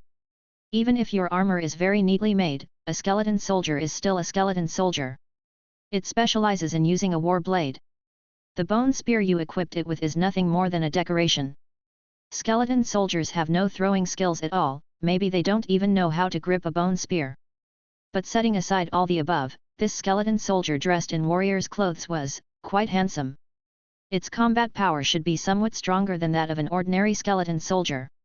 After all, it was a skeleton warrior, the youth version. Yuan pondered, I failed to exploit the bug before, so I couldn't hoard some equipment. But if I think about it differently, if I had enough money to make a set of armor like this for the skeleton soldiers, could it reduce the cost of evolution? I might try it in the future when I have the money, but not now. This kind of armor that could be transported into the game world was not cheap. Wait, there's also the cross-world transportation tax, when I think about it, it's even more expensive. Exploiting bugs is indeed a difficult task. A night passed quietly. Yuan cultivated by eating fruits in the real world, while Deadbone cultivated in the eternal world by eating soul sand. Both shared a bright future. The next day, Yuan woke up early and continued to arrange for himself and Deadbone to go out and explore, collect resources, and make full use of time. When this exploration trip was over and the game characters needed rest, Yuan prepared to go out. I need more little skeleton remnant souls, and I hope I could buy some materials that can aid in cultivation and boost Deadbone. Like filling fruits, for instance. There are many types of these cultivation materials and auxiliary materials for cultivation. He didn't have the conditions before, but now, he had more than 100 or 200 pieces of soul sand and some material treasures in his pocket. He should buy some supplements for Deadbone. If not at the level of a whale, at least, the child should not suffer. Yuan piled up the remnant souls and materials he could possibly sell in front of the Lord's altar for easy access. He watched Deadbone studying skills and wondered, should I summon Deadbone to the real world? Although Xian country is relatively safe, it's always reassuring to have some power in hand. The most important thing was that after a few days of strengthening, Yuan felt that he was almost ready, and would not be drained. If that's the case, who can resist the temptation to see his own skeleton's heroism in person? He told Deadbone, I've prepared a complete monster manual, a complete military manual, and 9 years of compulsory education for you. Are you interested in coming over to my side? Deadbone couldn't wait and nodded his head. In that case, after Deadbone handed over his work to the other skeletons, Yuan included him in the Lord's Seal, and also included Bone 2 and Bone 3. As soon as they were included, he sensed a connection in the dark, spanning Langxing and the eternal world. It was somewhat surprised. He had tried it before. When he included Deadbone, who was still a little skeleton, in the seal, the connection was very weak. He also had a premonition that if he really called Deadbone into the real world, his poor spiritual power and body would be drained. But now, it seems very easy. The connection is much stronger than before. The connection with Bone 2 and Bone 3 is not weak either, it's several times stronger than when they were little skeletons, but it's a lot weaker than Deadbone. That being said, could it be related to evolution? Because of evolution, the connection between me and Deadbone has become closer, and the difficulty of summoning naturally decreases. If that were the case. Yuan closed the window and pulled the curtain tightly. He took a deep breath, stood in the middle of the room, clutching a piece of soul sand the size of a fingernail. He gently flicked it, and the soul sand flew up like a coin. In my name, I summon the future skeleton emperor, Lord of Bones, Master of Death, Controller of the Underworld, the Watchman of the Other Shores. Deadbone, appear in reality. The deep voice echoed in the bedroom, and mysterious patterns appeared out of nowhere. The wind also started to blow. Chapter 25. Eating everything will only hurt you. Whoosh! Mu Yuan was suddenly struck by a feeling of lessened temperature, as a cold wind began to blow. In front of him, a deep blue pattern rapidly traveled, sketched and intertwined. In just a blink of an eye, a large gate covered with mysterious array patterns came into existence within his bedroom, and with a great rumble, it swung open. A figure in silver-grey armor, carrying a massive sword and a bone spear, stepped out from it. The next moment, the gate vanished into countless tiny specks of light. Skeleton. Dead Bone was a bit taken aback for a moment, but then it saw the familiar figure and felt a sense of profound familiarity emanating from the core of its soul. Being quite huge, Dead Bone found the small bedroom somewhat cramped. Plus, the weight of its full body armor was considerable, causing it to make a lot of noise when moving. So, Mu Yuan decided to keep it inside his mark space. The good news was that textbooks and other books could also be stored in the mark space. However, they couldn't be transported to the game world. Now, Dead Bone could take this opportunity to read and memorize them. For instance, it could memorize and then transcribe them in the eternal world, which would not only exercise its abilities but also allow the precious books to be transported to the eternal world for free. That's killing two birds with one stone. Mu Yuan thought it was a great plan. He pondered over the entire summoning process. As expected, the whole process was extremely smooth and didn't require the game interface to manipulate the summoned creatures. Just follow the invisible connection and add some soul sand. Moreover, the consumption during the summoning process was also smaller than I had imagined. It didn't feel like he had been drained. The level of exhaustion he felt was equivalent to a leisurely 400-meter run at most. And it was a slow jog. Given his current physical fitness, the energy consumption of a slow 400-meter jog was almost negligible. The exhaustion experienced by other players while summoning their creatures seems far greater. It feels like they've run at least 3,000 meters. My process is quicker and consumes less energy, which means I would have an easier time summoning more creatures when needed. That's pretty good. Having summoned Dead Bone to the real world and experiencing transcendent power, Mu Yuan felt quite elated. However, there wasn't enough space in the real world for Dead Bone to fully exercise his power, and he also didn't have much time to spare. Soon, he suppressed his excitement, disguised himself, and went out. Perhaps due to an increasing number of newcomers, the association's market was even busier than before. Having been there once, Mu Yuan was no longer a green hand. After the Forum's baptism, he was no longer a rookie. Disguised as an old player, he wandered around the stalls, sold the materials, and exchanged the remnant souls. Mu Yuan saw Boss Zhang from a distance, but didn't greet him. Boss Zhang didn't have any remnant souls of the little skeletons. Mu Yuan moved on to another stall and bought 4 little skeleton remnant souls, and 6 more from another. And then, that's all. You old players are really disgraceful. Weren't you all complaining about the skeleton creatures being weak and their remnant souls not selling? Why didn't you accumulate more stock for me to buy? Damn! Mu Yuan understood that the number of players in Beijiang City was limited. The size of the trading market was also limited and couldn't be any larger. The people who painstakingly set up stalls were ordinary players. True Lord players didn't need to sell such trifles. Skeleton creatures are weak. They should be sent for mining. There's always a job suitable for them. He heard that the real large-scale trading market with numerous treasures for sale wasn't in Langxing, but in the eternal world. Only there would he have the chance to see the great lords and top-strength players. Unable to buy little skeleton remnant souls, Mu Yuan changed his disguise and bought 4 slime remnant souls from a third stall owner. He cheaply sold off the useless goblin wraiths and some ordinary materials and bought some nurturing materials that could aid Dead Bone in cultivation. But this is damn expensive. Mu Yuan frowned. The most common auxiliary cultivation material was called pure crystal dust. When mixed with soul sand in 1:1 ratio, it could speed up the cultivation rate to 1.5 times or even twice than the normal rate. Yet, the cost of this method was several times that of only using soul sand. Originally, it would need about L5G of soul sand to upgrade Dead Bone from level 4 to level 5. But with this new method, the required soul sand increased to hundreds. He only earned 200 soul sands yesterday. And he also needed to cultivate other skeletons.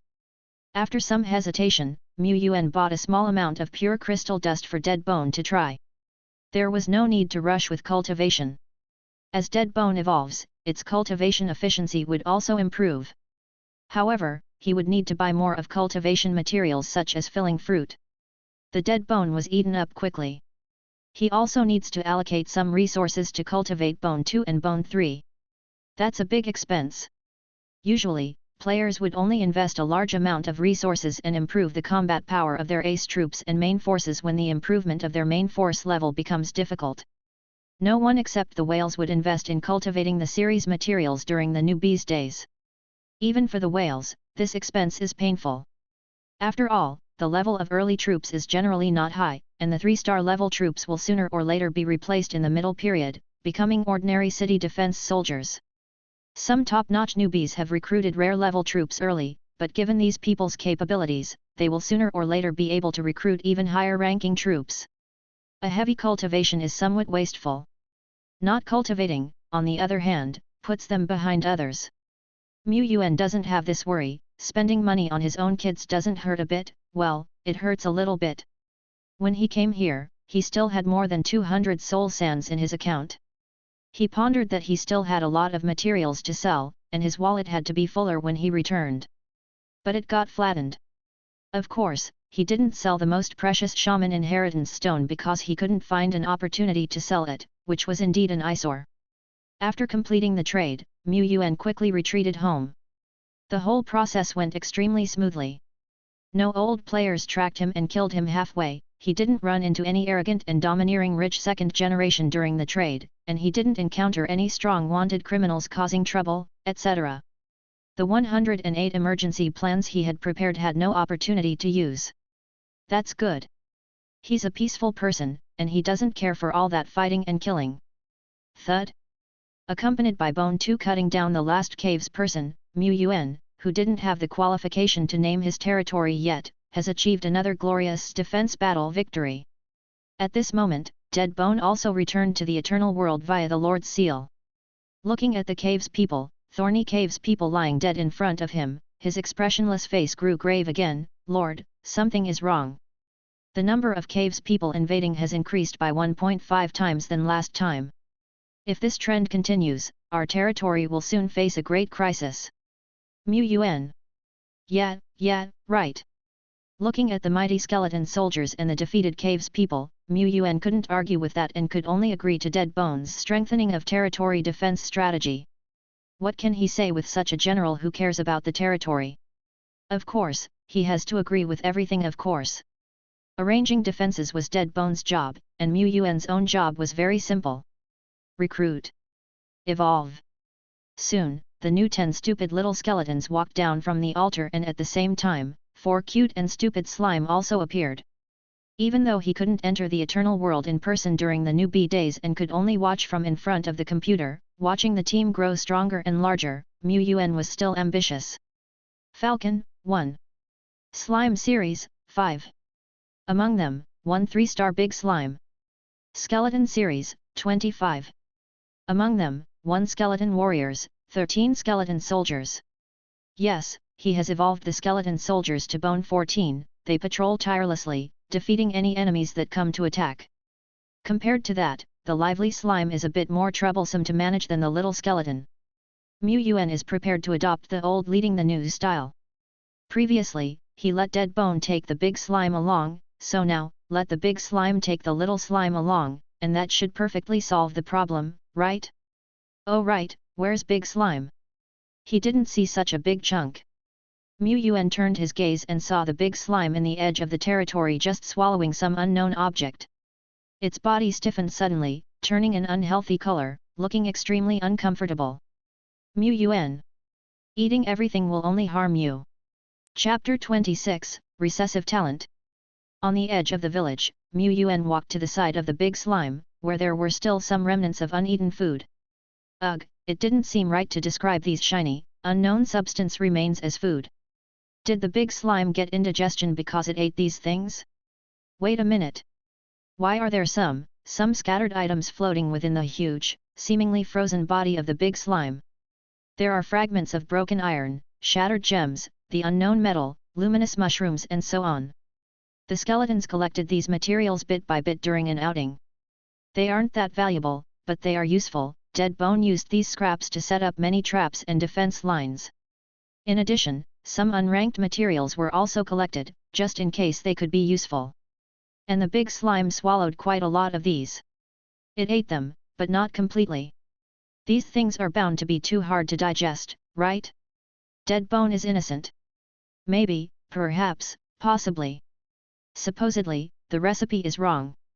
What should slime eat? Scholar Deadbone started pondering seriously.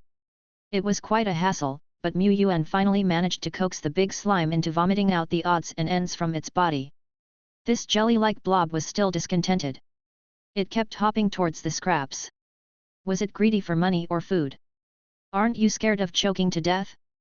The big slime, which was adorably clueless, showed no grandeur of a great lord. It didn't understand, it just wanted to eat. It was making a desperate sound of goodagy goodagy. Yeah, it's not smart at all. But Yuan saw something else. This big slime was somewhat unusual. After all, where could you find an ordinary slime that causes so much trouble? It was not to follow natural instincts or the Lord's commands. In this sense, the big slime had a bit of spiritual wisdom. But its spiritual wisdom was expressed in such a weird way. Why was it obsessed with these shiny objects? Yuan conducted some tests. He ordered Deadbone to hold down the big slime and pulled out various items and treasures one by one, swaying them in front of the big slime to observe its level of craving. As expected, when soul sand appeared, the big slime started struggling violently. Unfortunately, even though it was huge, as a level 1 creature, it was effortlessly pinned down by Deadbone. It groaned pitifully. In the subsequent tests, Yuan found out that the big slime wanted to get its hands on the red blood fruit, filling fruit, and so on. Should we call it a glutton? However, it also wanted some clearly inedible objects, such as the shaman inheritance stone. You just can't want everything. That will do you no good. Actually, the big slime had shown a desire for soul sand before. However, since soul sand isn't a necessary food and is an important strategic resource, Deadbone didn't dare to give it to the big slime without Yuan's permission. On top of that, what if it ate too much and died? Oh, it seemed like it had already eaten too much earlier. The big slime started acting pitiful and the effect was exceptional. In the end, Yuan gave in and handed it a bit of soul sand. It was a basic instinct for all troops to absorb soul sand, and seeing the big slime swallowing it and floating around in its body, Yuan was not worried. Yes, if it absorbed all this soul sand, it would have enough to rise to level 2. We'll see what happens later. However, soon after. There's none left, no more, you're just a slime, you need to learn to survive on some leaves, don't waste so much, understand? Wait. The language of human and slime doesn't overlap. The goofily cute big slime couldn't understand Yuan's good intentions at all. But Yuan noticed something off about the big slime in front of him. Did it get a bit larger? More spirited? Wait a minute. Only when he clicked on the giant jelly in front of him to check, he found out that the massy big slime had unknowingly upgraded to LV2, the soul sand given not long ago had been completely digested. Did Deadbone give the big slime soul sand yesterday? Yuan shook his head. Deadbone might have given, but if he did, he would definitely say it. Which means, the big slime digested the soul sand and upgraded to LV2 in a very short time. This speed was even faster than Deadbone, who was in the form of a great emperor, by more than a little.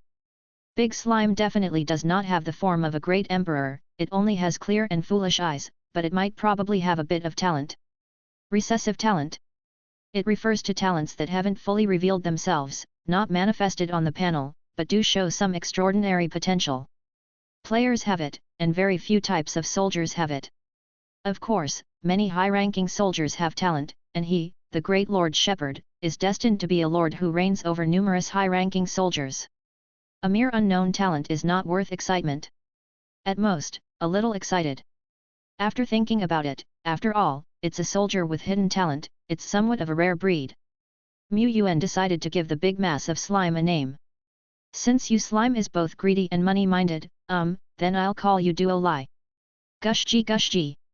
Duo Lai, with his big clear stupid eyes wide open, completely didn't understand the meaning of the name, which would accompany him his whole life. It just happily swallowed another small piece of soul sand, Gushji Gushji, and bounced away. Watching Duo Lai leave, Mu Yuan again opened the panel to check. Indeed, it's just a plain 3-star. Even, because it was not evolved from a 1-star slime, Duo Lai does not possess any skills. Mu Yuan prepared to wait until later, when enough evolution points of the slime series were accumulated, to evolve a 3-star big slime and compare it with Duo Lai. Usually, the big slime evolved by his own hands can learn a skill. Duo Lai was at a loss, inherently scarce. However, Duo Lai upgrades quickly in the early stage, and if his recessive talent is excavated, it's equivalent to having one more talent than other soldiers in the future. Its potential is not bad. However, is it possible to supplement Duo Lai's inherent deficiencies? Mu Yuan pondered. In his place, a 3-star soldier without skills is already a congenital disability, really pitiful. Thinking, Mu Yuan noticed that on the evolution point column, there was already an available unit of use. But this unit of evolution points, is neither skeleton series nor slime series, but falcon. I almost forgot about this bird. If it's a scout, due to the lack of communication, the falcon is not smart enough, the information it can bring to Mu Yuan is very limited. If it's used for fighting, naturally it's lagging. The falcon has almost died several times during the reconnaissance process.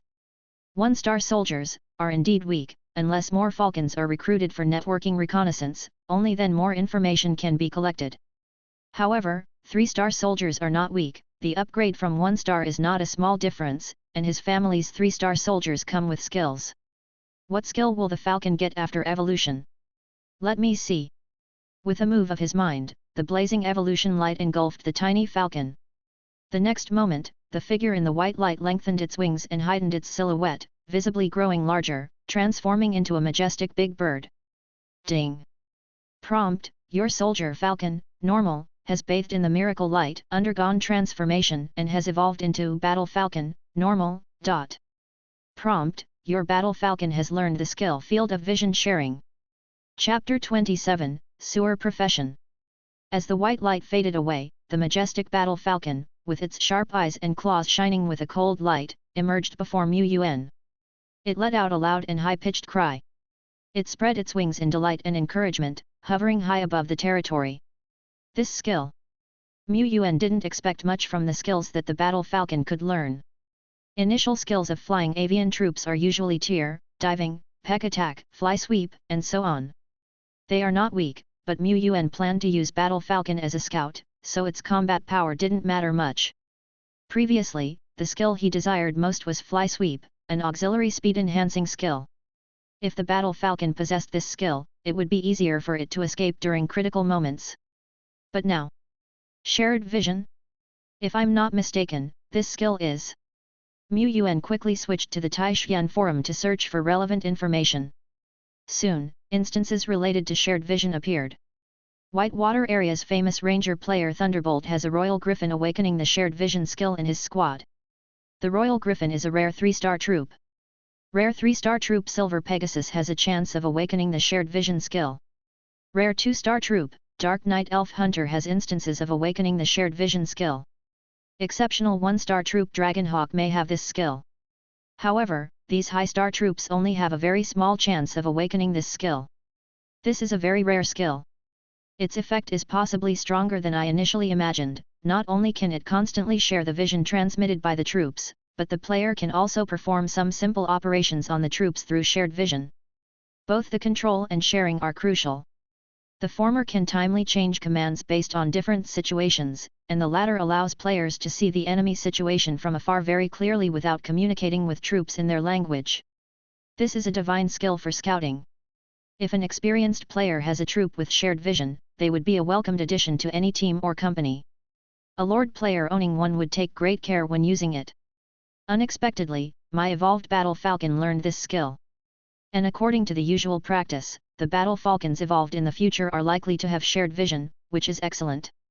I need to buy more falcons' residual souls. He had thought about it before, but it wasn't that urgent. Firstly, the falcon hadn't evolved yet, and secondly, he wanted to see if there were other 1-star flying troops that were more suitable and cheaper than the falcon. Now it seems, the falcon is the chosen one. Although the falcon is just a 1-star soldier, its price is much higher than little skeletons and goblins. It may cost 2, or even 2.5 times the price. But that's okay. After all, Yuan is a lord who earns 200 soul sands and 10 remnant souls every day, so he wouldn't struggle to buy a few 1-star remnant souls, but because the falcon has some value and can be used as a scout, there aren't many circulating falcon's residual souls on the market. I didn't find any at the Beijiang fair these 2 times, so I guess I will have to buy them at a higher price from the Taishan Forum and at least get a few battle falcons. Now during the novice preparation period, all the whales are rushing to buy, damn it. He can't compete with the whales financially, and that's okay, but he can't even compete with them in terms of time and energy either. After all, any top whales have a well-organized and not-so-small team behind them. Some are responsible for logistics, some for strategy planning, and some are looking at the forum trade area every moment, buying the resources they need. Some whales even entered the sales channel directly. Batches of high-value remnant souls were bought before they even reached the market. Yuan couldn't do that, he wasn't their match. He was just an ordinary person. All he could do was to maintain his perseverance and efforts in enhancing his troops' abilities. The battle falcon had just evolved and couldn't fully utilize its skills yet. Yuan couldn't share the vision of the battle falcon just yet, and contemplating how the falcon could quickly display its value, he fed it a bit of filling fruit. Under the supervision of General Deadbone, it would soon master its skills.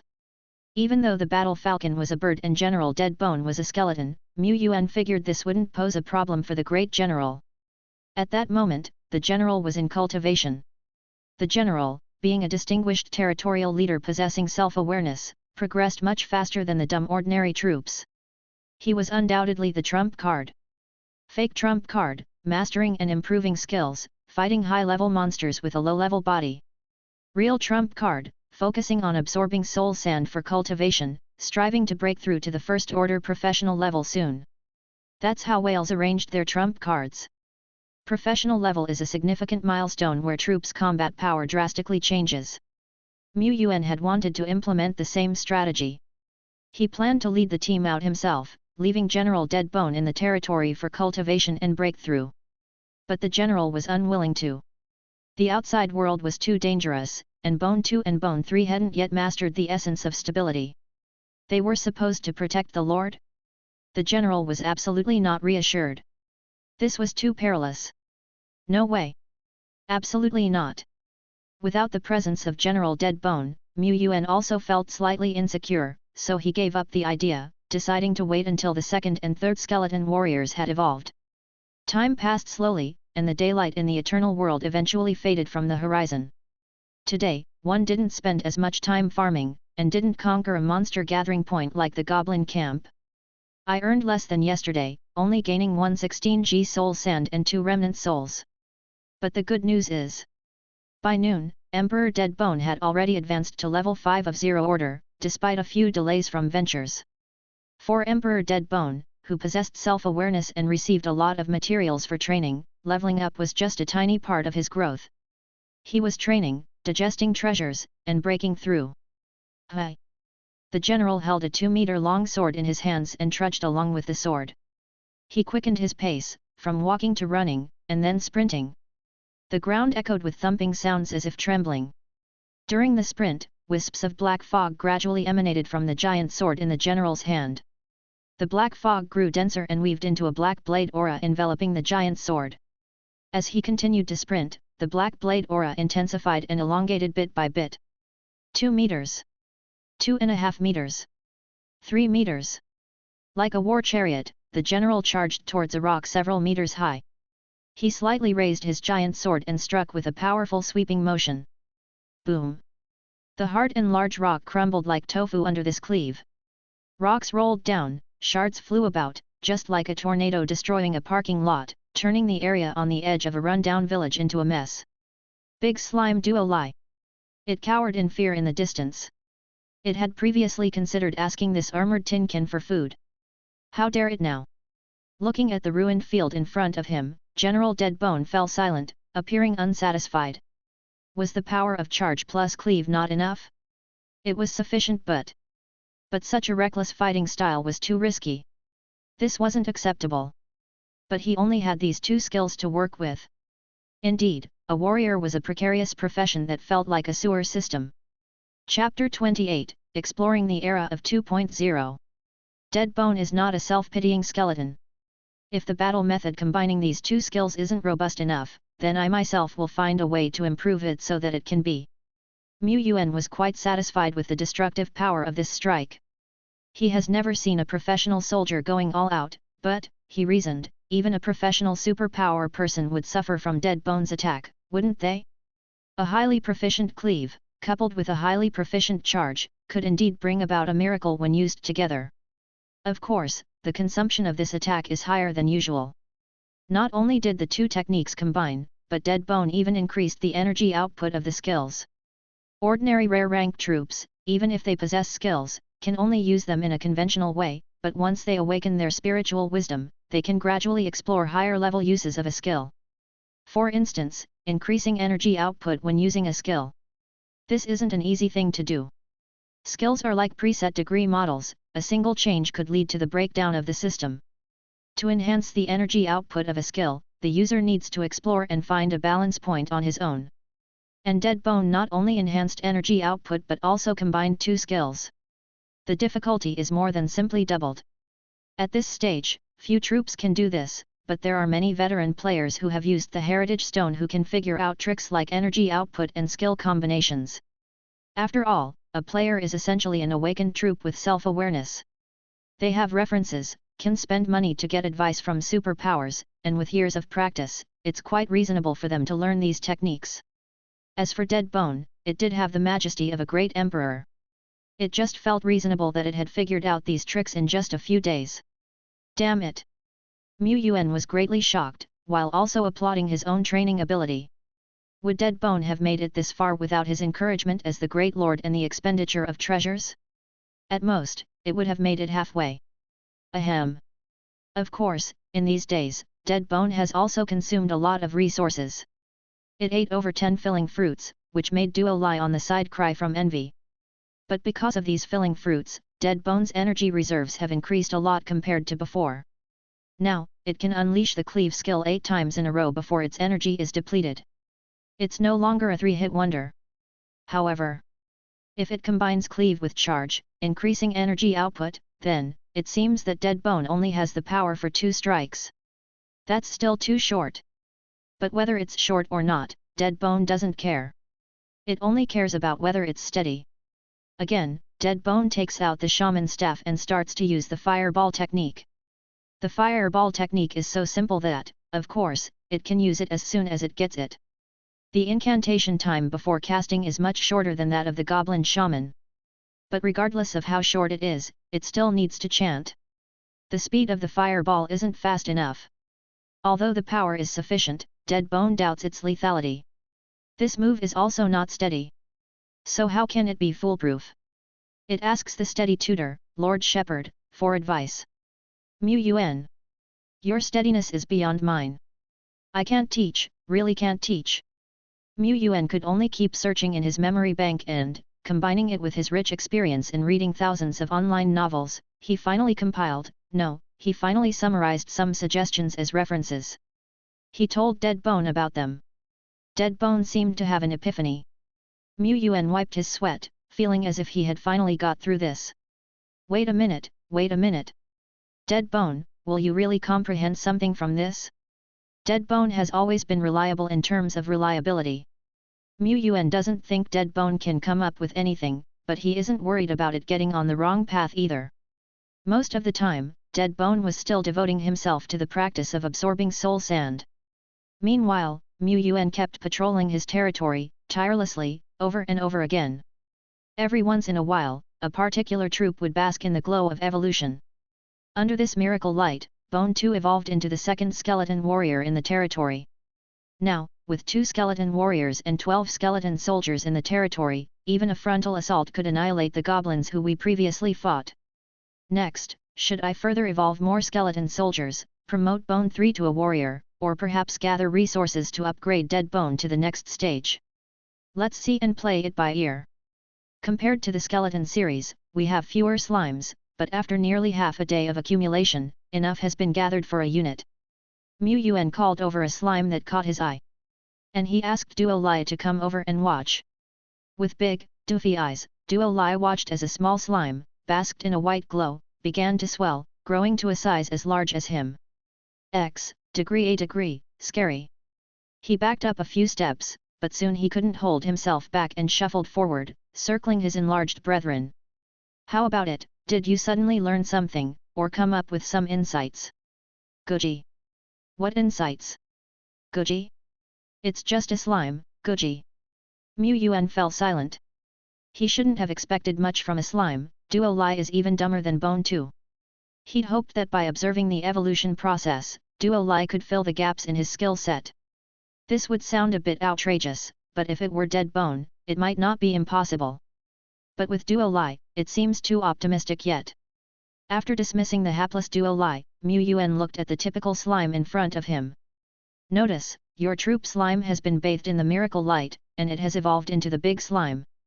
Notice, big slime has acquired the leap skill. Leap unleashes several times more leaping power in an instant, causing massive impact damage to enemies by leaping high and then falling.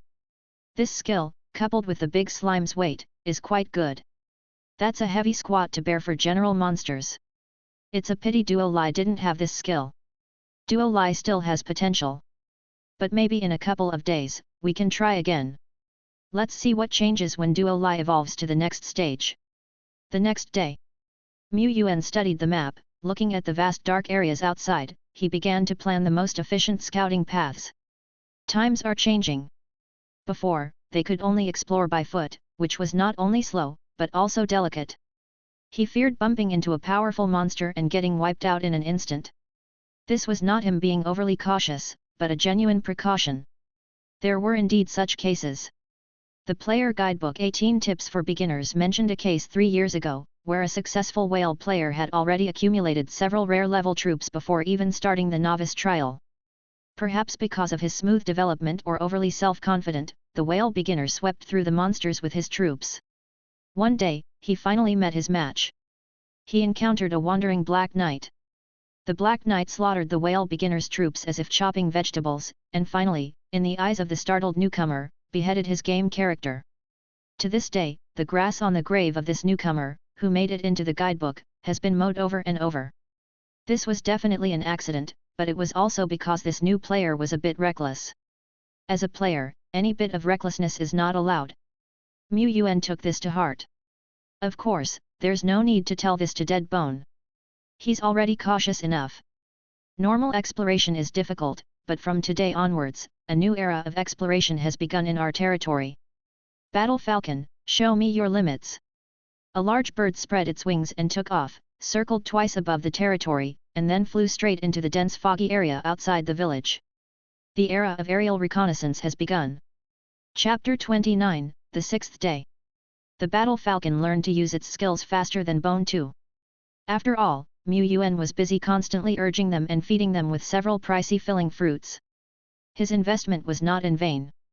The Battle Falcon's use of field of vision sharing indeed held great strategic value. Battle Falcon, Common.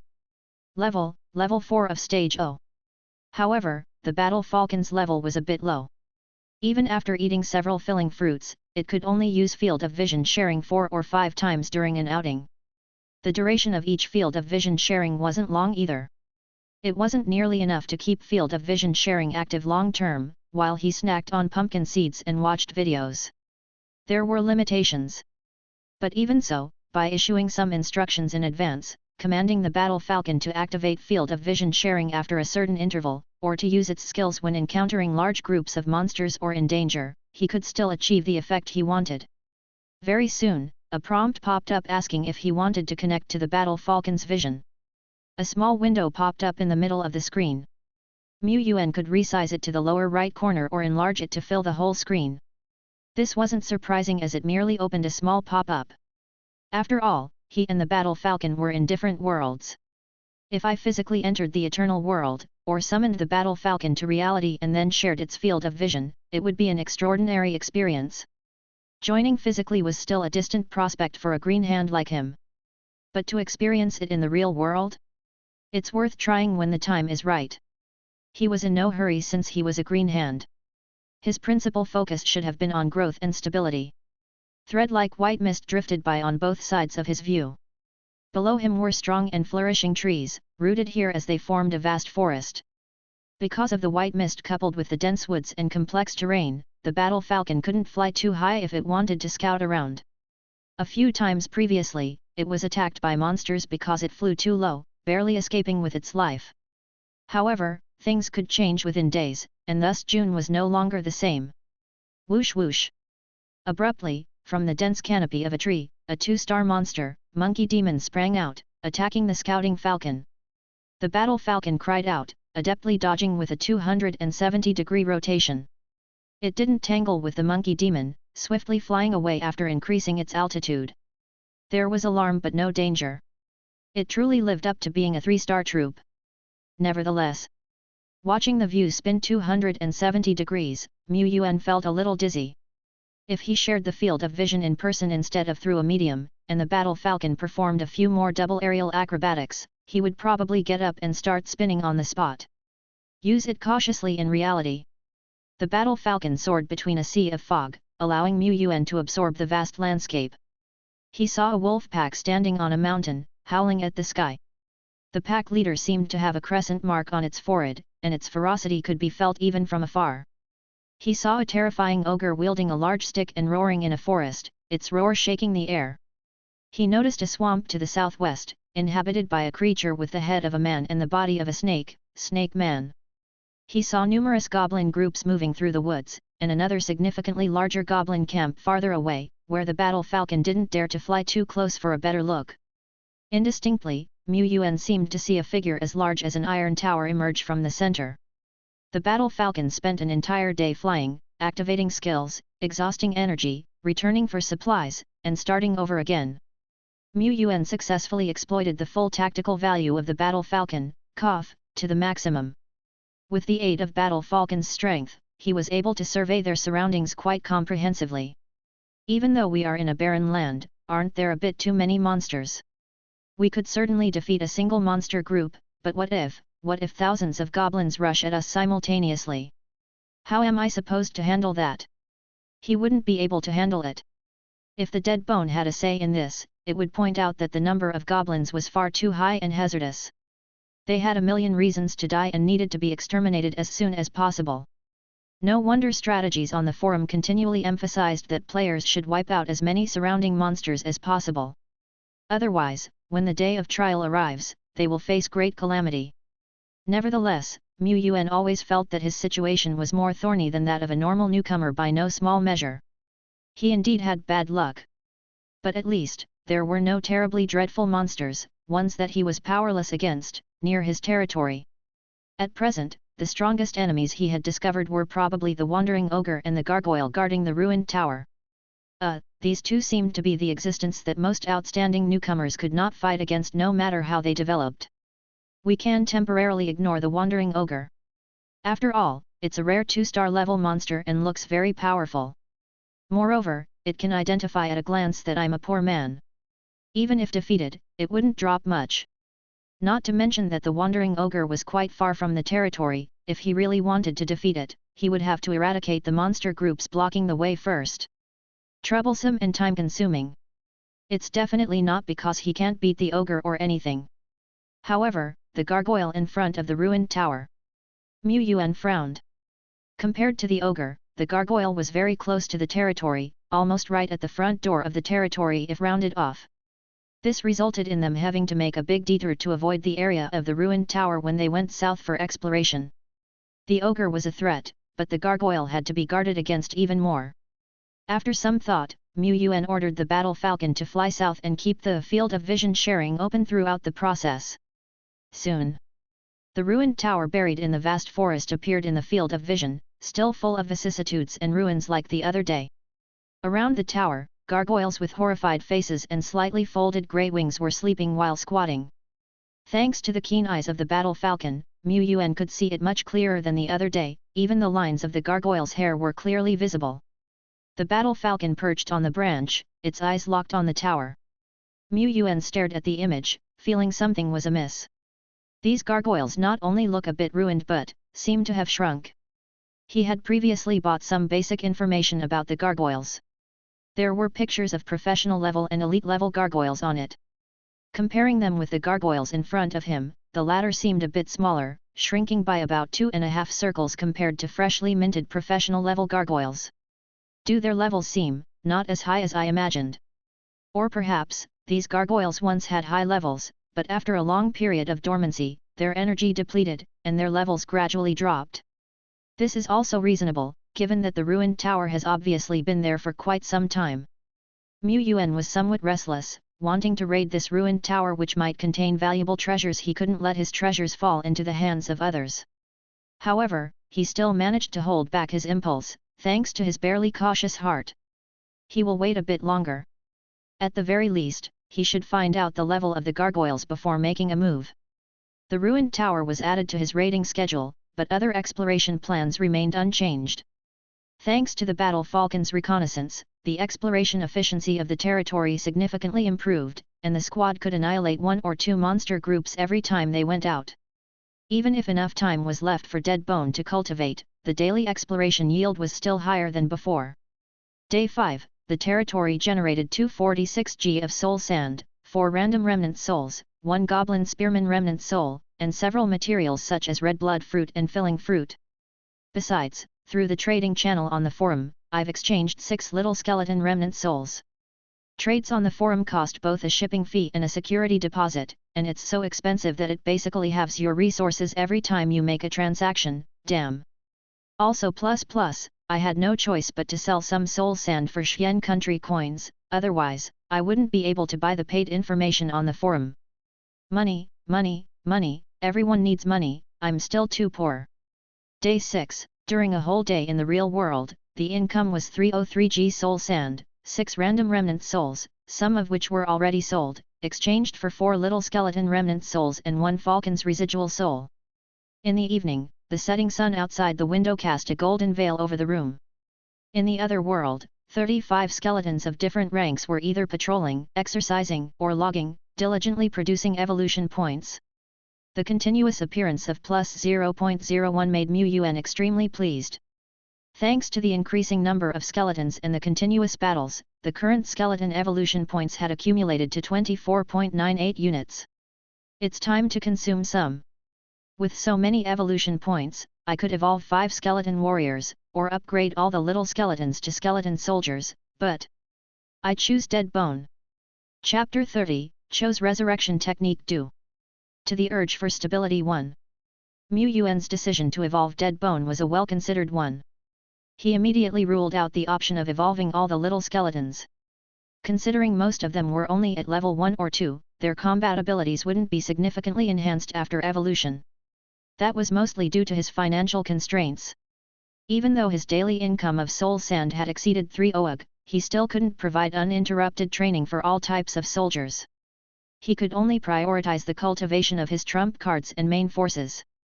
Bone 3 and Bone 4, among the first batch of skeletons, had reached relatively high levels, generally around LV4. They were already proficient in skill energy manipulation, and it wouldn't take them long to learn the spear-throwing skill after evolution. He would be able to quickly muster an army with long-range attack capabilities. However, Yuan still chose Dead Bone. Given Dead Bone's ultra-high level of 0 Order 6 and its extraordinary energy reserve and skillful technique compared to other skeletons, the further evolution of Dead Bone was undoubtedly worthwhile. He was also curious about what skill Dead Bone would acquire during evolution.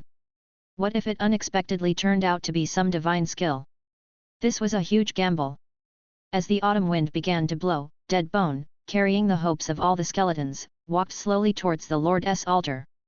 Yuan had been waiting there early. With the excitement of drawing cards, he had taken a bath and burned incense early on. Everything was ready, just waiting for the miracle of evolution.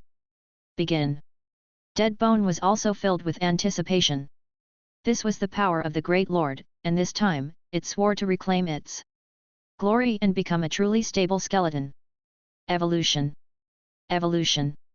A blazing white light enveloped Dead Bone's body, and under its glowing brilliance, the prompt bell kept ringing. Ding. Prompt, your troop, Skeleton Warrior, rare, bathes in the miracle light, undergoes metamorphosis, and has evolved into Skeleton General, rare. Skeleton General is the higher order unit of Skeleton Warriors, and this was something Yuan had expected. He had gone through a lot of literature about it. There was a case where a player used the skeleton soldier's heritage stone, met a rich woman during exploration, and with her financial support, the player spent a fortune buying a large number of treasures and higher-order heritage stones to promote his rank to a skeleton warrior, and then to a skeleton general. Sometimes a great lord, out of nostalgia, would invest a lot of resources to cultivate the early skeleton soldiers, the skeleton warriors who had performed meritoriously for him.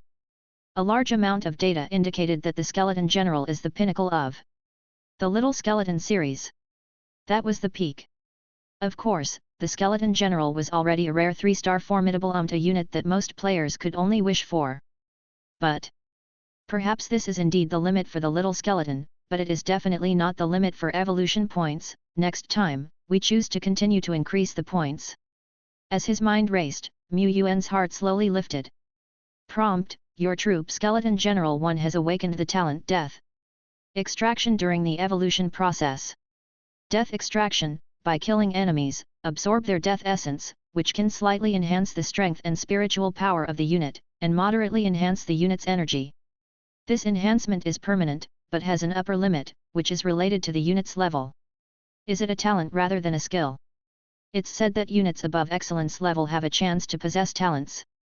Compared to skills, talents have a broader prospect and application space and are also rarer. Dead Bone's evolution this time actually awakened a talent? And this talent seems to be strong. If we ignore the increase in physical and mental energy, it's like evolving by killing monsters. This power is outrageous. He was taken aback. However, considering that a mere skeleton soldier could have skills during evolution, it should be logical for the skeleton general to awaken a talent, right? It's not that Dead Bone is impressive, but that he, the Great Lord Shepherd, is simply terrific. Because of his persistence and efforts as the Great Lord, he was able to cultivate one extraordinary skeleton after another, even nurturing the future skeleton emperor. No one but me could do this dash. He had been surprised too many times by Dead Bone recently, and he almost forgot that he was the most extraordinary person in his territory. Wait a minute, why hasn't the white light of evolution dissipated yet? Previous evolutions were over in a blink. Perhaps this one consumed more evolution points, so the special effects last longer? As Yuan thought this, the familiar ding-dong notification sound rang. Again in front of him. Ding! Notice, your soldier type skeleton general experienced severe mental fluctuations during the evolution process, and has understood the special skill. Undead Resurrection. Undead Resurrection can resurrect skeleton series creatures from corpses to fight for oneself. The revived creatures can only exist for a certain amount of time, after which they will return to dust. At the same time, this skill can be used on undead system targets that have been dead for no more than half an hour to revive them. The energy consumption for resurrecting targets will be several to dozens of times more than for reviving, depending on the rank of the revived target. 1. Yuan. Holy shit! Holy shit! Holy shit! He seems to have hit the jackpot. But judging from the prompt, it seemed, probably, likely, perhaps, the comprehension of the undead resurrection technique was inseparable from Dead Bone himself. Could it be because he chose resurrection techniques for the sake of stability? You're remarkable, Dead Bone. The corner of Yuan's mouth twitched, and at this moment, the white light of evolution gradually retreated, revealing the skeleton general, who was a bit taller than 2 meters, and whose armor was obviously much heavier and similar to the warrior's attire. He was holding a wide and thick giant sword, which looked like a door panel. On the sword, stalks of ghostly light flowed. If you stared at it, you could see countless ghosts wailing. The silver-grey armor on his body was countless times more luxurious than the previous generation. The 2 skeleton skulls carved on his shoulders made him look awe-inspiring and terrifying.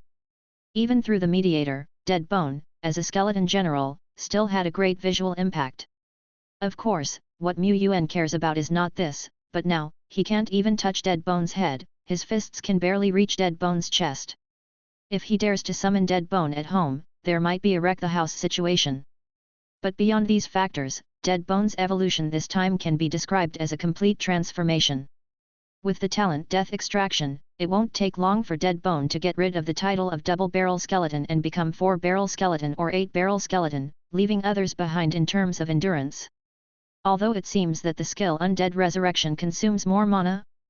Having comprehended undead resurrection on his own, Dead Bone seemed satisfied. With this ability, his subsequent battles against enemies would be much more stable, and he wouldn't have to worry about the sudden demise of Bone 2 stunned, Bone 3 wave and other skeletons. But Dead Bone was not completely satisfied. Because the skill Undead Resurrection has some restrictions. It can only resurrect undead targets and has no effect on the human lord. Dead Bone was troubled.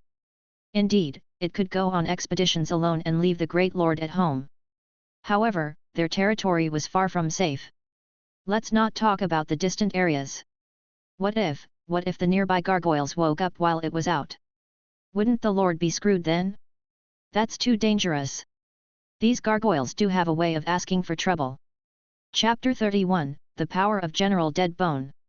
Yuan had naturally informed General Dead Bone about the gargoyles early on, the only being in the entire territory he could communicate with normally. His idea was simple: as long as Dead Bone felt capable of taking them on, the risk was probably within a tolerable range. Back then, Dead Bone had the skill of undead resurrection, making the campaign seem more robust. Not to mention, they could let Bone 2 act as bait, attract enemy fire. Even if he accidentally died, it didn't matter, he could be resurrected. Of course, Yuan wasn't a devil. If he had the ability, he still wanted to try to save Bone 2.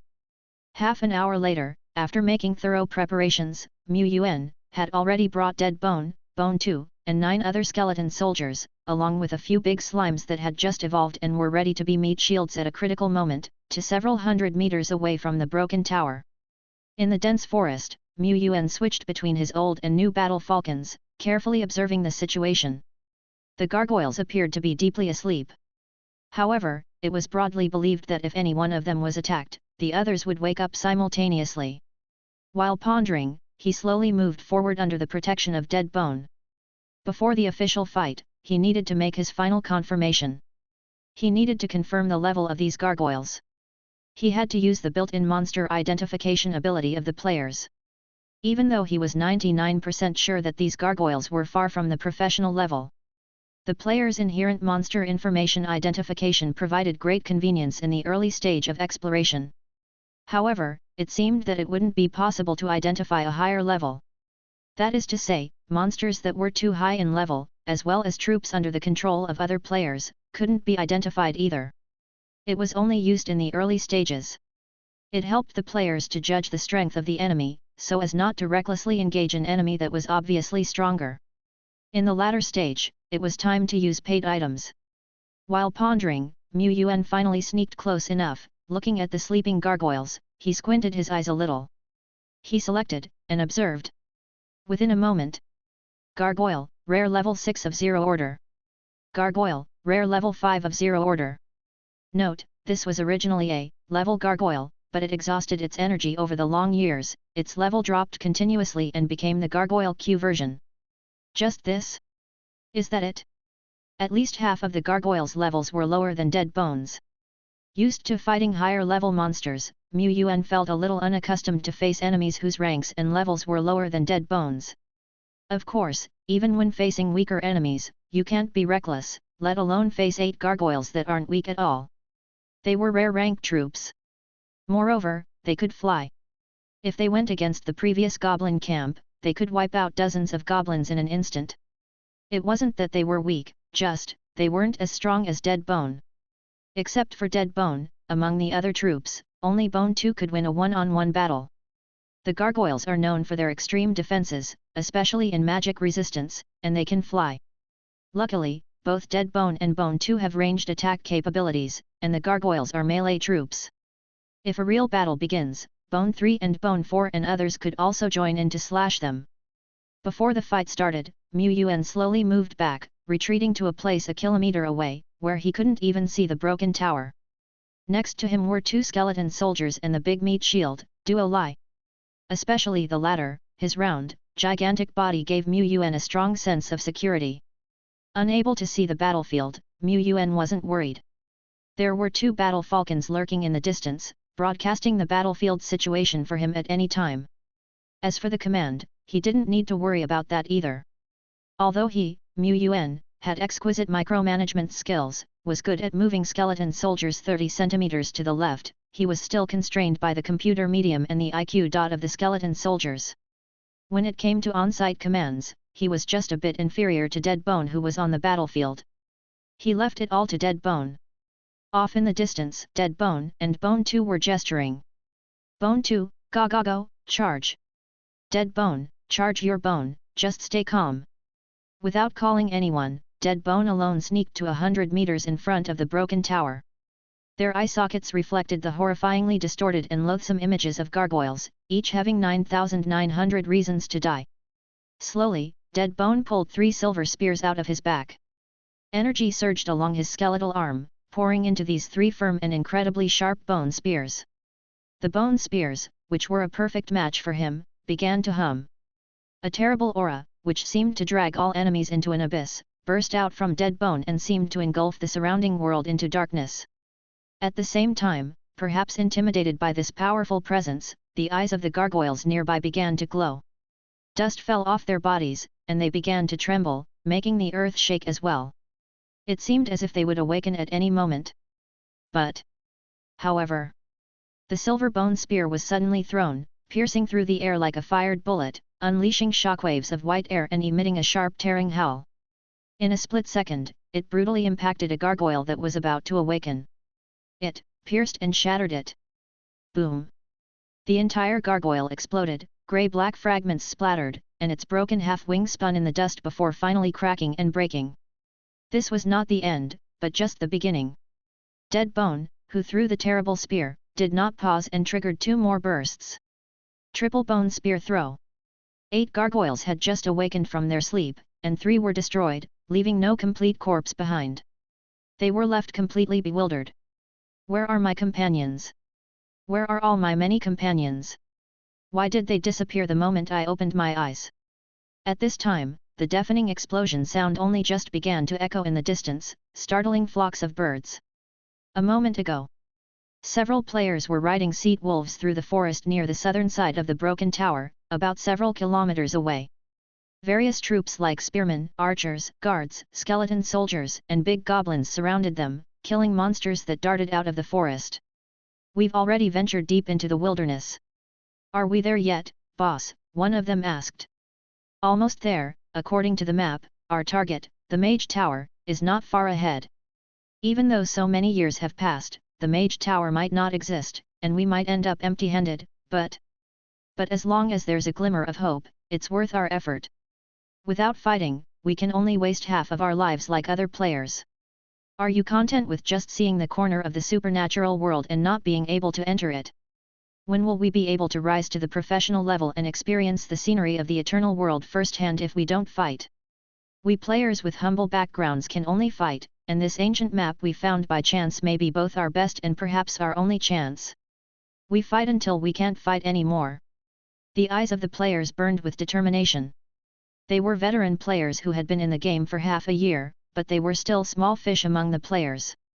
They couldn't even afford a piece of breakthrough material. They didn't want to live like this anymore. They wanted to take it one step at a time, until... Boom! The thunderous noise came from a distance, shaking the leaves to rustle. The veteran players were surprised and panicked. They had left the realm of human territory and ventured deep into the wilderness, and their greatest fear was encountering an undefeatable monster. And now, it's the rare-ranked troops, gargoyles. A player who had inherited the archer profession level with excellent vision shouted, and that direction seems to be our destination. The moment he finished speaking, a silver-grey figure suddenly climbed up into the air, pulled out a huge sword, and slashed at the gargoyle flying not far away, leaving a several-meter-long black sword aura. The hard gargoyle body cracked. It broke and then shattered. Under this black sword aura symbolizing death, it was cut in 2 with one strike. Boom! Another explosion came from the distance, shaking the frail minds of the few players. They looked at each other, their eyes met, they wanted to speak but stopped, shivering with fear. In the end, the archer player opened his mouth and said, "Boss, are we still fighting?" "Humph! Today, I will teach you the 4th lesson. As players from humble backgrounds encountering this kind of sudden situation, we should back off when we should. This is called being rational." Chapter 32, Better to make up for losses. In the vast wilderness, several players riding seat wolves began a tactical retreat. They only allowed themselves to breathe a sigh of relief when they had gone a considerable distance away. Scared to death. But having taken such a huge risk and retreated halfway, they felt somewhat unwilling. "Boss, are we just gonna leave like this? Didn't you say we ordinary players must fight?" "That's right, we should fight, but only when there is a chance to win." In the real world, the team leader among the players lit a cigarette. Surrounded by smoke, he exhaled a ring of smoke and shook his head. "With the situation just now, were we supposed to gamble with our lives? Indeed, we must fight when necessary, and withdraw when necessary. Players who only know how to fight won't last long." He paused. "Besides, you all know what a gargoyle is. It's a rare, one-star powerful troop, but it was defeated by one single powerful stroke. This could only explain two things. First, there are powerful monsters roaming ahead. If we had moved even a little bit further, we would have ended up like the gargoyle, hacked to pieces. Second, the powerful player who killed the gargoyle could be a soldier from some big boss. That mage tower must belong to him. We don't dare to touch it, let alone it's none of our business. Moreover, if my guess is right, that boss had noticed us a long time ago and gave us a small warning by causing an explosion. That's why I asked everyone to leave immediately. I feared we might be misunderstood by the boss, or worse, we might lose our lives if we took another step. Don't forget, the eternal world is not Langsing, and there are no rules in the wilderness. So that's what it is." The other players were enlightened, cold sweat trickling down their foreheads. They were scared yet relieved. They never expected that they had almost walked into the jaws of death. Thank goodness that the boss was decisive. Our boss is worth relying on. Players? Old players. In the sky, a seemingly insignificant battle falcon's pupils focused on a group of conspicuous players in the distance. There were two falcons. One was observing the battlefield, live streaming the situation at all times. The other was hovering around the outer forest, vigilant on all sides. Yuan was worried that a powerful monster might ambush them during the battle. Unexpectedly, he didn't spot a powerful monster but rather some troublesome old players. You should know that even the weakest old players have been in the game for half a year. Even if they progress slowly, their main troop level wouldn't be too low. At the very least, they should be at the high section of zero order. If they have already entered the professional level, even the dead bone might not be a match for them. Moreover, other players may not have the same lofty moral integrity as him. In an unruly place like the wilderness, conflicts between players, monster snatching, or even stealth killings could all possibly occur. The problem was significant and quite troublesome. Yuan observed through shared vision, thinking rapidly about how to act. Before he could even complete a cycle of thoughts, these old players, with a speed faster than that at their arrival, left directly. Yuan. He didn't realize yet that it was the shock of the gargoyle, which had intimidated the old players from a distance. They hadn't discovered that the gargoyle was just a bluff, just like how he and the dead bone had initially been intimidated by the gargoyle. Yuan just let the battle falcon keep an eye on these old players, just in case. At the broken tower, the battlefield. At the beginning of battle, General Deadbone instantly killed 3 gargoyles with his invincible power. The gargoyles started to awaken, and Bone 2 charged forward wildly, charging up and fiercely throwing the bone spear at a gargoyle. It hit. However, Bone 2's throw was a little rushed, and the use of the skill was rough. Even with the element of surprise, it was far from being able to kill a gargoyle in a single stroke. It merely planted the bone spear firmly in the gargoyle's body. The remaining 5 gargoyles fully awakened. They opened their wings and flew, causing a gust of whistling wind. Shadows flickered in the dense forest. Bone 2 missed with its next 2 bone spears, fired in succession. The bad news, it missed again. The good news, it successfully got the attention of the gargoyles. 3 gargoyles launched themselves at it from different directions. Although Bone 2 could not handle such a complex situation, it didn't know what retreating was. It decided to charge forward. The slight swing of the giant sword against the gargoyle scraped sparks, leaving a shallow mark. Bone 2 pressed both hands together, the blade emanated the thread of a black glow, and it fiercely cut a ferocious gap on the gargoyle, debris flying. Yet at the same time, the gargoyle's claws gleamed with a cold, ghostly light. They swooped over, shredding Bone 2's warrior armor as if tearing through cardboard. Metal fragments scattered about, flinging broken rib bones. Yet, even with several holes in its body and even when faced with a multiple of enemies, Bone 2 remained fearless in the world. Heya! At the same time, General Dead Bone was leading the other skeleton soldiers, executing a tactic of righteous mob attack. Normally, it would be challenging for skeleton soldiers to inflict severe damage on gargoyles with exceptional defensive capabilities. However, the tactic of cleave compensated for this weakness. Normally, it would be challenging for skeleton soldiers to seize the opportunity of cleave when faced with gargoyles that could fly back and forth like the wind. However, General Dead Bone's command compensated for this weakness. In the blink of an eye, 2 gargoyles were brutally hacked into rubble during a dive. General Dead Bone also, at the same time, took out a specially made bone spear, seizing the opportune moment for a solid surprise attack. Charge! Blast! A gargoyle, who had just used its tear skill and had not yet reached, shattered into pieces right in front of Bone 2. Bone 2, am I that strong? Shortly after, General Dead Bone seized another opportunity. He chopped off the gargoyle's wings with a sword and dashed with a punch. It, who transformed the cleave skill into carnal skill, shattered the gargoyle's hard head with one punch. Only after a few blinks, there was only 1 gargoyle left out of 8. It seemed to have been scared, hovering high in the sky, not daring to come down. General Dead Bone fixated his gaze on this figure. This gargoyle's power was too strong, it absolutely cannot be left alone, it cannot linger for long. However, it cannot fly, not being able to fly was its shortcoming. The hit rate for the bone spear against a gargoyle on full alert was not high enough. Indeed, it was still not solid enough. In that case, General Dead Bone turned his gaze to Big Slime number 2. It has been a slime feeder for a period, and was well aware of Big Slime's capabilities.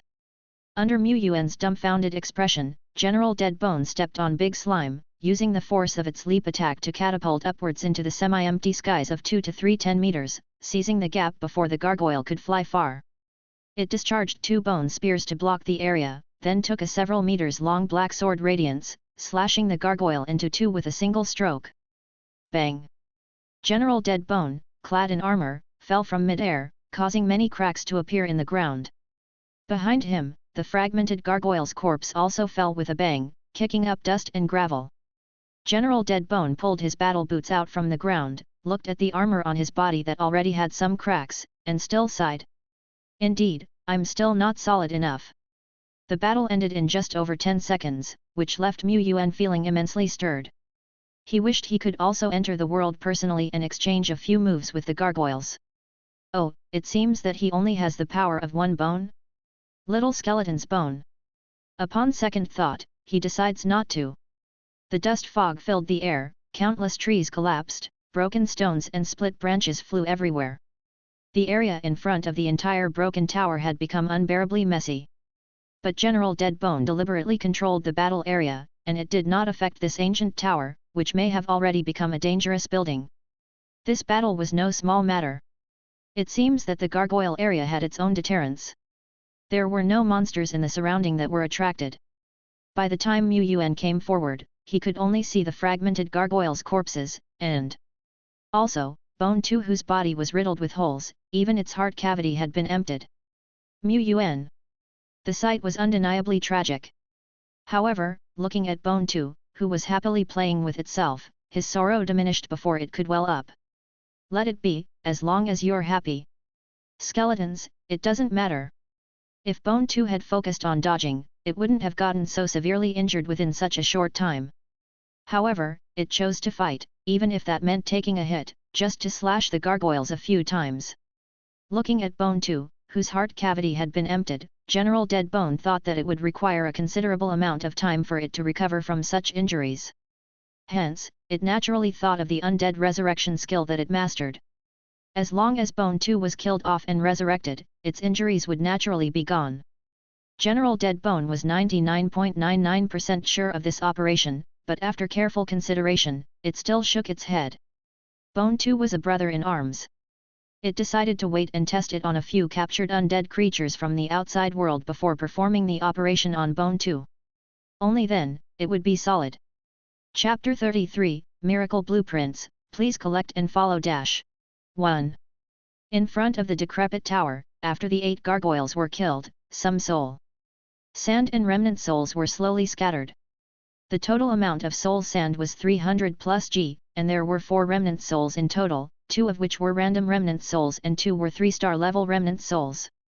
There were no rare remnant souls. Remnant souls above the rare level don't drop so easily, otherwise powerful players could simply slay all sorts of rare beasts, and high-level remnant souls wouldn't be so scarce and expensive on the market. Moreover, the gargoyles in front of him were substandard. In reality, exploring, hunting, and exterminating monsters and so on have limited benefits. These kind of tasks are mostly done by ranger players, and lord players are more interested in whether they can occupy some resource lands or find some treasures after the hunt. Ranger players? They are just workers, while the lord is the real boss who earns money by sitting back and relaxing. However, he, Yuan, was not a real lord. He had no income from mining, cultivation, trade, or taxes. He couldn't even compare to the veteran players who were not affiliated with any groups. He was just an ordinary green hand with a little evolution ability. For him, the drops from the 8 gargoyles were already a huge income. Moreover, Yuan fought the gargoyles for the safety of his territory and, secondly, for the tower in front of him. Yuan slowly approached this ancient civilization site. Up close, the tower appeared even more decrepit. Underneath the moss and vines crawling all over the exterior, visible cracks could be seen, some of which were half a meter wide, making one doubt the stability of the tower. The large door of the tower was already in ruins. Any skeleton soldier could tear off the entire door with a little bit of force.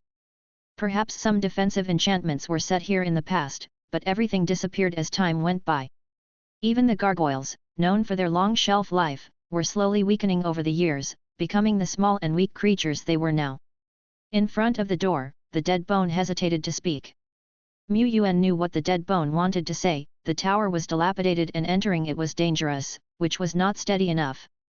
Yuan also felt it was somewhat unsteady, but only players could identify the information about the ranked treasures, only he could tell the difference. The others had no worth to him, even the dead bone, despite its emperor-like appearance, had no identifying ability, unless it could acquire the hero status, then it could possess various extraordinary abilities like the Chosen Lord. Besides, the knowledge that dead bone had was far less than that of Great Lord Shepherd. He had to enter this tower. Don't worry, even if the tower collapses accidentally, we still have Duo Lai. He pulled Duo Lai over. The big, soft, and large-bodied big slime was indeed an excellent cushion. As long as he hid under the slime cushion in a critical moment, he would be safe. Stable. As expected of our lord. Yuan entered the tower that had been sealed for countless years and looked around. The inside of the tower was a little messy. He saw many broken items that looked like research equipment scattered around. In a room on one side, he found some bottles and jars that might be potions, and there were a dozen ancient books randomly placed on a shelf not far away. However, the liquid in the potion bottles had dried up and nothing remained but some dark crystals. Those ancient books, possibly very valuable, had weathered away over time, and he could only vaguely discern some unknown symbols on them. Presumably, these were the written characters of the ancient civilization. Yuan couldn't understand, these items could not identify any information, obviously they were all unranked junk. Of course, he might also not know how to use them. Getting in touch with the ruins of an ancient civilization was too early for such a green hand like him. Even the existence of the ancient civilization was just something he had heard about. However, the ancient civilization probably did exist, but I don't know how long ago it was, what kind of civilization it was, whether it was human or some other race, etc. Yuan thought that Xian country probably had a certain understanding of the ancient civilization. After all, he, a green hand, could get some vague information about it from some not-so-old players, so what about the great lord of Xian country that had already established grand cities and vast territories? The world was deeper than he thought. And he was just a pure green hand who could only mingle in the newbie area. Killing a few gargoyles that were not even at the professional level was nothing to be proud of. They were just slightly more powerful novice monsters. In the time that follows, Yuan rummages through every corner, pulling out every item he can find in the tower and meticulously examining each one. Finally, he uncovers the truly valuable, high-priced, celebratory treasures. There are 2 in total. They are the only 2 treasures within the tower that can be identified, their number minuscule, but any one of them makes him feel that this trip was worthwhile, an absolute bargain. Miracle Building Blueprint, Mage Tower, Basic. Rank, Rare. Description, a special blueprint manifested by the laws of the universe. Simply choose a suitable location, unfold and input the required materials to construct a miracle building with special effects in a short time. 1. Note, this blueprint can only be used once. This is an arcane blueprint that emits a soft green light. Originally hovering slightly within a storage chest that has long rotted away, it appears unaffected by time and not a speck of dust on it. This is one of the most valuable treasures in the eternal world, the miracle blueprint. Yuan of course had heard of it. It's an item countless Lord players pursue. This Mage Tower, Basic, Blueprint and the Shaman Inheritance Stone are both of the rare rank, but the value of the former is probably hundreds of times more than the latter. This is due to the distinctiveness of the miracle buildings. Unlike self-constructed buildings, miracle buildings are not only easy to construct and expedient, but they also possess special effects. For example, some buildings can improve soul sand absorption by 200%, 300% during troop training. Defensive buildings, for instance, can operate against enemies without troops, and forging buildings can easily produce standard equipment with special attributes. The highest honor among miracle buildings is the troop buildings. It's rather hard for Lord players to obtain such a building. However, if one performs excellently in the Lord trial, they can be rewarded by the heavens and earth, giving them a decent chance of receiving a troop building. That's why countless whales are allured. Looking at the description of the Mage Tower, it appears to be a defensive building with some research capabilities. When you think about it, isn't this dilapidated tower under my feet a Mage Tower? Only a miracle building could remain standing after all these years. With the Mage Tower, my chances in the Lord trial have greatly increased. I must gather the necessary materials as soon as possible. The other artifact also happens to be a rare item. A special tool, to be exact. It's an exquisite-looking lamp, similar to a water bottle, embellished with gold outlines. It's covered in dust, looking quite worn out. If it weren't for the identification, Yuan would have thought it was simply a decorative item. God Monster Crystal Lamp, Rare. Description, rub the crystal lamp 3 times to summon a double-ranked god monster to command. Note, a single summon lasts up to 30 minutes, this tool's remaining usage. 2/3- God Monster, a rare 3-star troop. Of course, Yuan doesn't care about its rarity.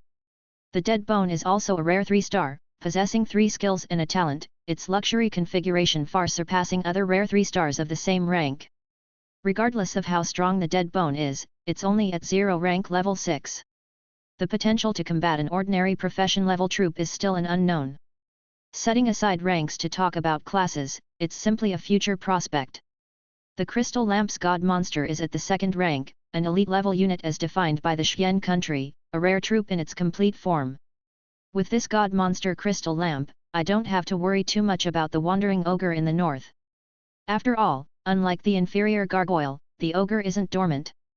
Being a rare wild beast, there's a high chance that it has reached the professional level. Of course, I'm not going to use the precious usage of the crystal lamp on a mere wild monster. As long as the ogre doesn't come to provoke us, we can wait until we have enough power to vanquish it. The most important thing is, with this crystal lamp, I can also be much safer in the real world, not having to be nervous even when selling items. It's just a pity that the crystal lamp only has 2 uses left, destined to be used only in crucial moments. Yuan thought, his greedy heart dissatisfied. Chapter 34, Transport Team Leader. After carefully storing 2 valuable treasures, Yuan stared at the pile of garbage identified as worthless in front of him, lost in thought. He was a bit reluctant to get rid of these things. He didn't expect any hidden artifacts from this pile of rubbish, he just felt that it would be too wasteful to throw it away, it was an antique after all. After a bit of picking through the items, Yuan took items like weathered books, expired potions, and broken equipment, and packed them up simply. He had no decent bag to carry everything, and the skeletons like Dead Bone couldn't weave a basket. It seemed like there was no equipment available that could store all the items. However, after he summoned the Dead Bone from reality last time, Yuan discovered some intriguing uses of the Lord's Seal. As long as the troops carried the items, he could then place the items into his mark space for safekeeping. Although he could not carry too much or transport to the real world, it functioned as a miniature spatial storage bag. It was just a bit on the smaller side. He glanced at Dead Bone. Take whatever you want from the remaining items. The more we can carry, the better. Even waste can be utilized. With that, he left the tower. Guys like Bone 2 and Bone 3 didn't have a clue about limits, and they might accidentally dismantle the tower. He wasn't worried if the tower got dismantled, he had already taken what he wanted. His concern was being inside when it falls. Soon, under the translation and command of Dead Bone, the skeletons walked out, each carrying some peculiar items. Some had bucket lids on their heads, some filled their armor with sand and rocks, but they were leaking out. The skeleton carrying the most items was Bone 2. It had stuffed some sundry items in its vacant chest cavity and other holes, truly making full use of its limited wit. The large slime, however, was not able to carry anything. If it was placed on it, it would slide off after a while. Placed inside it, it would easily cause indigestion and all sorts of accidents. They were just slimes, not a dimensional space bag, everything couldn't be dumped inside them. Wait, where's Duo Lai? His big fleshy footpad seemed to still be inside. At the broken tower gate, a blob of indescribable material squeezed out. It was a few sizes bigger than the big slime. At first glance, it seemed to be an ellipse-shaped heap of random objects, not resembling a slime at all. Upon closer inspection, one could discern it was a glob of mucus enveloping various bits and pieces. One still couldn't tell it was a slime though. Duo Lai. Guzhai. It couldn't move anymore. If it couldn't move, then carry fewer things. Yuan was exasperated, but Duo Lai simply couldn't bear to part with any of the objects. If it wasn't for the fact it couldn't pull any more, it would have tried to lug even more. After much coercion, Yuan convinced Duo Lai to adopt the batch transport method. Duo Lai's big eyes lit up like light bulbs, uttering Guzhai. It seemed to have learned a new method. Yuan, too, learned a new operation. It's settled, from now on, you'll be the transport captain, Duo Lai. G00, G00 Duo Lai would need to run a few more trips to bring all the miscellaneous items back to the territory, likely working till nightfall. But that didn't matter. The dilapidated tower was not far from the south of the territory. Given the power currently possessed by the territory, moving around at night was not dangerous. Yuan was pondering, since Duo Lai is so good at transporting things, why not dismantle the entire dilapidated tower and bring it back? After all, to truly build the Mage Tower, necessary materials need to be invested. In this case, the waste materials dismantled from the dilapidated tower could fill this gap to some extent, right? Whether it could or not, trying it wouldn't hurt. It would not take too much effort. Just Duo Lai's effort. No. Since Duo Lai is so eager to move things, it is very happy and very voluntary. Roughly speaking, it equates to no effort. However, since I've conferred Duo Lai as the head of the transportation team, I need to further evolve it. At the very least, after evolving, its capacity to transport should significantly increase. I should buy some remnant souls of Little Slime tomorrow at the association. After controlling the character back to the territory, Yuan takes a rest. He switched to the Taishian forum. What the new players in the newbie area talked about the most was the resource assessment that had attracted the most attention recently. One after another, the slightly hopeful newcomers were continuously jockeying for the spot. Even those players whose family conditions were not affluent bought remnant souls by spending all their fortune, just to vie for the resources distributed by the association. After all, the more ordinary players wanted to get through the Lord trial, the more they needed to seize this opportunity provided by the officials. Yuan considered that he had a bit of evolution ability and was confident about getting through the Lord trials, but for an ordinary player who can pass the Lord trials without needing the benefits from the officials. These existed, but were more noticeable. Moreover, who doesn't love benefits, especially when they are free? Being a poor ordinary person, Yuan was quite covetous of this valuable benefit. Defense troops are one thing, but it's rumored that the officials' newcomer support pack includes miracle blueprints for defense structures. Of course, it's not like the rare level miracle blueprints like the Mage Tower, but even ordinary level miracle blueprints are valuable and play a huge role. As for him, it's not even a matter of not being able to afford them. He doesn't even have a channel to buy them. Mu Yuan seriously suspected that the forum trade area he saw was simply a trade area for new and ordinary old players. He had never seen anything like the miracle blueprints. Of course, the possibility that Lord-class commodities had strategic value and were under control was not ruled out. He suspected that only by mixing into the Lord Circle could these commodities be purchased. Mu Yuan coveted blueprints as well as universal resources like soul sand. Not only that, after the assessment, officials will disclose some Lord data to players, including key points of territory construction, conditions for territory upgrade, how to obtain high-quality territory citizens, and so on. This information is even more important to me. In the eternal world, there are naturally ordinary citizens, but his territory is located in a wild area where players are rarely seen, let alone ordinary citizens. In the cities of great lords, there live countless territory citizens.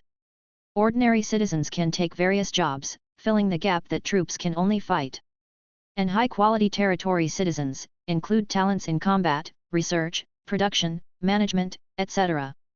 However, ordinary people in the eternal world seem to come not only from reproduction but also from many other sources.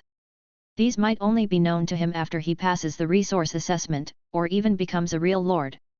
The assessment day in Bayun State is tomorrow.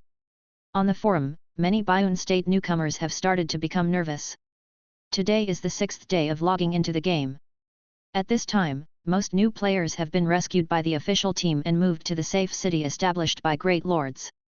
The remaining new players are all trying to compete for resource benefits. Many newcomers are not very confident, but what if they pass?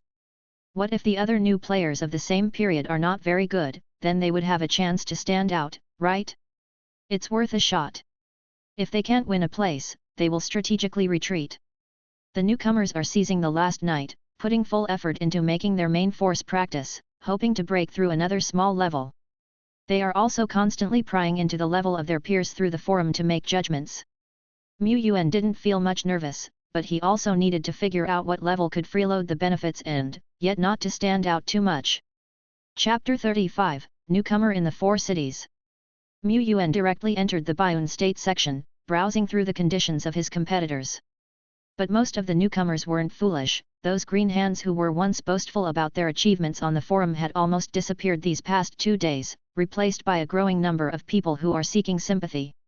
Hell, I attacked a gang of goblins today, unexpectedly encountering an ambush that cost me 2 of my generals. Shit, the resource assessment is tomorrow, how am I supposed to live? How? Below were a host of fellow heartbroken players. The heartbreaking lament seemed to leak through the forum. I had the same experience. My poor generals died so tragically. Who doesn't suffer from this? I originally went out today to earn a little money for my troops, but I ran into a level 7 big goblin. If it weren't for my men protecting me at the cost of their lives, I might not have been able to return. Even so, I lost 3 spearmen. There's no hope for the assessment tomorrow, sigh, one should just give up. Well, I envy you guys who lost troops, I'm different. I only have a few soldiers in total. Tomorrow, I'll just go to the association to join in the fun, acting as green leaves for the big shots. Exactly. My entire domain is only 3 goblins, I'm just here to make up numbers. The person above, you're not as bad as me, I only have 1 little skeleton left in my whole domain. After reading, Mu Yuan fell into silence, his mouth twitching. You guys aren't even trying to make your stories convincing. However, it seemed that among these sympathy seekers, there were a few that really expressed their sorrow. Either they were extremely good with words, or they were honestly unfortunate. Their main forces had suffered massive casualties. However, it was only a few of them who suffered so much. As more and more fabricated sob stories were posted, even honest people could see what was going on, and the initial few who were genuinely unfortunate also fell silent. Damn it! It was a particularly peaceful night in the domain. Watching Bone 3 kill several grey wolves with a crackle, Mu Yuan nodded slightly and closed his computer. Because of the numerous tasks for tomorrow, not only the resource assessment but also the need to take the rare opportunity to go out and purchase various supplies, Mu Yuan ate a red blood fruit, exercised a little, and then went to bed early after washing. The night passed without a word. The deep night in Beijiang City was quiet and peaceful. Only in the other world, skeleton soldiers and little skeletons patrolled the domain dutifully, wielding their cutlasses to stab through the bodies of monsters, causing blood to splatter around before they carefully picked up the soul sand that emerged. Some of the new little skeletons weren't very smart and didn't understand what soul sand collection was. At this point, the older skeleton soldiers would knock on their skull and patiently teach them. This custom passed down among the skeletons. On the next day, Yuan woke up early. The morning light was dim, wisps of brightness gradually breaking the darkness that had enveloped everything overnight, bringing hope for a new day. The resource assessment begins at 8:30 in the morning and will be conducted in batches, but I need to go there earlier to gather some information and develop an appropriate battle plan. In addition, the Players' Association will probably be much livelier than usual today. I might be able to acquire more little skeletons and remnant souls of slimes. Yuan glanced at the situation in his domain. Last night, monsters were quite enthusiastic, sending 3 waves in total. One of the waves dropped a remnant soul. He maneuvered his character to a rundown wooden house that was tentatively designated as the warehouse and checked the stock. Aside from the 4 rare level items, among the common level items, the most valuable were the remnant souls. Among them, there were 2 3-star copper remnant figurines and 6 regular random remnant souls. In addition, there were 525G of soul sand, as well as various common materials worth about 30040 OG of soul sand. Conclusion: he was still poor. He was extremely poor if he ignored the sellable shaman inheritance stone and 2 3-star remnant souls. If he were to supply all of his troops for cultivation, 500G of soul sand would only last a little more than a day. Of course, it was impossible for troop types to be cultivating 24/7, and aside from the top-tier whales, nobody could probably supply soul sand to all troop types.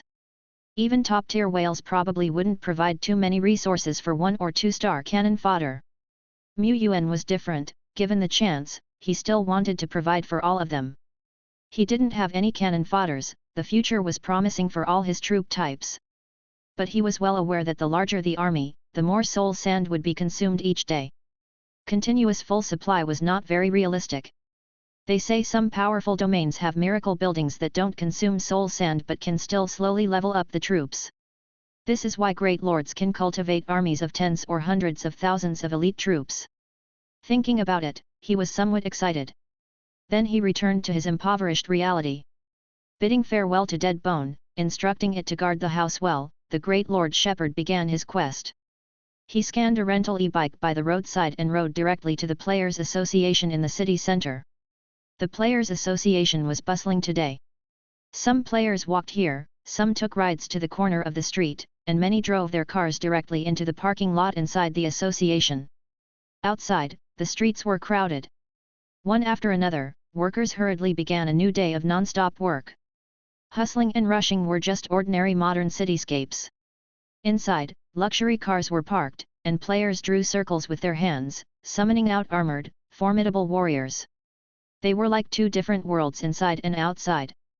After all, the Xian country's authority had regulations that forbade revealing supernatural power in front of ordinary people. But inside the association, everyone was a player or knew about the existence of the supernatural. As long as they didn't bother others or damage public property, they could show off however they wanted. There were even practice areas and an arena inside the association free for player use. They could have troop exercises and personally witness their troops' power in reality. Yuan also wanted to try a bit, but only a tiny bit. How could he possibly summon Dead Bone in front of everybody? He was a low-key, common player. Moreover, once the Lord trial was completed, he could likely witness Dead Bone's power in person. That wouldn't take long. Traffic of players inside the association today was non-stop. Even those not preparing for an assessment, most of the newbies would also come to join in on the fun. Especially now that most of the newbies had already moved to the safe area, where there wasn't much survival pressure. Wasting 1 or 2 days doing nothing didn't matter. It was just to make up for the nerves being on edge these past few days.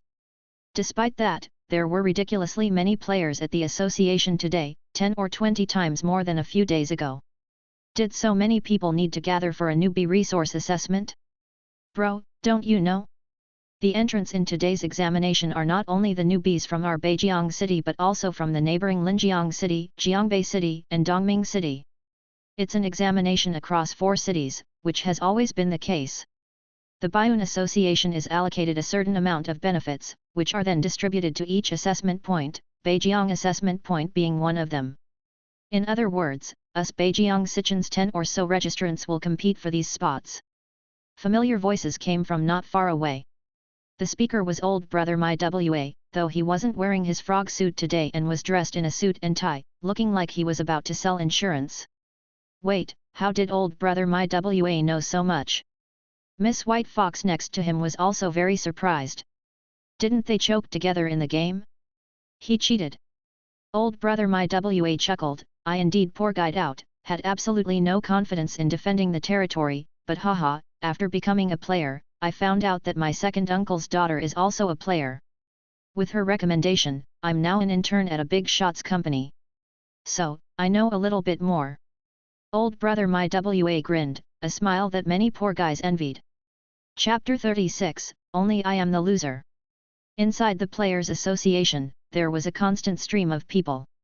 Most of them were new players from this season. New players, who didn't intend to compete for the status of Lord, had almost all relocated to safe cities, where they no longer had to worry about survival. They didn't have to live in fear anymore, and their spirits were no longer oppressed. However, the newbies soon realized that while choosing a simple, worry-free life spared them from danger, if they wanted to grow stronger and truly wield supernatural power, they still faced a difficult journey. They still had to go out and hunt, earning a little bit of soul sand. They still had to pay the rent for the eternal world and lease tangible goods from the altar from Lord players. They were still working-class folks, leading a hard life with limited income. After a lot of newbies familiarized themselves with the forum, they realized that ordinary players without background, talent, or luck also had a tough time. Unless they chose to give it all up and lead a simple life. Some veteran players were still weak after 2.5 years of playing. However, if they could join bigger powers and be nurtured, they could rise rapidly. Even if not, they could earn a stable salary and steadily improve while holding a secure job. These were the people ordinary players envied. The person called one-handed information dealer who promised no middlemen making profit was a famous figure among the newbies. It was said that he was also a big figure among the veteran players. After all the posts made by one-handed dealer in the newbie area were officially certified. This was treatment that ordinary players just couldn't receive. Working for one-handed dealer's company? I envy you. Not only is the income high, but the job is also safe and relaxing. Miss White Fox couldn't hide her jealousy. Just a while ago, all of them were struggling in the same situation. Yuan, old brother My Wa, White Fox, and Liver Emperor had been in contact over the past few days. They even agreed to meet here yesterday. All that was missing was Liver Emperor, probably because he had been gaming until the middle of the night again. Seeing that old brother My Wa seemed to have some inside information, Yuan decided to subtly probe him. I'm not sure exactly how many spots we have for this term's Beijiang assessment point. It could be anywhere between 10 to 20. After all, I'm just an intern. But, I do know some information about the top new players. See that guy over there, the chubby one whose forum ID is I'm not unlucky? He's the lucky player of this season, started out with 3 3-star skeleton soldiers. These particular skeleton soldiers are the best of the 3-star troops. They're fearless in battle and don't have as many quirks as goblins. Thanks to this spectacular start, his troop army swelled rapidly and must now number in the 10s if not 20s. He is a strong candidate for this round's spots. You see that macho man over there? His ID is Macho Man. He only started with a regular bunch of goblins and is otherwise an ordinary man. But he is a fighting powerhouse, he has killed many monsters single-handedly, and it's said even 3-star monsters like the grizzly bear have been slain by him. This is a man who could tear 3-star solidars apart with his bare hands. Yuan had noticed this person quite early. He was too eye-catching, with a towering, muscular physique. His well-defined, exposed muscles, coiled like pythons, and his shiny bald head, reflected the identity of a formidable powerhouse. He sat there, like a mini giant, exuding a terrifying aura. Are you sure he isn't a superpower? Of course, his muscles may seem overdone, but they're not impossible for any regular person who works hard. If he were a superpower awakened from birth, his abilities would be much more remarkable. He's still just an ordinary man. Mu Yuan then looked down at his own smaller frame.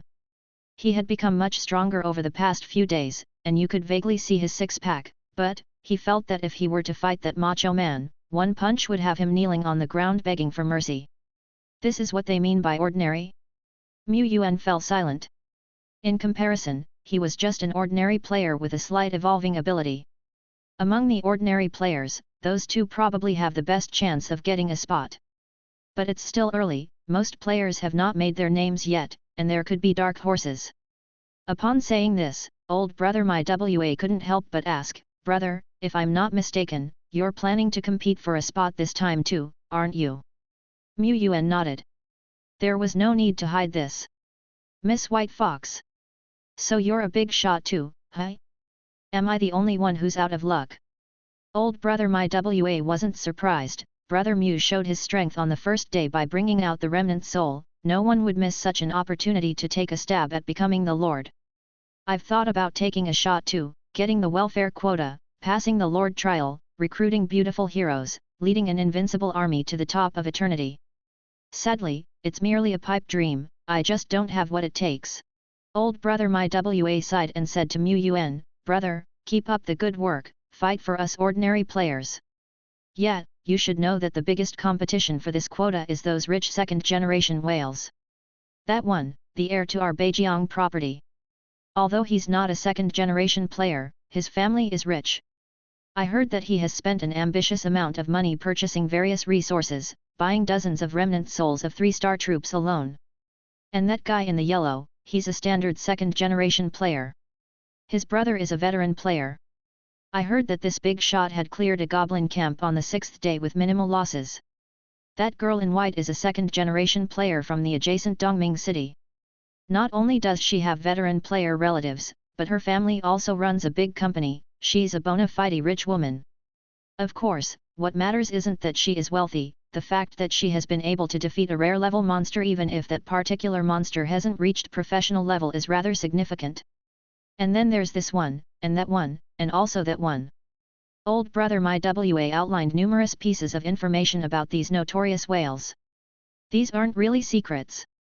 Compared to ordinary players, the whales are more showy. Plus, no one can keep a low profile when they're buying up all kinds of resources.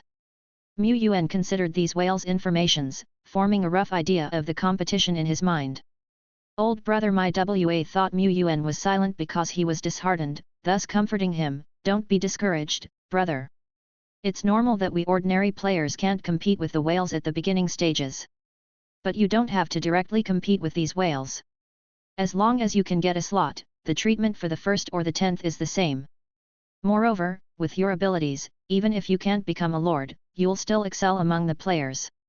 Mu Yuan was, of course, not disheartened. He was just deciding which type of troops to use. He definitely wouldn't send out the dead bone. And bone too, now a skeleton warrior, he didn't plan to summon it either. But not be too low-key either. Only by showing off his talents appropriately could he access more opportunities. After all, there were also whales and players with recessive talents among the ordinary players. Being a little stronger was within reason and would not lead to coveting. Having said that, his talents might be a bit stronger than what others expect. Since this is the case, he would go with this lineup. He contemplated, while Miss White Fox came to his defense. Isn't this selection process a bit unfair to us ordinary players? Old brother my WA nodded then shook his head, it does seem a little unfair, but money is a kind of power after all. Besides, from what I understand, Xian country's strong support for newbie lord is because they want to see more territories emerge, to expand our country's influence in the eternal continent. Whether they're ordinary players or whales, it's all the same to the country, as long as they're lords of Xian country. Layer by layer, the association was getting crowded with players. The Liver Emperor arrived as well, sporting his distinct dark circles under his eyes, looking as if he might drop dead at any moment. Did I oversleep again? He scratched his head. A few of them walked toward the assessment area. Soon, it would be time for the candidates to draw their exam numbers. With a hopeful gaze from old brother my WA, Mu Yuan went up to draw his number. The Liver Emperor followed suit, drawing his number as well. Miss White Fox. She looked at Liver Emperor with his black circles, my WA who already worked for a big business, and the dashing Mo Yuan. A question mark slowly appeared on her forehead. Am I the only noob here? Chapter 37, My Turn, Summon. Mu Yuan drew his number. Number 54. He was contestant number 54, roughly in the middle of the contestants. Maybe he could get through today's test before lunch. Good, he wouldn't have to waste another afternoon. He looked at the young man with dark circles under his eyes, signaling with his eyes. Liver Emperor said, I'm number 98, it's a bit late, no, on second thought it might be more advantageous to go later. I can grind for another half day before the test starts, maybe level up my main force. Okay, time to grind. Many players were thinking the same thing. Soon, the two of them bid farewell to old brother My WA, following a staff member to the designated waiting area to wait for the start of the test. The so-called waiting area was actually quite spacious, where the players could either mingle with each other in the hall, or continue their games in private rooms. However, all a player needed to grind was a phone, whether they went into a private room or not did not matter. Many rookies were waiting for their turn while logging into the game to check on their status and take actions. Liver Emperor was the most industrious of them all. He seemed uneasy if he weren't grinding for a moment, his gaze was glued to his cell phone screen, manipulating the controls non-stop with complete focus. The game screen of each player could only be seen by themselves. To others, the players were just continuously tapping on the locked screen of their devices, looking like they were losing their minds. Mu Yuan couldn't see Liver Emperor's game status, and even if he could, he wouldn't spy on him. What he saw was that Liver Emperor's operation volume was quite large. Probably, he was manually setting up detailed plans for each kind of troop, maximizing efficiency. The other players were too, more or less, grinding. Mu Yuan took out his phone, opened his game and glanced at it, then fell into deep thought, should he rest, drink tea, or drink coffee? He was in a dilemma. He wanted to grind too, but Deadbone was already leading the team to explore, and he didn't need to worry about it. At most, he could send Battle Falcon to contact Deadbone and check on the situation. For the rest of the time, he just needed to watch as the resources and evolution points increased one by one, taking pleasure in it. Even the whales were grinding at this moment. They might not need to worry about not passing the test, but they still had to seize the time to develop their territories. Wasting time was a disgraceful act. Under such an atmosphere, Mu Yuan felt that he did not fit in with the rookies around him, which was quite uncomfortable. However, on second thought, shouldn't a lord delegate tasks to his subordinates? He was just learning to act like a lord in advance. The resource test was divided into two parts, a written test and a martial test. The written test examined the player's control ability and micro-operation skills when using media, which only accounted for 20% of the score. The test could be done quickly, and it could be over in a snap. The real test of a player's potential was the martial test, which examined both the level of the player's troops and the player's real-time control and command ability. The content of the test requires players to last for a certain period of time under the examiner's control. In the end, the examination group will score the players based on their performance. The top 16 scorers will receive this term's Rookie Lord Support Package. Mu Yuan delved into the test information distributed by the staff. Soon, the first part of the written test began. At the same time, outside the waiting area, countless newcomers who did not participate in the test but came to join in the excitement were eagerly looking forward. They couldn't enter the test site to see the battles up close, and there wasn't any live broadcast of the test site. However, the huge display screen in the association's hall was scrolling the test scores of each candidate. First place, contestant No 066, 20 points. Second place, contestant No 054, 19.8 points. Third place, contestant No 101, 19.1 points. Fourth place. Soon, the scores of more than 100 testers were listed on the large screen. Among them, a golden line was drawn between the 16th and 17th places, separating them like heaven and earth. So, it means that there are 16 quota spots for this term. Old brother My WA stroked his chin. Miss White Fox stared at the leaderboard, her eyes suddenly brightened. Hey, I remember brother Mew is number 54, right? He's unexpectedly ranked second? This is astonishing. That means his spot is secured, and he will soon become a lord, right? Old brother my Wa was also somewhat surprised, but then shook his head. No wonder brother Mu could reach Remnant Soul on the first day. His operation skills are indeed something, no, should say that they are superb. But if I'm not wrong, the first round of the written test just ended, and the written test score only accounts for 20% of the total test score. It's a secondary part. Whether brother Mu can secure a place in the top 16 depends on his performance in the martial test. I can only say that his start was good. However, the martial test is where the whales have the biggest advantage. Old brother my Wa genuinely hoped that brother Mu could pass the test and continue the dream that he had not yet begun. Moreover, if brother Mu became a lord, he could curry favor and initiate trades, which would allow him to gain full member status in the trade consortium faster, leading to promotion and salary increase. However, it's hard. Only the Ou Huang who leads the skeleton soldiers and that macho man seems more secure as peasant operators. The others. And brother Mu? Although he reached Remnant Soul on the first day, compared to Macho Man and Ou Wang's achievements on the first day, he was still somewhat lacking. These two were far from those true whales. Hope brother Mu could secure a passing spot. The time began to tick away slowly. Although the rookies couldn't see the battlefield and there was no text-based report, they were still engaged in heated discussions. The martial test has just reached the 20th entrant. Currently, contestant number 007 is ranked first with a total score of 71.2. What does this score mean? A green hand asked. Then the knowledgeable veteran players began to explain, this score is quite good. The martial test is not as simple as the written test. It's good to get a passing score of 60%. With contestant number 007's total score of 71.2, it's safe to say that he has locked up a spot for advancement. As the test continued, the ranking on the leaderboard quickly shifted. Contestant number 007 gradually fell to the second and third places. The early front-runners, numbers 66 and 54, had naturally fallen off the radar. In the exam venue. Pow! A spearman brandished his long spear and charged like a dragon. With a stab and a sweep, he cleared several thugs from the field.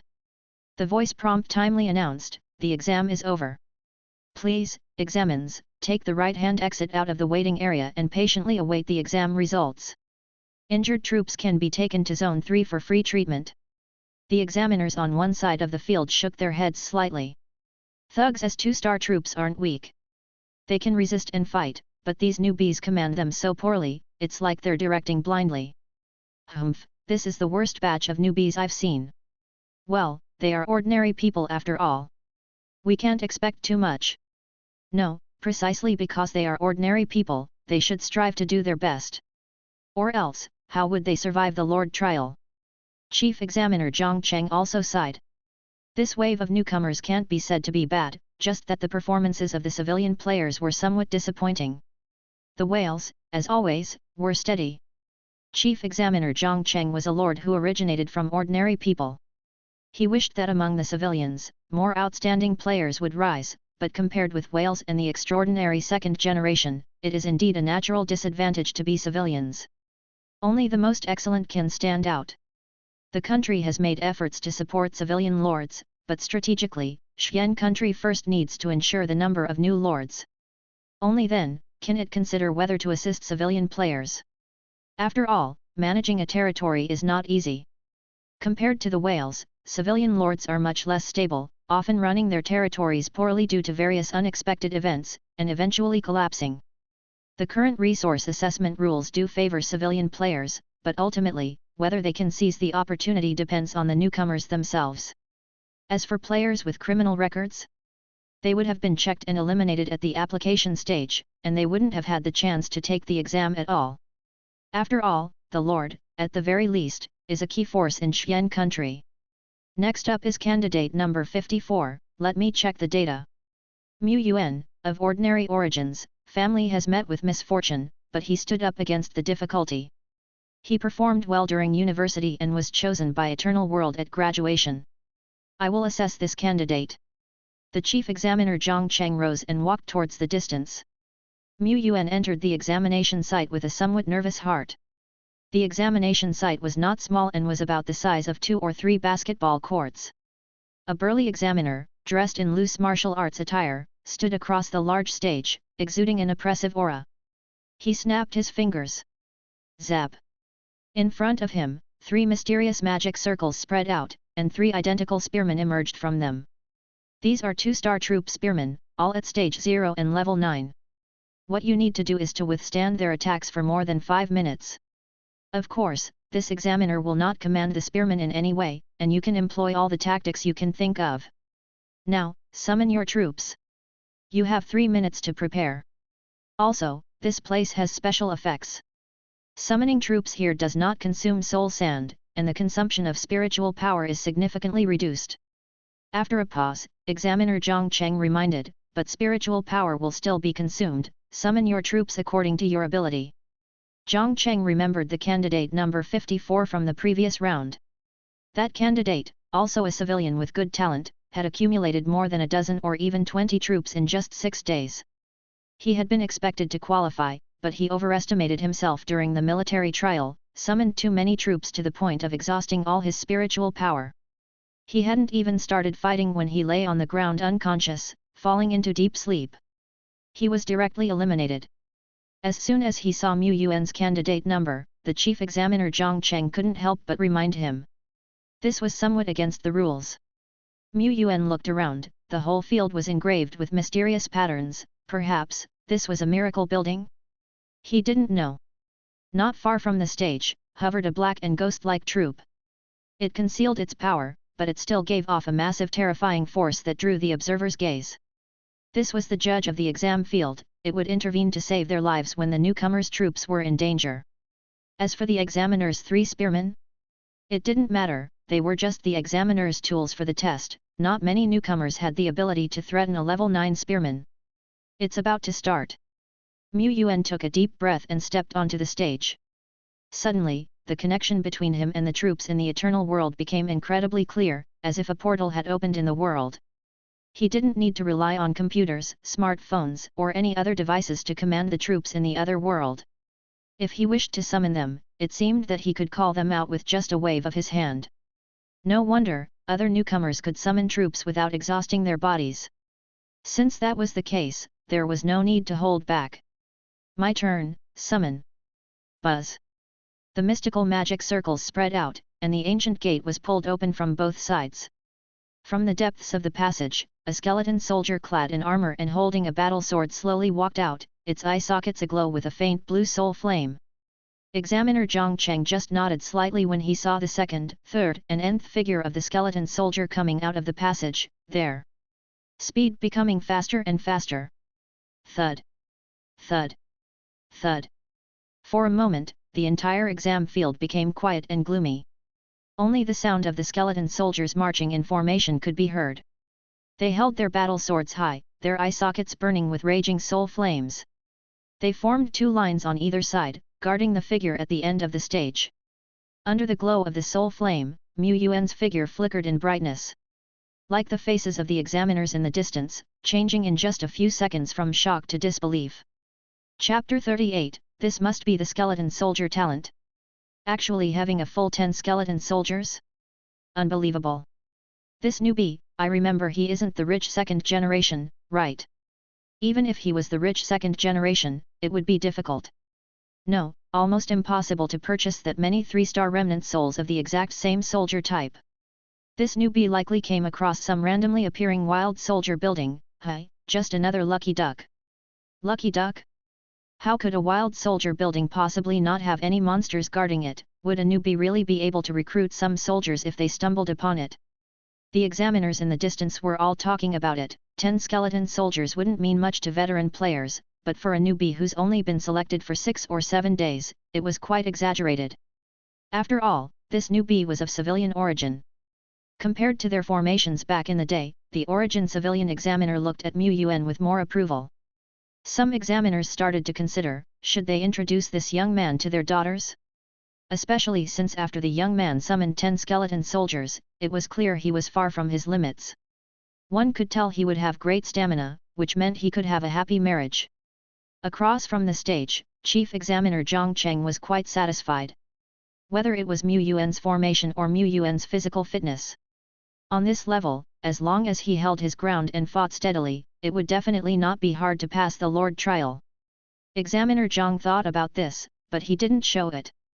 He merely reminded, "You still have 2.5 minutes to prepare, you can familiarize yourself with controlling the soldiers." Across from him, Mu Yuan was slightly panting. For one, he had to somewhat act out of respect for the other candidates, and second, he indeed had some physical and spiritual consumption. If he had summoned Bone 2, Bone 3, or even Dead Bone, the consumption would have been smaller, but this time, summoning an evolved skeleton soldier did take some toll on him. He was indeed still too weak, far inferior to the macho man next door. While thinking about this, Mu Yuan also noticed the difference in actual control. In reality, he only ever summoned the Great Dead Bone. Dead Bone was different from other skeletons, it had strong autonomy and never needed his control. Only now when he tried did he realize, it was as if a thread of consciousness was connecting him and the 10 skeleton soldiers together. He didn't need to speak or give any eye signal, just a thought was enough to command these skeleton soldiers to do what he wanted. And, the control was much more precise than computer control. At least, on the computer, he could only control the skeleton soldiers to attack, defend, or move left by 30 centimeters, but now, he could also specifically command the skeleton soldiers to attack the upper or lower lane. However, more specific operations, such as the Millennium Kill, Deadly Attack, and other moves, still depended on the specific comprehension of the soldiers.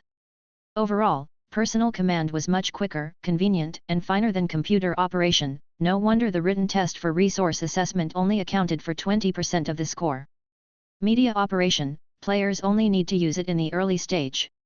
However, actual control was not without its flaws. Mu Yuan thought about this spiritual link, it seemed to consume his spiritual power. The more soldiers he controls, the greater the consumption. At the same time, his control range was only 50 meters, exceeding this limit would lead to disconnection, lag, delay, and other symptoms. This needed attention. Although Mu Yuan had called out 10 skeleton soldiers, causing much more of a sensation than his opponent, the highest level of his skeleton soldier, Bone 4, was only at level 5. Most of the skeletons were only at level 3 or 4, far inferior to his opponent's level 9 Great Perfection Master. At most, he only had a slight advantage in terms of grade and number. Examiner. You call this slight advantage? But in Mu Yuan's view, if he didn't use any skills, his total combat power would not be much higher than his opponent's. This battle was at best of a 70-30 or 80-20 ratio. At this moment, the burly examiner Zhang snapped his fingers again. Out of the sparkling of his snapping fingers, 2 figures emerged. They were 2 big, burly, and muscular goblins. Not only were they 1 star higher in grade, they were also level 9 Great Perfection veterans. Their body emitted a terrifying oppressive force. Mu Yuan. You don't respect the rules of the game. Examiner Zhang smiled. With your formation, I can't see your command abilities from just 3 spearmen. It's quite reasonable for me to add in 2 big goblins, right? Of course, no matter how this battle turns out, you will have a spot in the qualifiers, and if you can defeat this 2+3 formation, I'll see to it that you receive some additional newbie benefits. The full title was Genius Newbie Support Benefits, only aimed at civilian origin players. However, this support was sometimes not activated even once in a year.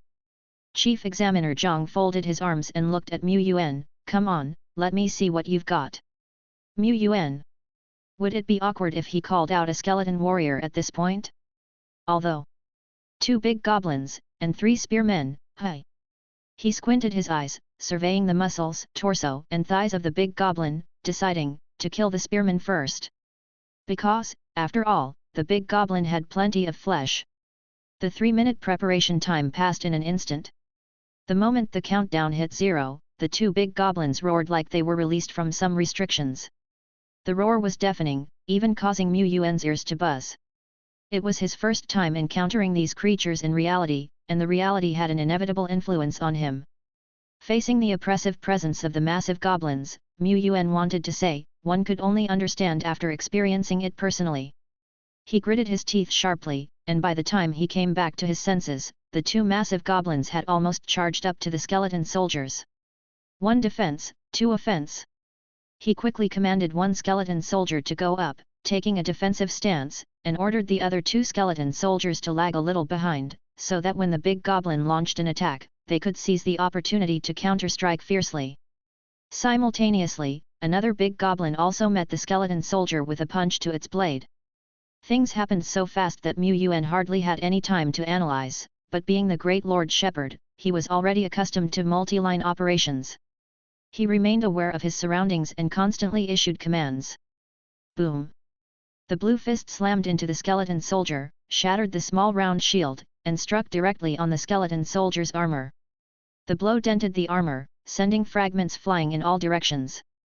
A piece of broken armor flew towards Yuan, expanding rapidly in his pupils. Thump! When the fragment pierced the body of a defending skeleton soldier, Yuan discovered that he was surprisingly calm. Without rushing, he let the other skeleton soldiers seize the chance, gripping their combat knives as they fiercely slashed at the big goblin's legs. A life-for-life slash. Perhaps they had gotten used to the cleave, their slashing was especially intense. Just a few strokes brought about significant effects. Both big guys suffered from debuffs like slow and bleeding. This was the downside of not having a commander. Although, within this short period, 3 of Yuan's skeleton soldiers were also wounded, their armor dented, but they quickly got up and continued the fight. Battle! Battle! This was a real bloodbath. Even if the skeleton soldiers didn't bleed, the big goblin and the spearmen did bleed red. Yuan adhered to the strategy of outnumbering the enemy, trading injuries for injuries. However, the level of skeleton soldiers was, after all, low. As he juggled with the big goblins and gradually eliminated the 3 spearmen, 2 of his skeleton soldiers were also knocked out, and 3 nearly lost their battle power. He was left with only 5 units of combat power. On the other side, there were 2 wounded big goblins who were still raging furiously. It was time for a bayonet fight. Bone 4-1 picked up a fallen combat knife from the ground and took a cold shot at the big goblin. Next, relying on its speed advantage, it continuously distracted the big goblin, who was injured and had difficulty moving. Sometimes it would pick up sharp objects from the ground to throw and distract, sometimes it would seize an opportunity to land a swift, cold slash when the big goblin's attention was on other skeleton soldiers. After a long, drawn-out battle of over 10 minutes, the 2 big goblins finally collapsed due to excessive blood loss. At that moment, Yuan still had 4 skeleton soldiers left and won the battle with a small but decisive advantage. Examiner Zhang. Other examiners. As a matter of fact, this was an impressive strategy. The troops performed sturdily, the newcomers' commanding skills were excellent, but the fight earlier appeared fierce, suggesting a life-or-death situation. Why did it suddenly turn so sleazy? This command is really astounding. A strategy that can win is a good strategy. Zhang Cheng, as a top player among the players and an on-site command examiner, saw more than others. In this battle, the strategy was indeed brilliant, but the steady elimination of the 2 big goblins also stemmed from the atypical combat power of the skeleton soldiers. They were stronger and more agile than average skeleton soldiers. So that's how it is. Zhang Cheng understood, he understood it all. This must be the skeleton soldier's talent that's yet to be fully awakened. Chapter 39. With players becoming stronger and stepping into the first-order professional level and second-order elite level, a tiny minority had a chance of awakening their talents. However, research indicated that these talented players who could awaken their talents already showed extraordinary promise even before their talents manifested. This was known as recessive talent. The probability of extraordinary second-generation players being born with talents was much greater than that of ordinary people. However, when the base number of ordinary players increased, one hero after another emerged. There were many types of talents, but they could essentially be divided into 2 categories: individual talents and strategic talents. As the name suggests, individual talents included abilities like fire and water spouting, telekinesis, spiritual links, and so on. Strategic talents, on the other hand, affected groups. A player with a shooting talent could command ranged units, giving them longer range and faster shooting speed. A player with spearman talent could boost the damage output of their spearmen, and also had a higher probability of recruiting this type of unit when using a random remnant soul. This was a type of compatibility. Born to be compatible with the spearman. Yuan, this young man, was naturally compatible with skeleton soldiers. He commanded with great calm and good tactics, making him an invaluable talent. Even if the talent only enhanced ordinary 3-star skeletons, it was not bad at all. After all, the basic units still made up the majority of the army commanded by a great lord. Moreover, this young man was incredibly lucky. Otherwise, even with his latent talent for skeleton soldiers, it would have been impossible to train them to be this deft in just a few days. This clearly indicated the unlocking of wisdom. Examiner Zhang looked at Bone 4, who had just scored a double kill. Your skeleton soldier is very good. It's worth nurturing.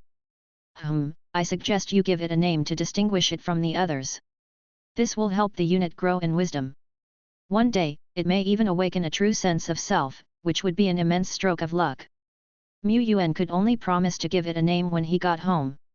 He couldn't really tell them that the skeleton already had a name, Bone 4. It meant it was the fourth skeleton soldier, with 3 older brothers. This morning, the third brother, Bone 3, had just evolved to the skeleton warrior level. Since this was the examination venue, and he had received praise from Examiner Zhang, he was sure to get extra benefits. Yuan then led his group of battered skeletons away from the hall through a side passage. Well, he definitely couldn't move all these crippled skeletons by himself. The mark of the chosen couldn't include them all either, so the sentries summoned by the on-site staff had to carry one each into the treatment room. Undead? Head to room number 8.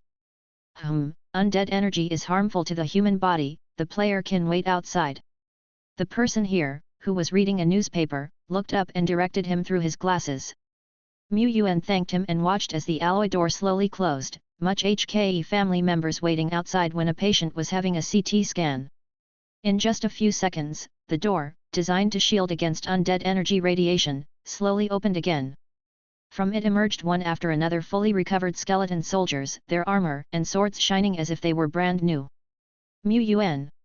He felt like he had missed out on an opportunity to score free equipment. Considering that it had been difficult for Bone 4 and the others to come out, Yuan felt it would be a waste not to make use of this opportunity. So, surrounded by a group of skeletons, he headed to the training area next door. He wanted to practice manual control.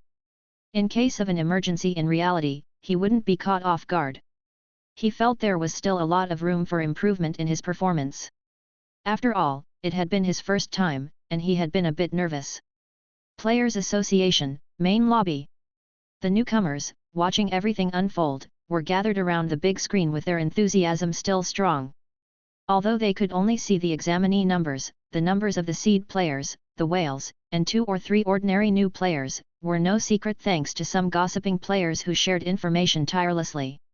Master Tan, who's currently at the top of the rankings, is truly deserving. He's the heir of Beijiang property, after all. He's so powerful because he's rich, I'm really envious. Even our elite player Ou Huang from our ordinary player group can't compete with him. I heard Ou Huang has several skeleton soldiers and has developed very quickly. But in the end, an elite player is no match for a whale. Forget about competing with Master Tan, Ou Huang has dropped to the 4th place. Indeed, Master Tan is impressive, particularly his ability to throw money around. Though he's not a second-generation player, his family is undoubtedly wealthier than many veteran players. Master Tan isn't going to monopolize the leaderboard indefinitely, is he? All the second-generation players can't surpass him? Ugh, you second-generation players need to step up. The crowd mused, counting the rookie bosses who had not yet been assessed. Number 66, 77, 96,101. As for number 54? Apart from my WA and White Fox, no one cared about such a random number. People were only concerned about whether the rookie bosses could reach the top of the leaderboard. They just wanted to enjoy the spectacle, and witness a bloody struggle. There it is. The new leaderboard champion has arrived. Let's see, wait, who is number 54? The hall fell silent for a moment. The crowd exchanged puzzled glances, surprised, shocked, and bewildered. Only in a certain corner, old brother My WA and Miss White Fox exchanged glances, simultaneously letting out a scream of disbelief. Holy shit! Yuan had no idea that he, just an ordinary new player, had summoned some ordinary skeleton soldiers and was unexpectedly awarded a high score by the very talent-loving head examiner. Seeing this, the other examiners also gave high scores one after another. After all, this was a newcomer who had received genius support. His future was promising. Even if his current strength was not as strong as the top whales, it was reasonable for him, a commoner, to score higher. It was all within the allowed rules. Yuan, I don't want it, though. But since he had it, he had to accept it. In the future, if he wanted to compete for a variety of resources, he wouldn't be able to keep a low profile, would he? Sigh, he was just too outstanding. Yuan originally planned to complete the assessment, have lunch outside and then leave, but forgot that the resource distribution would only take place after the assessment was completely finished, and all the quota were finalized. Even though he had already secured his slot, he still had to wait. Yuan had no choice but to seize the opportunity to sell off a few scattered remnant souls, and buy little skeleton and slime remnant souls from several stalls. No joke, due to the large number of players in the Players Association today, all kinds of remnant souls were plentiful. Yuan left the territory matters entirely to Dead Bone, and wandered from booth to booth himself, choosing, haggling, and after a busy half-day, he finally completed his shopping task for the day. I really worked hard. But the gains were quite extraordinary. I bought a total of 10 little skeleton remnant souls, 10 slime remnant souls, and 1 falcon's residual soul. And coming up is today's highlight, the excellent newcomers support package from Xian Country's authority. By evening, the assessment was over. Under the guidance of the staff, the 16 excellent newcomers, who had won the newcomer support packages, went to the designated location to collect their resources. Yuan looked around, and sure enough, most of them were the seed newcomers introduced by old brother Wa. Among the rest of the strangers, he surprisingly discovered a familiar figure. Liver Emperor. Did you pass as well? I was lucky and just made the cut. Thanks to the half-day I spent grinding earlier. Same here. After Liver Emperor passed the assessment, he continued grinding obliviously, but he had vaguely heard the rumors about candidate number 54. Wait, his lackluster pupils gradually focused on Yuan. He slowly typed a question mark, you call this luck? Compared to me, who just barely passed, you're leagues ahead. I must have not grinded enough, I need to work harder. Chapter 40, The Path of the Lord. Soon, the 16 outstanding newcomers followed staff members to the award ceremony. There were not many spectators here, but the place was grandly and solemnly set up. Yuan understood this well. If Xian Country was going to provide such strong support to newcomers and award them, the ceremony had to be formal. This was reasonable. He didn't feel restless at all. But some of the rich second generations felt the ceremony was too small with too few spectators, unaccustomed to not being praised.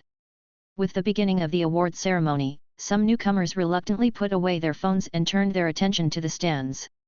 Next, please welcome the Vice President of our Beijiang Association to deliver a brief speech. A burly figure strode forward, and the imposing gaze swept over the entire venue. Yuan's eyes widened. Wasn't this the burly man who had acted as his examiner before? He was actually the Vice President of the Beijiang Association. Zhang Cheng. This was a real player bigshot. Well, Yuan didn't actually know him, but to serve as the vice president in such a critical department as the Beijiang Association, this man had to be one of the top figures in Beijiang, right? Vice President Zhang didn't use a microphone, he simply cleared his throat lightly, and his voice spread like a wave across the entire venue. Yuan felt a burst of vigor. The Liver Emperor, next to him, who seemed to be on the brink of death, suddenly brightened like a spirited youth. But of course, this was real. The vice president had used a kind of supportive aura ability, with one light cough he had swept away the fatigue of the body and mind of the players. Zhang Cheng paused before he spoke, first of all, congratulations to all of you for passing the exam. Once you pass the trial, you can become true lords. However, being a lord is just the beginning. As a lord, you can have power, enjoy life, but it also means that you will face more dangers, take up more responsibilities. Speaking of this now may be a bit early for you, you will understand in time, and don't forget, your identity as a citizen of Xian Country. As long as you are lords of Xian Country will always be your backing. Zhang Cheng, as a big shot player, was decisive and efficient, without the habit of speaking for 3 hours in just 3 sentences. Not to mention him and the Liver Emperor, even the rich second generations and the second generation players were all obediently sitting down, listening to Vice President Jiang's teachings, not showing a trace of arrogance. Second generation player? Their elder brothers and elders, in front of Vice President Zhang, were just nobodies. That's why they behaved very obediently, like kittens, hoping that if they could attract the attention of President Zhang, they could skyrocket to the top. Unfortunately, President Zhang didn't even pause his gaze on them, he just said a few words and then left in large strides. Of course, such a big figure, it wouldn't be easy to gain his favor. After Vice President Zhang left, the staff on the scene awarded the examination certificate to the players. This certificate was not just a formality but also a proof. Players can get a higher level of authority through the verification code on the certificate to obtain some higher level data related to the Lord. When handing over the certificate, the staff also warned them not to divulge the information. At the same time, the staff introduced some basic points on the spot, mainly for the clueless civilian players. The status of a Lord player is lofty, with great power, but building a territory is not easy, it's not something one person can do. After all, troops are only responsible for fighting, but there are many things that need to be handled in a territory. Management, finance, logistics, production. When you start operating a territory, these problems will come one after another. If you don't prepare in advance, you will be in a hurry. Therefore, there are generally 3 types of lords. Official lord, group lord, personal lord. An official lord, as the name suggests, is a lord who co-constructs the territory with official investment, similar to a state-owned enterprise. The safe cities where the rescue teams sent newcomer players previously were official lord cities. Although official lords have less power, they have the advantage of being relaxed and safe. Firstly, the defense of official lords' cities is stronger, and there is no need to worry about monster-tide attacks. Secondly, the officials will set up important facilities such as player associations and resource transfer stations in the city. In other words, the official city is almost the center of the surrounding area, which makes it easier to prosper. As lords, you can also become stronger as your territory improves. This is the advantage of being an official lord. A group lord is a lord supported and invested in by large nobles and financial tycoons. Sometimes ordinary players and the second-generation players lack the resources to build a territory, they will accept investment from large groups, similar to stakeholding in an enterprise. But these groups are not all philanthropists. Some reputable groups only take investment income and do not interfere with the internal affairs of the player's territory. However, some groups not only interfere, but even try every means to control naive civilian lords. Historically, such events have occurred. If you want to accept investment from a group, you must be discerning and inquire about the group's reputation. A personal lord, of course, does not accept external investment and maintains complete autonomy. It seems to be the freest, but also the hardest. Such lords are rare, either very weak or very strong. At this point, the staff continued, of course, be it group lords or individual lords, or various major guilds and organizations, they are all part of our Xian country, an inseparable part of our Xian country's eternal world, the Tai Xian Alliance. As such, Xian country has launched the Tai Xian Covenant platform. Individual lords and group lords can accept tasks issued by the officials, earning contribution points to exchange for various rare resources that are difficult to purchase in the outside world. This was equivalent to ruling in partnership with Xian country. As individuals, they have autonomy over their territories, but they also need to keep pace with the overarching strategy of the Tai Xian Alliance. The alliance does not require lords to cooperate unconditionally, but they can't be disregarded at critical times either. In this world, there is no such thing as absolute freedom. Moreover, new territories are located in the periphery of the Tai Xian Alliance. Many times, when they are under attack by monsters, the lords look forward to the official reinforcements. So for the officials, lord players are actually more reliable than ranger players. The lords' territories and foundations are all on the side of Tai Xian. This is also one of the reasons why the officials are willing to spend a lot of resources to cultivate new territories. It is said that the Tai Xian Covenant also provides support programs for outstanding individual lords. As long as their performance is remarkable, they can receive various resource rewards. Sometimes, the novice lords need to compete with young lords from foreign countries and fight for benefits for the Tai Xian Alliance. Seemingly, this involves the distribution of some important resource territories. This is voluntary, but if a new lord can win resources for Xian country, they would receive generous rewards. Plenty of rewards are given. In general, individual lords have to fight more. Without fighting, what will he use to support such a big territory? Most newcomers want to take the path of individual lords, but they find this path is full of thorns and eventually have no choice but to succumb to reality. If you really want to take the path of an individual lord, you can't miss those precious opportunities. Being cautious is naturally not wrong, but when it's time to fight, you must make a decisive move. The above were the words said by Vice President Zhang when Mu Yuan went to collect additional newcomer benefits after the ceremony ended. In the Vice President's office, Zhang Cheng stood in front of the floor-to-ceiling window, overlooking the players leaving in succession. One hope this time, more successful new lords can emerge. He murmured.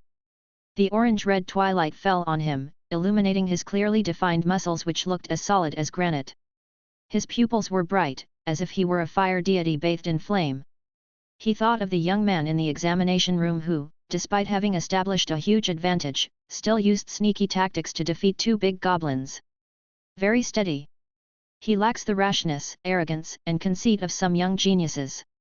Zhang Cheng always teaches the younger generation of players to be cautious, for a single wrong step could result in a catastrophic loss, if not death. This is also why he valued this young man, and not just because of his strength. Only by managing cautiously and steadily can you have the last laugh in the crisis-ridden eternal world. However, Zhang Cheng always felt that this young man was too steady. Having 10 skeleton soldiers, for a newbie player of civilian origin, is already excellent. But he intuitively felt that this was still not all the youngster had to offer. This isn't about having a few more skeleton soldiers. During the test, it is normal to keep some troops for home defense. Zhang Cheng just felt that youngster Mu had kept not only troops but also a trump card. Could it be that this kid has already recruited rare rank troops? Is this possible? Thinking of Mu Yuan's performance, Zhang Cheng faintly felt, it really might be possible. He shook his head and chuckled, whether it's true or not, the competition for novice lords is still too far off for him. Let's see how far he can go first. Maybe, he can get onto the trial list and achieve a good ranking as a commoner. Zhang Cheng was looking forward to it. Compared with the rich second-generation and second-generation players, he was more eager to see ordinary commoners stand out.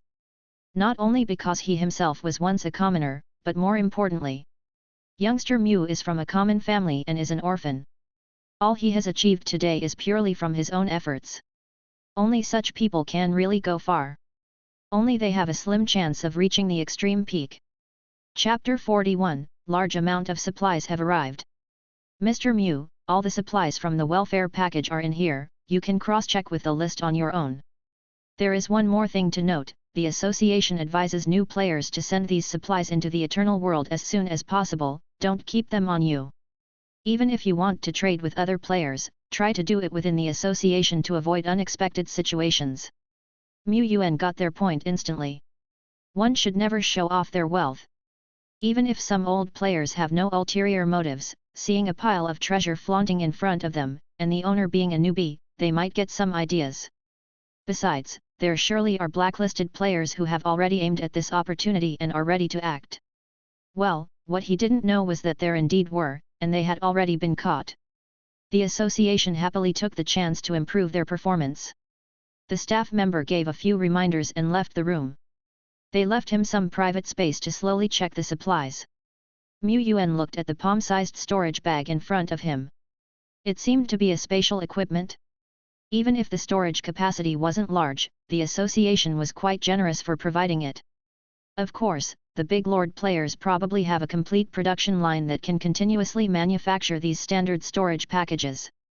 Mu Yuan opened the bag and took out the items one by one. Suddenly, beams of white light bloomed before his eyes, symbolizing the light of the miracle treasures. He had already read the inventory list, but when he saw the real items one by one in front of him, he couldn't help but get excited.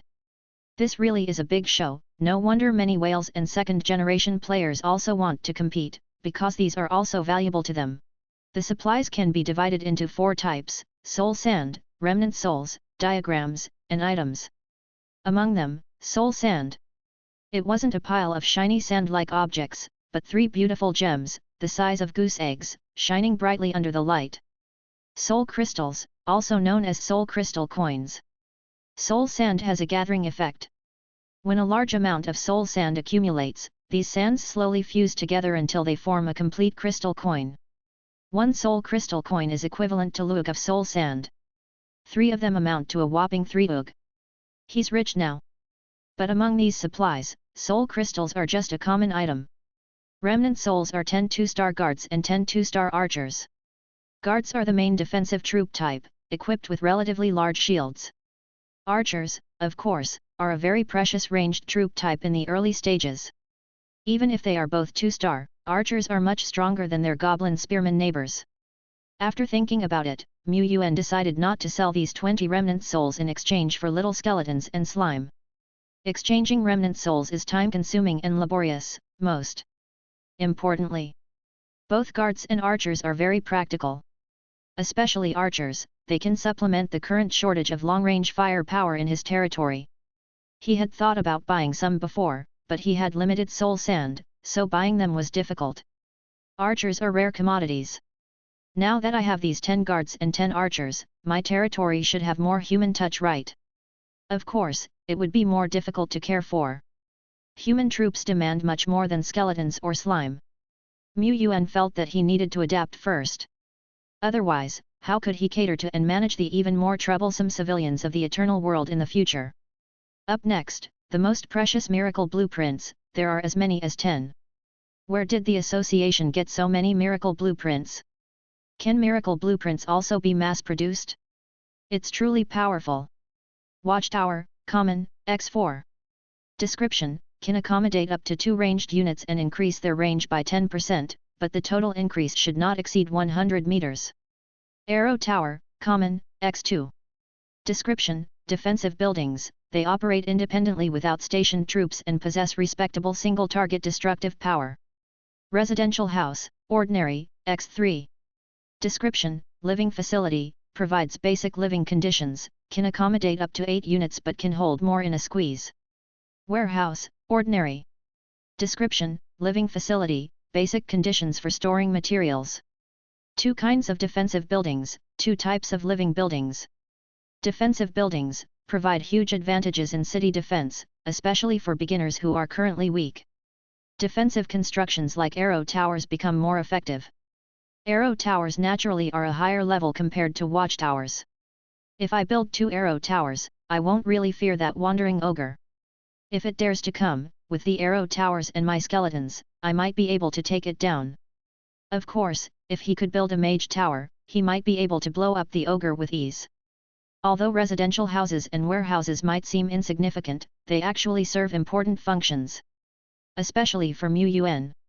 Whales buy a large number of remnant souls of troop type, some of which can construct buildings, unlike him. In his territory, there are either skeletons or slimes, and at most a couple of birds. It lacks any trace of human livelihood. Right now, the small wooden house that Deadbone managed to build is still a bit drafty. But you can't blame Deadbone. After all, it's only a skeleton. It can easily rest by lying on the ground or even burying itself in the soil. A house? Isn't a grave mound enough? Once these houses are built, Yuan's own game character can finally live in a house without any leaks from wind or rain. Thinking about it, it feels a little poignant. He doesn't have to worry about where to accommodate troops such as guards and archers, which could affect their status. Similarly, with a warehouse, he can store food and no longer worry about it. The aid materials provided by Xian country are all urgently needed by the newbies. The last items are rather ordinary, a few magic scrolls and some recovery potions. The potions work on 2-star archers but not on skeleton soldiers. The magic scrolls, however, do not have any powerful spells inscribed. Because even if those scrolls were given to players, players would not be able to send them to the eternal world. In addition to these routine supplies, Yuan also received an additional support reward. The extra reward is not fixed items, but 3,000 contribution points credited to his account. He can use these points to exchange for the goods he needs on the Taishian Covenant platform. Yuan is not sure about the amount of 3,000 points, but it must be a lot. And the goods that could be exchanged on the Taishian platform are all high quality, including miracle blueprints and so on. The officials have given a lot, beyond my imagination. However, it also highlights the difficulty of the Lord trial. Even if the trial is passed, there will occasionally be monster waves in the eternal world, and the real world may not always be peaceful. Peace, it's just that someone else is blocking the waves. As lords, they will have to face these crises sooner or later. If such a day truly comes, he will step up. Cough, cough, I'm getting ahead of myself. I'm just a green hand now. The priority is to prepare for the Lord trial. This is a rare opportunity to gain abundant rewards. Once the supplies are sent to the eternal world, I can go home and start the major construction. Ding! The supplies have been sent. The energy consumed in this transportation is 836 G soul sand and has been deducted. Chapter 42, Big Recruitment Day. That night, Yuan, with dead bone and bone 2 enclosed within his mark, amulet around his neck, and the god monster crystal lamp in his arms, cautiously took the long way home. He didn't encounter any ambushes. Yuan was relieved but, for some reason, felt a faint sense of regret. Delusion. He loved peace above all else. Upon returning home, Yuan immediately turned on his computer. The materials that had been sent to his territory not long ago had already been moved by Dead Bone to a worn-out hut used as a warehouse, to avoid being exposed to the wind and the rain outside. Dead Bone not only had a few skeleton soldiers guarding the hut, but he himself was also personally supervising, not letting even a fly sneak in, especially keeping an eye on a certain greedy slime. Gurgle? Gurgle. Its vast body inflated, its big eyes turned into, but seeing that Dead Bone was unmoved, it had to bounce away to find food on its own. Yuan arrived at the warehouse and first took out all the remnant souls while looking around. Indeed, it's too shabby. Skeletons, after all, have no skills. No matter how much mending is done, there are still holes and gaps everywhere. Luckily, from today onwards, we also have a proper warehouse. Yuan went to the Lord's altar outside with these remnant souls, and first enlisted the little skeletons, slimes, and the falcon one by one. Ding! Reminder, you have consumed 10 1-star remnant souls and 50 G soul sand, and have recruited the troop type little skeleton Zio. Reminder, you have recruited the troop type slime 10. Reminder, you have recruited the troop type falcon 11. Raggedly dressed, staggering little skeletons, one after another, emerged from the light of recruitment. As soon as they stabilized, they were pushed down under the altar by the slimes popping up from behind. The newborn falcon, surrounded by a group of slimes, let out suffocated chirps. Yuan. Continuing the tradition of teaching the new recruits, he assigned skeleton to skeleton, slime to slime, battle falcon to falcon, properly arranging these troops. With these additions, my territory now has 45 characters in the skeleton series. Among these, 1 skeleton general, 2 skeleton warriors and 18 skeleton soldiers. 15 in the slime series. Among these, 5 big slimes. 2 battle falcons and 1 falcon. With 15 slimes, the daily production of Evo power is already 6 units. Tomorrow, we can try to promote Duo Lai, making it worthy of its title as the transportation team leader. As for the skeleton series, the skeleton soldiers are currently the core force, useful in patrols, defenses, and explorations. Even if we don't promote them all, we will round it up to 30. It is also worthwhile to evolve a few more skeleton warriors. The skeleton warriors, who can fight and operate remotely, may not be outstanding among the rare 1-stars, but they are squarely capable. A rare 1-star is already the top combat force of excellent recruits at this stage. Whales are proud to recruit them. As for evolving Dead Bone, the next phase of Dead Bone's evolution requires 125 units of Evo power, which cannot be gathered in a short time. Forcing it would only slow things down. The current task of Dead Bone is to practice and level up.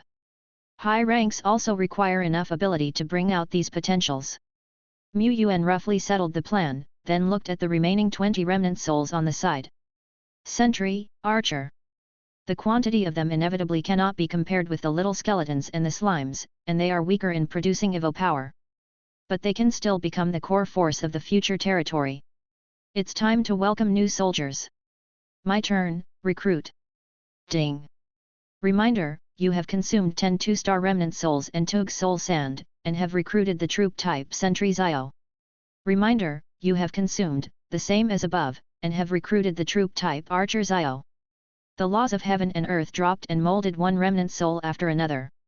It was like ancient warriors who fell on battlefields, returning with their indomitable will, gripping their weapons anew, stepping onto the battlefield, and fighting for the world again. The first ones to walk off the altar were the sentries, one after another. They had rather robust bodies, with one hand holding a shield as tall as half a person and the other hand holding a long spear. They were also wearing a full set of blue-grey armor. However, perhaps because they were two-star troops, the armor looked pretty ordinary. Many of the joints had gaps, and the helmet seemed a bit thin, but this gear was more than luxurious. Thinking about the little skeletons in ragged clothes, only armed with a rusty cleaver, and the slime and falcon without any equipment, Yuan thinks that the troops of the human race are indeed extravagant. This gear is probably superior to that of the skeleton soldier. Next stepping down were the archers, one after another. Compared to the sentries, the archers' equipment configuration was somewhat lower, only wearing simple leather armor, outlining either sturdy or full-bodied figures. They held long bows, with quivers full of feather arrows on their backs. 20 soldiers lined up in rows for inspection. Just like little skeletons and skeleton soldiers, the freshly recruited types of soldiers lacked any sense of intelligence. Their gazes were full of dullness, not even possessing a clear stupidity. But compared to skeleton soldiers and slime, these soldiers of the human race also had their differences. They exhibited individual variations. Perhaps skulls and slime had variations too, but Yuan, who was face-blind, could not tell. However, he could see differences in the faces of these sentries that were not covered by their helmets, and there were even slight differences in their height and physique. The archers had even larger personal differences. Because, looking at a few of them, with shoulder-length short hair and noticeably contoured figures, Yuan fell into contemplation. Female archers? There were indeed many female types of troops, for instance, nuns, priestesses, female musketeers, witch priestesses, where soldiers of the elf series were mostly female, but it seems it wasn't stated that the regular troops do not have females. Maybe there are females among the skeletons and slime, and I just can't tell. Yuan looked at those little skeletons who were not wearing any armor. He stared for more than 10 seconds and couldn't identify anything. He shifted his gaze back to the archers instead.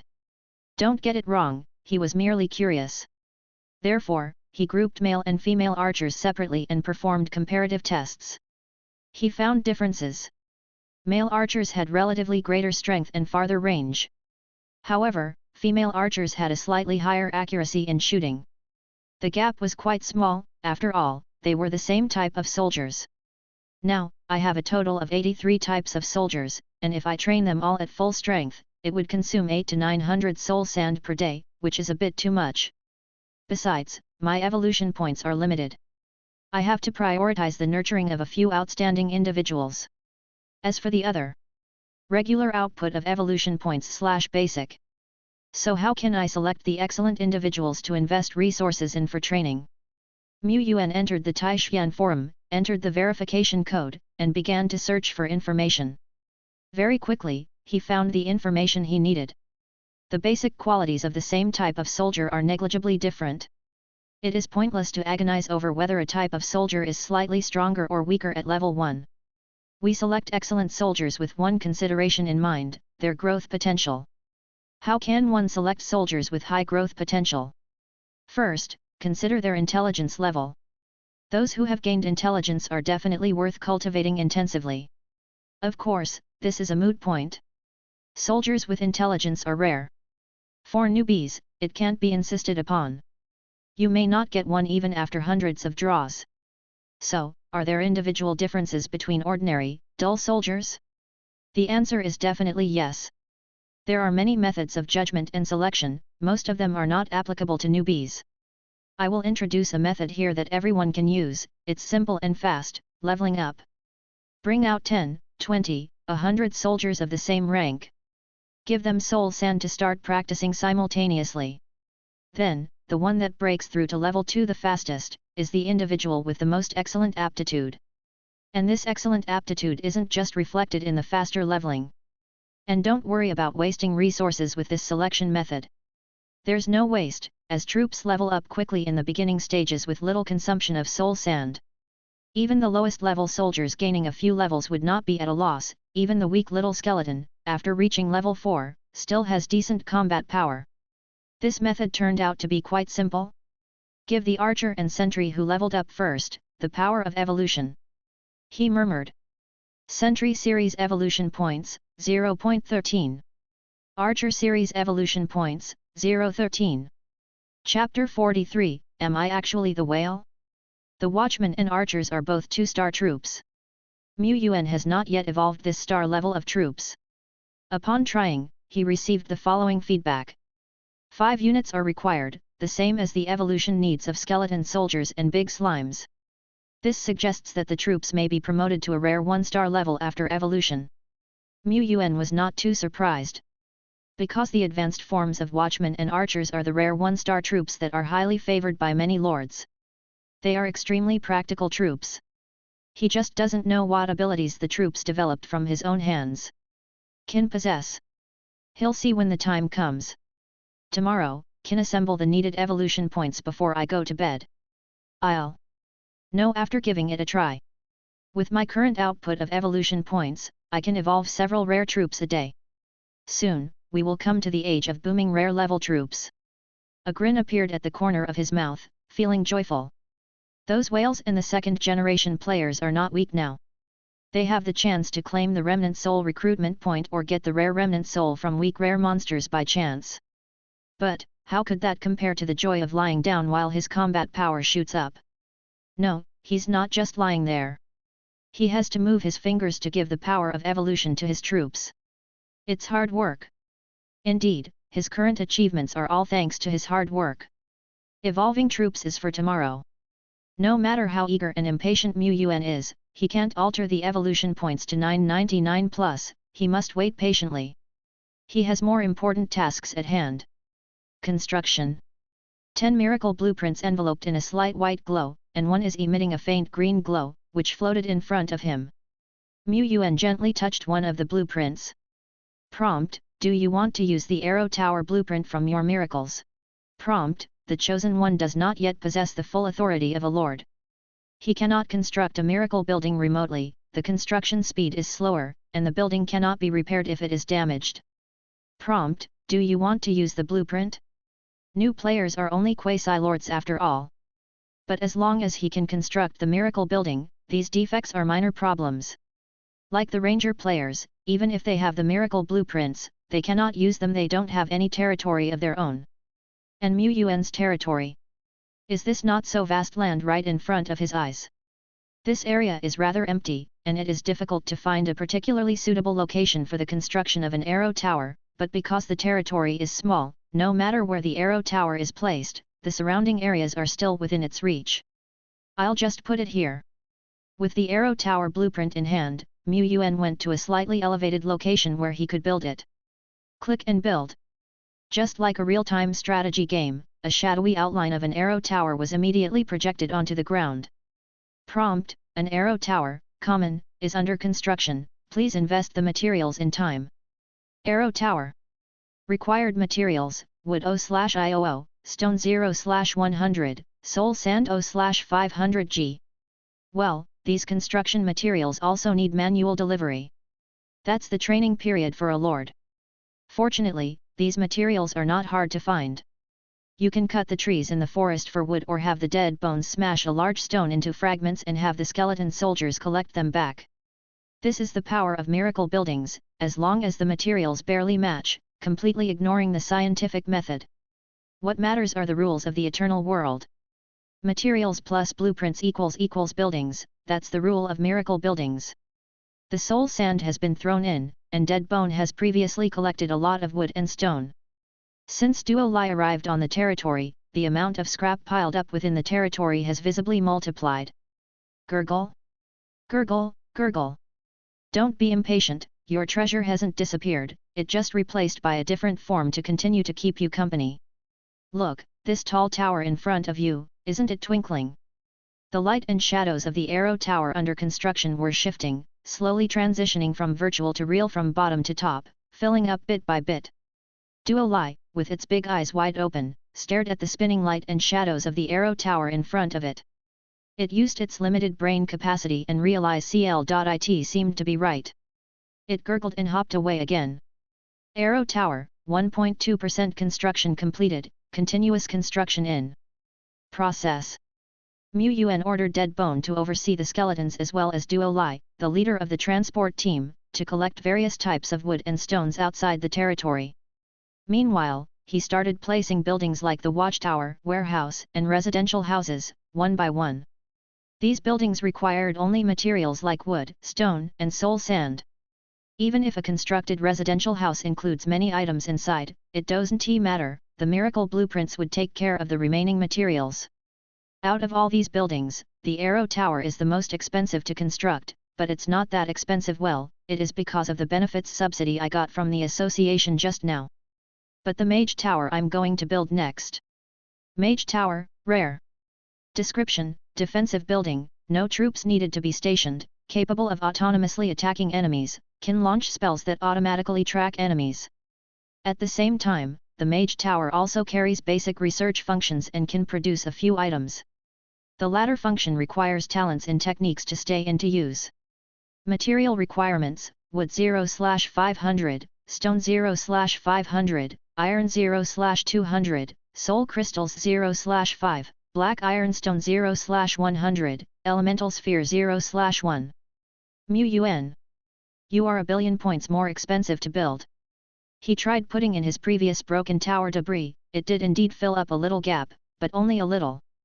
Apart from the basic materials like wood, I now lack 4 to 5 soul crystal coins, 60 units of black ironstone and the most expensive elemental sphere. Yuan had never heard of materials like black ironstone and elemental spheres, but that didn't matter. His privileges on the Taishan forum had been upgraded, allowing him to look up a lot of slightly higher level materials. The search result showed that black iron is a common grade item, often used as a building material or equipment material, usually produced in outdoor ore veins. The elemental sphere is a rare level material that can also be used as jewelry to increase the power of techniques. This treasure can be obtained by capturing strong monster camps, purifying the roots of corruption, killing powerful monsters, exploring treasure lands rich in elements, and other means. However, only with a chance. If Yuan relied solely on killing monsters and exploring, it's very likely that this precious Mage Tower blueprint would have to sit in the warehouse collecting dust for a while. Fortunately, he had a huge trading platform behind him. Can't buy the rare soul sand? Just exchange it straight away with contribution points. He still had a total of 3,000 contribution points. Lord Shepherd isn't short of money and could buy these materials in a matter of minutes. Yuan went onto the Taishuan Covenant platform and made a brief check. Indeed, 3,000 contribution points were quite valuable. For instance, 100 contribution points could be exchanged for 1 soul crystal coin. Even a relatively common white-grade miracle blueprint was worth only about 200 to 300 points. Some cheap rare rank remnant souls could be purchased for less than 200 contribution points. Of course, even if these new players could buy rare items, they couldn't transport them to their own territories, unless they were rare items taken from their own territories, which could be sent back. It was because of these restrictions that ordinary players had a slim chance to compete with the second-generation whales. Here, we must give a thumbs up to the rules of the Eternal World. Well, wait a moment. Just as Yuan opened the Elemental Sphere product page, his expression froze. If he remembered correctly, this Elemental Sphere seemed, probably was, a rare level item. He could afford to buy it, but he couldn't send it to the Eternal World. Was he the whale himself? It seems, to get the Elemental Sphere I'll have to go and fight and search for it myself. With that in mind, Yuan spread out the sketch of a map he had drawn himself, pondering over where the sphere might be. Chapter 44, Exchange. The following day, Yuan logged directly into the Taishan Covenant platform, browsing various exchange items while pondering how to use his 3,000 contribution points. 60 units of black ironstone are worth 3 soul crystal coins. The platform prices it at 300 points too, not expensive, but no discount either, Yuan considered. His elemental sphere was still not settled, so there was no need to buy this batch of black ironstone prematurely. However, he had to set aside these 300 contribution points. The rest went towards the construction of various ordinary level miracle buildings, which had already consumed all the subsidized soul crystals. He also contributed several hundred on his own. His soul sand was already running low, and the Mage Tower's high crystal consumption was still unaccounted for. He had to exchange for some soul crystal coins. After some thought, he began searching for remnant souls, sorting them by rank from low to high. Gargoyle Soul Remnant, Rare 1-star 300 contribution points. Imperial Guard Soul Remnant, Rare 1-star 250 contribution points. Griffin Soul Remnant, Rare 1-star 350 contribution points. Yuan paused for a while before changing the filter to show prices from low to high. The first to appear was the Goblin Warrior's Soul Remnant, priced at 199 contribution points. Yuan. Then what? Anything lower? Why aren't there any lower grade remnant souls available? Originally, he intended to exchange for some Falcon's residual souls and, depending on the situation, exchange for remnant souls of little skeletons and slimes. However, not to mention the little skeleton remnant soul, there were no skeleton soldier soul remnants either. This isn't right. The Taishian Covenant platform claims that all rarities could be exchanged here, yet he couldn't find any. Perhaps the creator of this platform hadn't anticipated that a lord would use precious contribution points to exchange for 1-star remnant souls. Most lords would only reluctantly use their precious contribution points to exchange for items they couldn't purchase on the market. Yet, what could Yuan do? Was he supposed to keep his 3,000 contribution points for an occasion? Of course, he could directly exchange his points for soul crystal coins and then use soul sand to slowly purchase various remnant souls. Indeed, that was his plan. So he might as well exchange for some more soul crystal coins. But, using all 3,000 contribution points to exchange for soul crystals is quite wasteful. Boss Zhang had emphasized that contribution points are hard-earned and new lords don't have many opportunities to earn them. But at this stage, he couldn't bring rare-level treasures into the eternal world, so what should he exchange for? Yuan pondered, patiently searching the platform. His eyes lit up soon enough. That's right, I almost forgot about breakthrough material. Gathering these according to one's capability isn't easy, and the market has been experiencing continuous demand. It couldn't be more appropriate to exchange contribution points for it. Upon checking, the prices of breakthrough material ranged from 200 to 350 contribution points according to type. This includes one primary material and several auxiliary materials. Presumably because undead materials are rare, a set of breakthrough material costs 300 contribution points. Whales must have prepared well in advance. If he forgot about this, and became stuck at his level later, it would be quite awkward. Yuan considered whether he should prepare around 3 to 4 sets. After all, when the Lord's trial arrives, would it be safe if his home didn't have 3 to 4 professional level combat powers? He found it too few, but he couldn't exchange for many. What he was grateful for was that, given the rankings of Dead Bone, Bone 2, and others, advancing to the professional level wouldn't be a challenge. It was not like the older players' 3-star soldiers, where advancing to a professional level came with a chance of failure.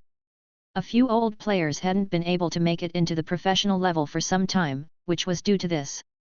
Spending contribution points to exchange for breakthrough materials is actually a minor loss, since you can buy the stuff with soul sand anyway, as long as you're ready to queue up for a bit. But many old players can afford to buy breakthrough materials, but they can't buy any rare level remnant souls. These are the treasures that are worth spending contribution points on. However, rare level remnant souls are of no use to me. And as for other rare level items, wait a minute, I think I can exchange something. Items of value that don't need to be sent to the eternal world, ones that can be used in reality. For instance, the most precious ones in cultivation sequence treasures, that could directly enhance a player's power. Red blood fruit is among the most common ones. He needs something more precious, more remarkable to throw off the disgrace of being called weak. This way, he would feel more secure in reality and wouldn't lag behind when exploring the outside of the eternal world. High-level resources like these are almost impossible to come across. Soul sand is hard to buy, it's where spending those contribution points becomes worthwhile. These are indeed the treasures worth exchanging for. Yuan went on to search and finally focused on Juxuan cultivation liquid, a cultivation liquid prepared with various rare-level medicinal materials. This way, what I'm planning to exchange includes a lot of soul crystal coins, cultivation liquid, and several kinds of breakthrough materials. Wait a moment, seems like 3,000 contribution points won't be enough. Preserving some contribution points for future necessities, Yuan directly exchanged 6 soul crystal coins and cultivation liquid worth 1,000 contribution points. Now he'll just wait for the delivery. While waiting, Yuan switched back to the game, ready for the daily grind. He had his 3 battle falcons take turns flying towards the north, east, and west. The main area for exploration was the north. According to the information he had received, their location as new lords was in the northeastern part of the Tai-Shan Alliance. Naturally, the further north they went, the wilder the region they were exploring, which meant richer resources. However, the further they ventured, the more likely they'd encounter powerful monsters. They remained cautious at all times, scouting the situation carefully. Yuan made notes in his journal. Based on Battle Falcon's scout, today we expanded our map range by about 3 or 4 kilometers and discovered some new types of monsters, ghouls, jackal men, and harpies. These harpies are enormous. I mean seriously ferocious. They're a 3-star monster, capable of flying and have long-ranged attack capabilities. One of the battle falcons almost got taken out. We must not approach that area. Today's investigation of the goblin camp in the north turned out fruitless. There are too many goblin spearmen and they are too alert. Again, Battle Falcon nearly got his feathers plucked. I'll keep this in mind for June. Falcon 3 ventured deeper into the poisonous spider forest and discovered a large number of massive venom spiders, roughly the size of a car.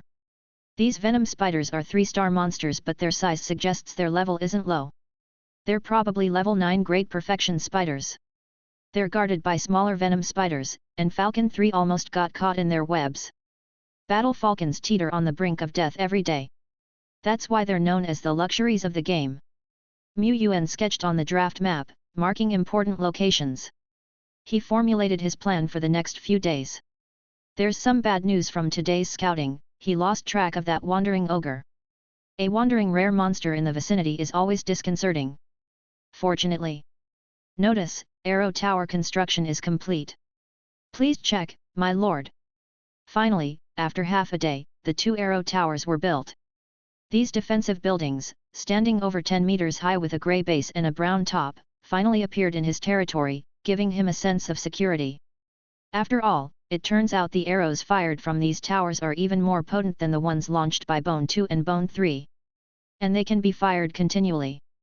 But arrows are not free of charge. Yuan tried and found that the cost was about 100 arrows per soul crystal coin, a bit pricey. He couldn't afford to use them every day. Even though my territory seems safer and my soul crystal balance has just increased, why am I feeling things are getting more expensive? Chapter 45, Charge Forward, Duo Lie. As Yuan began implementing large-scale construction and development with a significant amount of supplies he received, other rookie lords in waiting were doing the same. They didn't have the additional 3,000 contribution points that Yuan had, but some rookies received not only equivalent but even more supplies than him. Young man, choosing to cooperate with us, White Shark Group, will be the smartest choice you ever make. Our White Shark Group not only has a remarkable influence in the domestic market but even more so in the eternal world. We have a cross-regional large-scale chamber of commerce under our name, own multiple medicinal herb planting zones and have trade dealings with numerous lords. In short, by choosing our White Shark Group, we can provide you with a free villa and a batch of currently indispensable supplies. Not only will you be able to sail smoothly through the Lord's trial, but even competing on the natural gift list isn't impossible. A common player, looking at the expensive items and luxuriously decorated villa listed in the contract, didn't hesitate to sign his name eagerly. Our Red Lotus Group operates in various fields like medicinal herb planting, potion refining, equipment manufacturing, and many more. In Eternal World, we even own 12 territories and partner with 128 territories. Those of you invited by us naturally stand out amongst the rookie lords. For this, our Red Lotus Group has introduced contracts A and B. You can browse through and choose the most suitable method of collaboration. With the support of our Red Lotus Group, your territory will certainly develop rapidly and achieve high rankings in the trials. On the day the resource assessment ended, all the outstanding rookies started receiving invitations from the big groups. After all, unlike the rookies with uncertain futures, these rookies who had already been acknowledged by the officials stood a high chance of passing the Lord's trial, representing promising potential. The chances of making a loss by investing in these rookies were quite small. If the number of investments was large enough to spread the risks, there wouldn't be any losses at all. Naturally, different groups could offer varying amounts of supplies to the rookies and had different demands.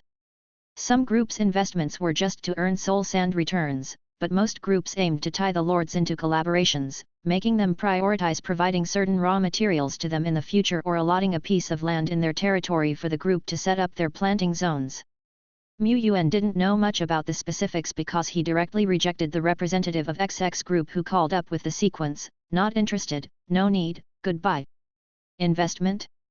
Humph, a real man should rely on his own strength. However, not only these group lords who had accepted investments were intensely focusing on their development, but official lords were also doing the same. Beijiang City, Vice President's Office. Among the players who chose to take the official lord route in the 4 Beijiang cities, 4 have already reported. The person in charge reported.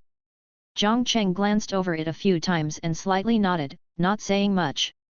To the side, a tall and slim old man with a goatee took a look and exclaimed, "That young man called Yuan isn't on the list. You didn't extend an invitation to him." These outstanding rookie commoners usually received the highest scramble from all forces. "I asked him personally, that kid wants to take the individual lord route," Zhang Cheng said. "The individual route?" The goatee old man's eyes widened, "This is too overconfident." Many rookies tried to take the individual route and failed, ending up compelled to accept the group's investments. But by then, they would have already lost the most precious initial development period, and the contract conditions would be even more stringent, causing many excellent rookies to falter and even perish in the eternal world. "I actually agree." Zhang Cheng's response made the goatee old man speechless, his eyes widened in surprise. While the individual lord's path is indeed fraught with difficulties, a real man should forge ahead and not surrender early. Moreover, Yuan, this young man, had talent, ambition, and the luck of opportune timing. Despite possessing these strengths, there's no guarantee of him going far in this road, but Zhang Cheng felt that it was worth a try. Just endure the initial hardship, and he could go further in the future. Most importantly, this kid was extremely determined to take the individual lord route. The strong are always firm and independent. He admired this. Given so, Zhang Cheng also gave him a push and blocked off many invitations from the big groups for Yuan. If not, their invitations wouldn't just stop at harassing calls but would involve trying all means to visit him personally. As others sped into a rapid development phase, Yuan couldn't relax either. "I heard that the Liver Emperor guy got an investment from a big group with a great reputation, he's currently having the time of his life. I heard some lord and top prodigies didn't participate in the resource assessment since they weren't keen on the batch of supplies and couldn't bring themselves to compete for it. However, these prodigies are the genuine strong rookies and powerful competitors for the trial list. I heard the 8 southern provinces of Xian country jointly operate in the Twilight Plains area, so the Lord's trial takes place simultaneously for all. We are all competitors. I heard." Yuan reviewed the trial data details and combined it with some news he heard from old brother Wa, suddenly feeling a surge of pressure. He couldn't waste time on his mobile phone or forum anymore. As the treasures he had exchanged hadn't arrived yet and time couldn't be wasted, Yuan teamed up with his forces and headed out of his territory. He had to hunt, he had to work hard to make milk powder money. To increase efficiency, Yuan had split his forces into 2 teams. One was led by Dead Bone, and he personally led the other. This was only possible because his territory was gradually becoming more powerful, allowing him to split troops. In his team were the 3 generals, Bone 2, Bone 3, and Bone 4, who had just evolved into skeleton warriors, along with Duo Lai and other big slimes, 3 watchmen, 3 archers, 8 skeleton soldiers, and a battle falcon. His team was very luxurious indeed. They swept away all obstacles on their route. This was an advantage that Lord players had. When they set out, they had an escort at the front and back, strong and secure. Unlike Ranger players who could only command a few kinds of troops and might suffer a big loss if they weren't careful. Whoosh! All of a sudden, a sharp noise shattered the serenity, accompanied by the rustling of distant jungle. A thick wooden spear pierced through the air, narrowly missing a few skeleton soldiers and sentinels, and headed straight towards Mu Yuan. The attack was too sudden. After all, Mu Yuan was just an ordinary person. His mental reflexes weren't quick enough, and even though he managed to react, his in-game character could only lean to one side as per his instinct. But he was still too slow. Who could blame him for merely possessing the strength of one skeleton? Fortunately, 3 sentinels, guarding him closely, shielded him. Even though they were taken by surprise, their large shields were still intact and deviated just slightly enough to block the path of the incoming spear. Boom! In Mu Yuan's suddenly contracted pupils, the wooden spear pierced right through the shield, its rapid impact force causing the sentinels to stumble backwards. The debris from the shattered spear and the broken shield scattered like knife blades, cutting the parts of the sentinels' bodies not protected by armor and drawing fresh blood. Some of the fragments hurtled towards Mu Yuan. He had a specially made light player armor on him that blocked them, but a shard was about to scar his handsome chiseled face. He was about to be disfigured. Clank! An ellipsoidal pale white light appeared suddenly, blocking the flying debris. Mu Yuan was still positioned as if ready to fall, his heart started to beat faster, but his brain was exceptionally calm at this moment. He quickly directed the 3 sentinels to closely align their shields, leaving no gaps between them, and had Duo Lai along with some other big slimes guard the outer areas, forming a shielded wall. Only at that moment did he get the chance to think over other matters. Was the white light just now the amulet? Sure enough, the amulet he was wearing around his neck had a faint line of crack. It had borne the impact of the hit that could have disfigured him. But the question remained, who was laying an ambush for him? A green hand who had been in the game for just 7 or 8 days, who was it? There was rustling in the distant bushes, and one after another, green-skinned goblins with faces full of fangs jumped out. A majority of them were ordinary goblins, but they were much taller and burlier than the usual wild goblins. They wore leather armor, carried long spears, and looked dangerously armed. Among them was an extremely burly big goblin, clad in a thick heavy armor, bearing green skin and fangs.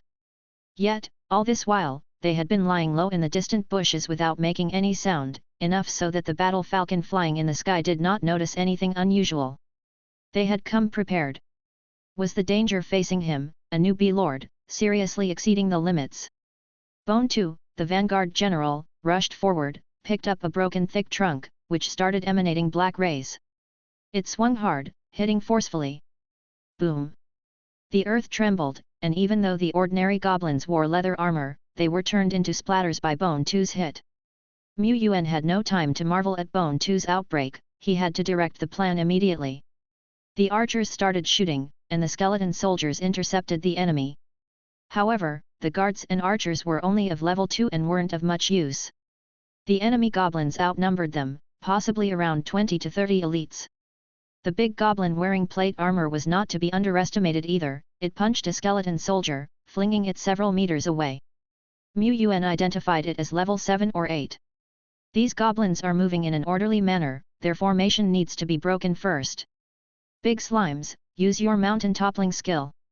2 giant blobs of jelly, number 2 and 3, immediately used their leap skill, bounding into the air. The next moment, a huge shadow cast over the goblins. Boom! The big slimes sat down with a thud. Smoke and dust filled the air, with ferns and greenery flying around.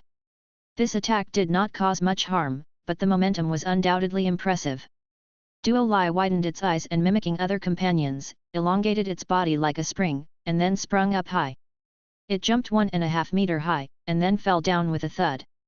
Mu Yuan, he thought Duo Lai would have a sudden realization like dead bone. Apparently he was just indulging in wishful thinking. Hold on, he had just received a shipment of slimes yesterday, and he had accumulated some more previously. It was time to calculate their progress. He mumbled under his breath. Slime evolution point, 5.11. Outside, the clang of metal resounded, spears tore through the sky, stone and wood chips flew around, and deafening roars exploded in succession. Mu Yuan looked at Duo Lai standing beside him. It's time for you to awaken your power, Duo Lai. Glug. It did not understand, but the next second, it was engulfed by a dazzling white light that drove away the mist. Chapter 46, Devouring Slime. Duo Lai's level is the same as Dead Bones, level 6 of the Zero Order, and it's not far from the level 7 late stage of Apprentice. It is far superior to the others which are only at levels 3 or 4, like the big slime. Moreover, it has swallowed some cultivation sequence treasures, making its foundations far exceed those of its companions. With the idea of gaining more power, Yuan gave Duo Lai the Evo power. The evolution process was brief. A sudden burst of white light stunned the goblins for a moment. After the moment, the new Duo Lai stood before Yuan. Its appearance was still that of a jelly, only a bit larger. The hue of its body has become somewhat darker, and the surface was adorned with faint purple specks, like grains of stardust. Ding! Prompt, your trooper large slime? Duo Lai is bathing in the power of miracles, begins to transform, and has evolved into. Prompt, large slime, Duo Lai has recessive talent, changes have occurred during the evolution and it has evolved into a special mutation form devouring slime, rare 1 star, dot. Prompt, your unit, Duo Lai, completes during the process of evolution, learns the skill leap, and gains a new skill condensing liquid shaping. Prompt, your unit Duo Lai awakens talent devouring, primary level, dot. Devouring, primary level it can improve its own absorption efficiency of soul sand, medicinal materials, treasures, etc., and it can improve a particular characteristic by devouring all kinds of items. When the devouring amount reaches a certain extent, it may acquire additional abilities. 2 skills and 1 talent. Just 1 evolution, and Duo Lai has made an epic level upgrade. Not only that, Yuan had previously fed Duo Lai a few filling fruits. Duo Lai, possessing the recessive devouring talent, absorbed them rapidly and learned a little bit of energy utilization.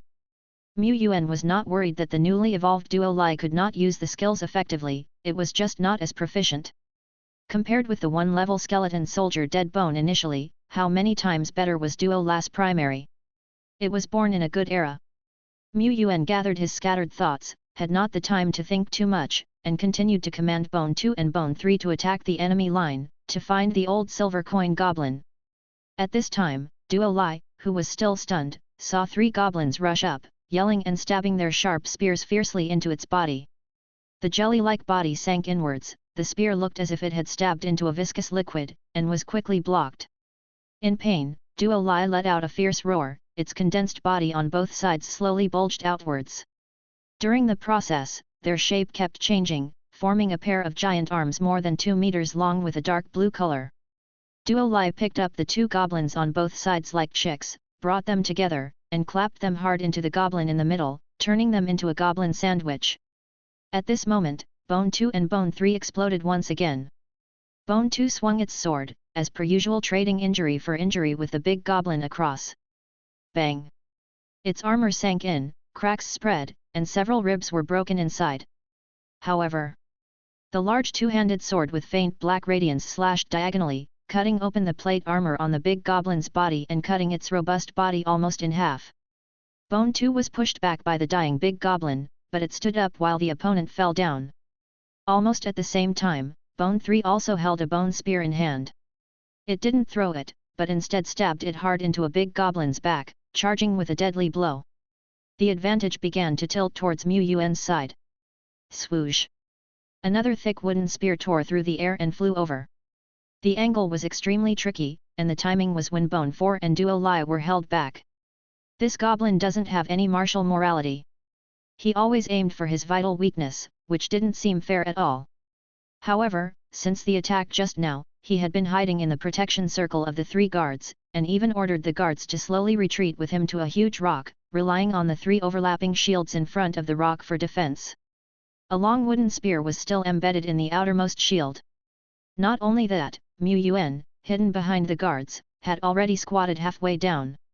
The command needed to observe the battlefield was also done using the battle falcon's vision.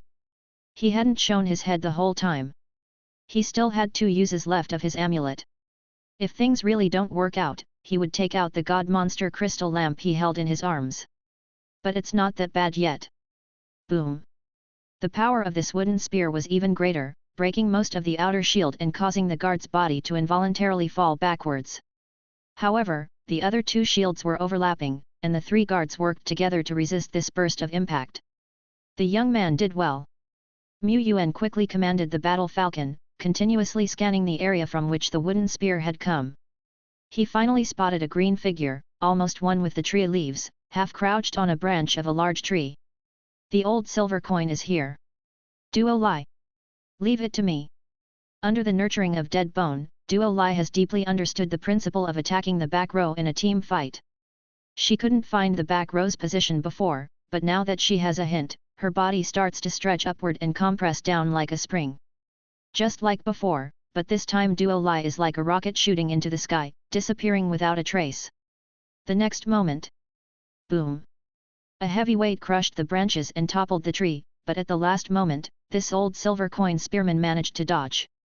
Broken branches and falling leaves fluttered around the chaotic bushes, while this spearman fiercely stared at Duo Lai's figure. It threw wooden spears one after another at a blistering speed. One by one, they were stuck in Duo Lai's body, causing her to constantly shake and reel. Hurt. It's too painful. Duo Lai finally understands why Brother Dead Bone always said that goblins know how to die. She totally agrees.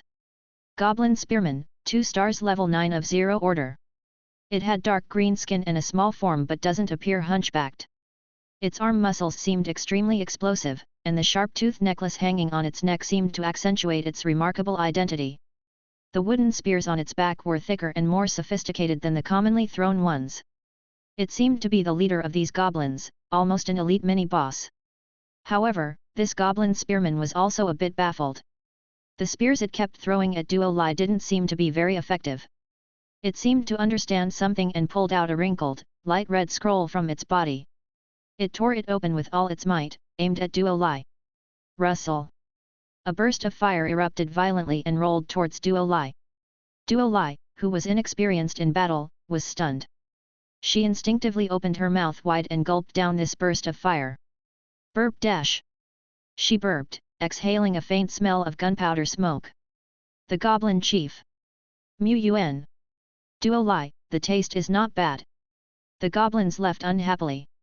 After their small leader was killed, the other goblins finally returned to their cowardly nature and started to scatter and run. Of course, Yuan didn't let any of them go. He let Bone 2, Duo Lai and other soldiers chased a few hundred meters, smashing each goblin who knew how to die. Only at this moment, Yuan wiped the sweat from his forehead and had time to review everything that happened. There's no doubt that he was ambushed. Those goblins were deliberately lurking here to launch a sneak attack on him. Even the recon of the battle falcon didn't notice anything wrong earlier. Of course, he was also somewhat careless because it was very close to his territory here and there were few monsters. If he had sent out the skeleton soldiers, investigating every 200 meters like sweeping a carpet, he naturally would have found the goblins in the grass. It's not uncommon for monsters to attack players' territories, but it's a bit too much for well-equipped goblins to ambush me, a newbie lord. Yuan suspected that he was also discovered by the other party while investigating the goblin camp to the north. However, could a camp-level group of goblins be so elite? He wasn't sure, but either way, he would remember this grudge against them first.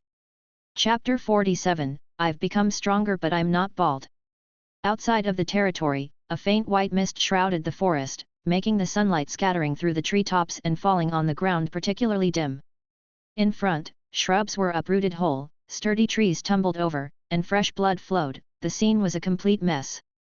Yuan quickly switched his viewpoint back to the territory, and, while sending out Battle Falcon to notify Dead Bone, he also directed some guards from the territory to rush over.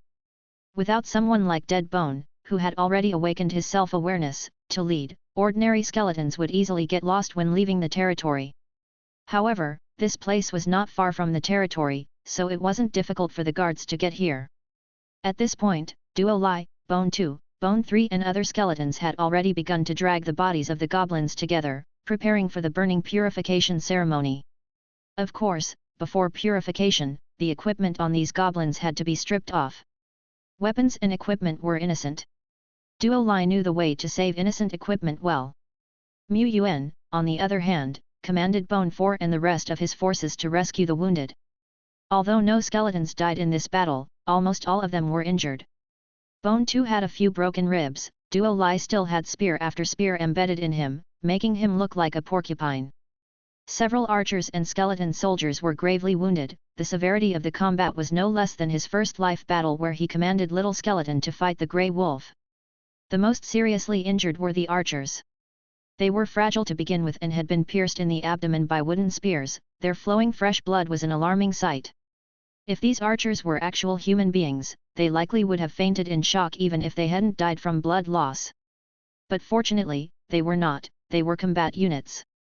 Even when seriously injured, they still retained some combat power, appearing as if they could still struggle to fight another battle. Even so, Yuan dared not take it lightly. This is a remnant soul archer that's worth 4-5 OOG of soul sand. He quickly took out the elixir from the previous aid package from the guild and started to treat the severely injured units. For the unfortunate skeleton soldiers who couldn't use healing potions, they could only stabilize their condition by consuming soul sand slowly. Although the battle was fierce, the gains were not insignificant. Not considering the second-hand equipment stripped off from the goblins, they also dropped a lot of soul sand and several remnant souls. Gobble gobble! Duo Lai looked at the soul sand, greedily salivating to the point that tears flowed from its eyes, but it still reluctantly pushed the pile of soul sand toward Yuan. It shed tears of reluctance. 35-7 of soul sand. More than the total loot from the previous goblin camp, yet this batch of goblins was fewer in number, which was evidence enough to prove that they were all elites. Yuan fed Duo Lai 20 of soul sand, its LED screen-like eyes instantly changed from Q7A to oh whoa.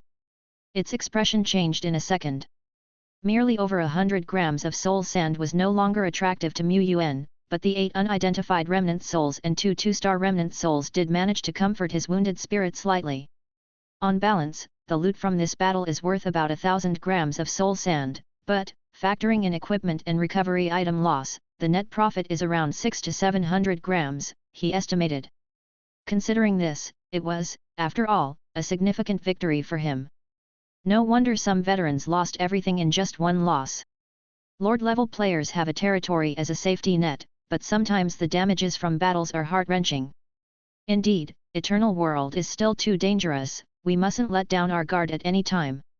In the real world, inside an old house, Yuan was tapping rapidly on his keyboard, searching the forums for related information about the abnormal goblins.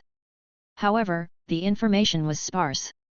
Occasionally, there were indeed players who encountered exceptionally elite goblins that understood ambushes and correct formations, but they were barely described. Moreover, those who had these experiences were all veterans. He, a pitiful green hand, was actually targeted by the goblins? This had to be the world's fault.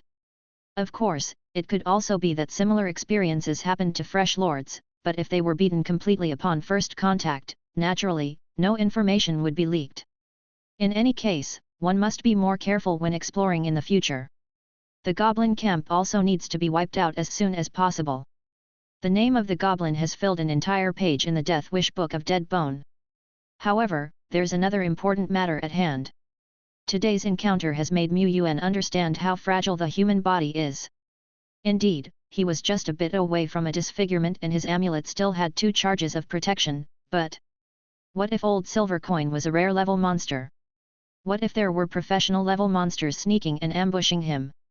What if a huge fireball suddenly fell from the sky?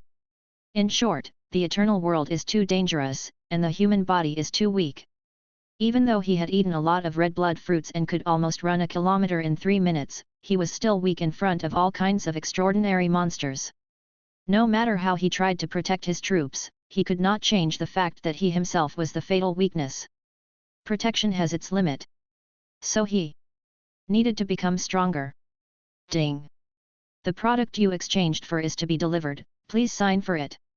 Yuan went downstairs to receive the package, returned to his bedroom, input the password, and opened the box. Suddenly, 6 shiny soul crystal coins and a cultivation liquid filled with milky white liquid appeared before him. Yuan picked up the cultivation liquid. The Juxuan cultivation liquid. It was said that this product comes from the territory of a top-level boss. It is the best treasure for newcomers to improve themselves and lay a solid foundation, second to none. Unlike the Dragon Blood Fruit and King Kong Fruit, which bring great improvements to players while also changing the player's physical characteristics, narrowing the player's future path and suitable treasures. It could even turn a player into something other than human. If one uses a heritage stone to solidify their profession, it would limit their potential. A lord with even a bit of ambition wouldn't do that. Mu Yuan took the Juxuan cultivation liquid, looked at the instruction manual, and found that advanced treasures seem to only require a plain usage method. In that case, he unscrewed the cap and chugged it down in one go. Gurgle gurgle. The cultivation liquid began to take effect, but it didn't seem to bring the pain that the red blood fruit did. He only felt warmth throughout his body, as if he was soaking in a life spring, and both his body and soul were sublimated. Ah! What a refreshing and comfortable feeling! He felt as if he was floating in the air, like falling into the clouds. When the effect of the medicine gradually faded and he started to come back to reality, he checked the time and found that more than 4 hours had passed. Have I become stronger? Mu Yuan looked down at himself. His muscles hadn't changed, but the dust in the bedroom, the tiny cracks on the walls, the mosquitoes buzzing around in the distance, everything was crystal clear in his sight. Even areas his eyes couldn't reach behind him, he could faintly sense. He stretched out his hand, pinched the buzzing mosquito between 2 fingers as breeze and clouds. He looked down at himself, faintly sensing the flow of energy inside him. He stood up, he spun, he leapt and moved. Mu Yuan placed both hands on his waist, charging his energy, a faint white light even emerged from his palms. He had indeed become stronger, much stronger. If I used to have the combat power equivalent to a level 2 little skeleton, now he thought he could take on a level 7 skeleton soldier, fight against 10 little skeletons. But this is just secondary. The Juxuan cultivation liquid greatly improved his spiritual power. Mu Yuan could detect the existence of troops like dead bone even without incorporating them into his imprint. If he continues to improve, maybe without the aid of a computer or other medium, he can directly oversee his territory. If old silver coin dare to ambush him again, Mu Yuan will show him what cruelty is. Is this what it feels like to become stronger? It's pretty nice dash. Chapter 48, Challenge Secret Realm. That night, Mu Yuan was full of energy even after doing a few different broadcasts of calisthenics. He sat in front of the computer, handled the mouse carefully, and played around with the keyboard, careful not to break them accidentally. Maybe it's because of the high-quality Juxuan cultivation liquid that he used. The process of enhancing was gentle and detailed. His mental strength has improved a lot, and he hadn't accidentally broken anything like tables or chopsticks yet. If he used some other more cost-effective treasures, he might have wrecked the house by now. It's worth mentioning that after a substantial increase in mental strength, Mu Yuan doesn't need a keyboard and mouse that much while playing games. With a flick of his mind, the game character moves accordingly. If he speaks, the game character will follow. It was a fast and convenient process. Of course, he still needs the computer as a medium for now. However, he still needs to use a mouse and keyboard to log on to the Taishuan forum, so he needs to exercise caution. The goblin camp must be eradicated sooner rather than later, but it shouldn't interfere with my development, he said. There were 2 main goals for his exploration: first, to crush significant enemies like the goblin camp so that they won't mess with him during the Lord trial. Second, to find and acquire rare treasures to enhance his strength. The second goal was indeed much more important than the first. As long as his personal strength was strong enough, he wouldn't have to worry about how strong the mobs were. When the time comes, he will wipe them out. Many paid posts on the forum mention how to find these rare treasures. When he passed the resource check, he received a senior strategy guide from the association, which listed possible treasure spots and opportunities around his territory. Let's skip the usual stuff like the monster gathering grounds and projection point of the remnant soul. Let's discuss some rare and high-value treasure spots, like ancient architectural sites and temples. Indeed, the Eternal World once had ancient civilizations, not just one, but many. Some were remarkably dazzling civilizations where even a tiny remnant could hold immense value. Regarding temples, according to legend, they have residual power from fallen ancient gods. If a lord locates such a spot, there's a great chance of gaining blessing boosts or miracle blueprints. However, there are many uncertainties as well. There may be nothing in the ancient architectural sites, and the temples may have lost their past glory. But there's one type of treasure spot where you always get something if you go in, and that's the secret realm of challenge. The secret realm of challenges is unfamiliar territory for most veteran players. It's a special type of secret realm shaped by the rules of the Eternal World and designated as a rewarding secret realm for high-potential players. It's like a reward from heaven and earth. There are 2 types, the fixed secret realm and the random, timed secret realm. The Xian country's authority seems to control some fixed secret realm entrances. Of course, these are currently too far-fetched for rookies like him. Most of the veteran players do not even have the qualifications to challenge the secret realm. The random, timed secret realm of challenges, as the name suggests, could appear anywhere in the world and disappears after a while. Among the secret realms of challenges, there's a small category explicitly for new lords, known as the newcomer secret realm of challenge. This is a classic low-risk, high-reward, absolutely safe secret realm. The entrance may randomly appear near a strong newcomer's territory and only appears during the period before the trial. Capable newcomers should give it a try.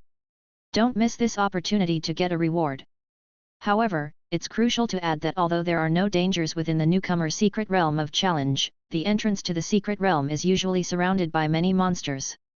You can only enter the secret realm if you eliminate these monsters.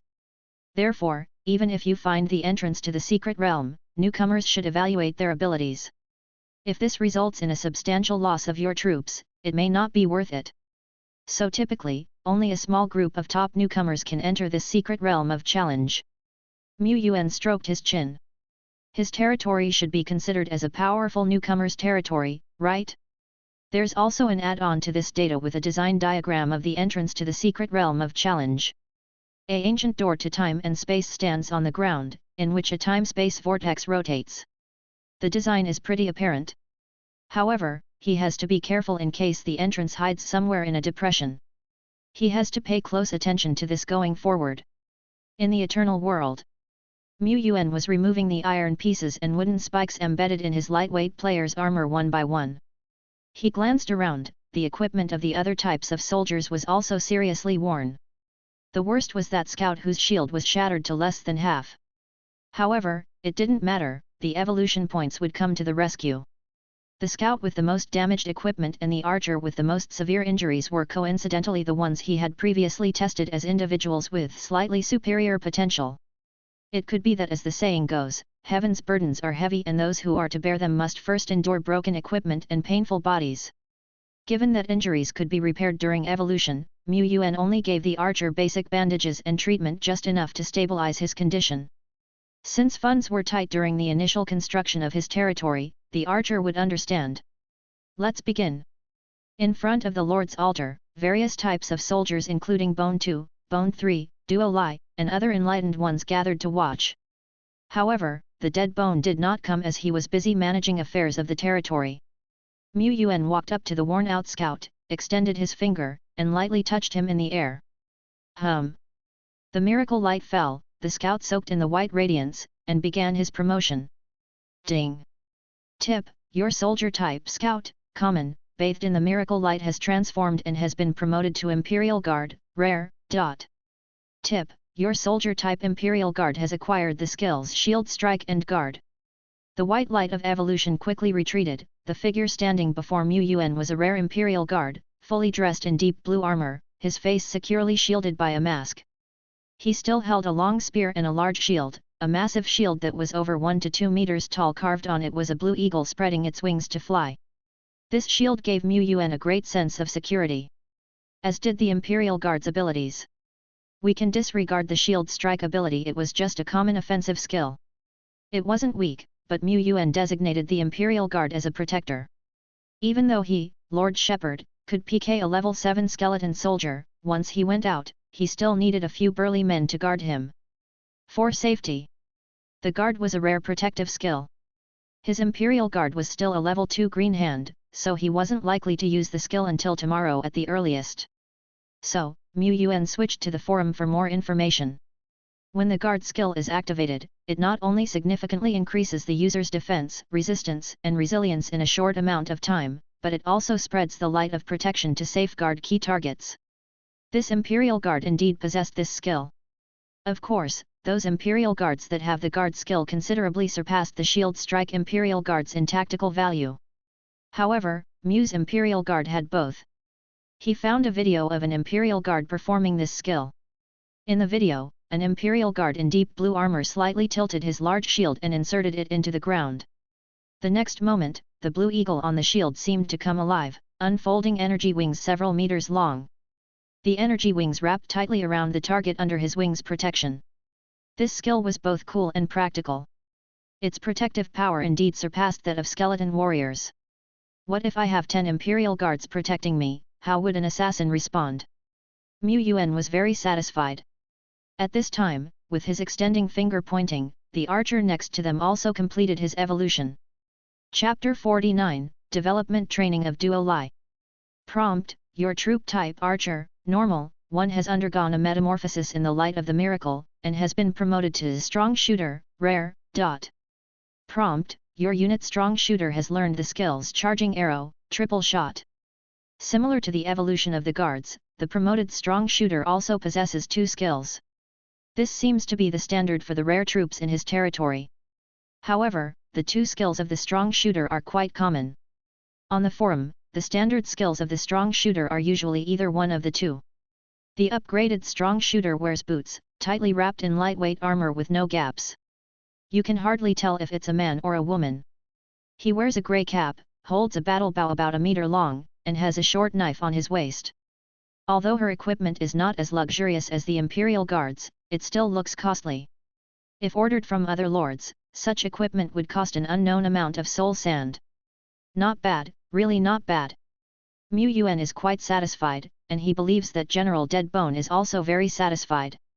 General Deadbone always prefers old silver coin professions that can attack from a distance. However, the level of the Strong Shooter is still low.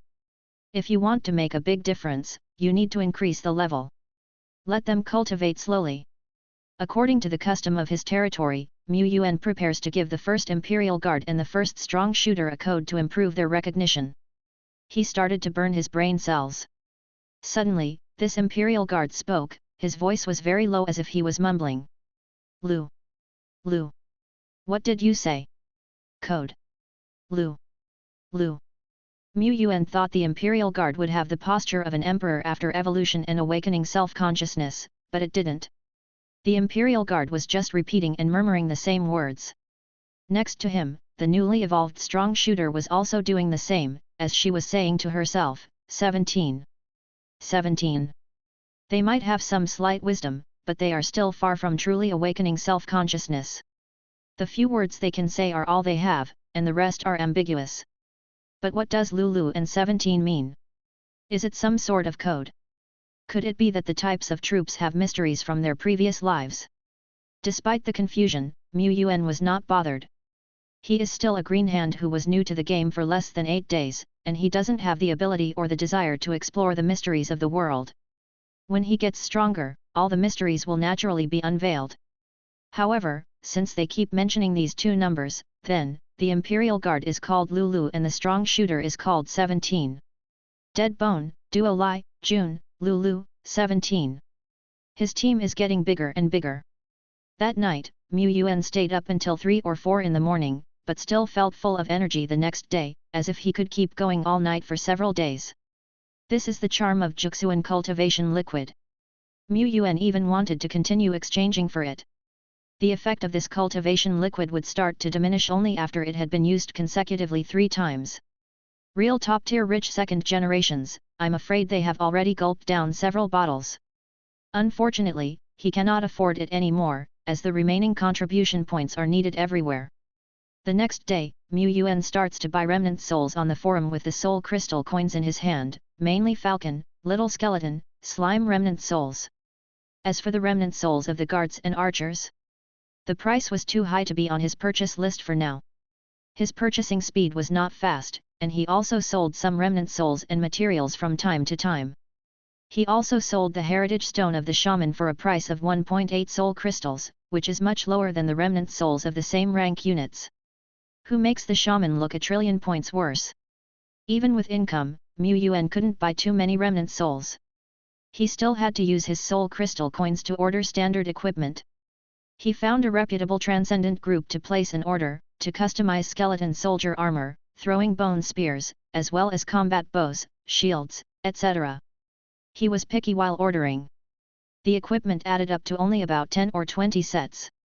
Only the consumables like bone spears and feather arrows had a slightly larger purchase volume. And this alone cost him over 2 soul crystal coins, not even including the trans-dimensional fee for sending it to the eternal world. It's a real money sink.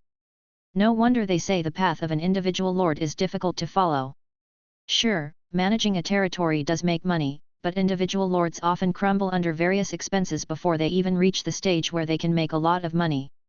Yuan had no choice but to exchange some contribution points for more soul crystal coins because he had more expenses coming up. He had some plans. For these plans, he needed to move to a new place. He didn't dare to summon Dead Bone in his current old house because he didn't have enough space. All day long, Yuan left the management, exploration and combat duties of his gaming territory to Dead Bone. He was busy moving and buying supplies. He sold some soul sand in exchange for Xian country coins, then rented a detached villa from the association designed specifically for players. It came with facilities like an underground training field and was very private. Soon, Yuan quickly moved in, having hastily packed his computer, phone, clothes and other things within a day. Renting is fine, but there's no need to buy. After all, once Lord players reach a certain stage, they can physically enter the eternal world, which is beneficial for their subsequent self-improvement. He has heard that the true high-level players spend most of the year in the eternal world. Having a house there is far more important than having one in reality. The house prices in some large cities have reportedly skyrocketed. After moving, Yuan ordered a batch of supplies, wiped the sweat off his forehead, and sat down in front of his computer. At this time in the eternal world, Dead Bone was leading an exploration team, trying to earn a living. Duo Lai, on the other hand, was training hard in the skill condensing liquid shaping he awakened the day before as instructed by him. Duo Lai has two skills, among which leap is rather simple. Even if it becomes proficient, it just means faster bouncing and more accurate landing. Condensing liquid shaping is different.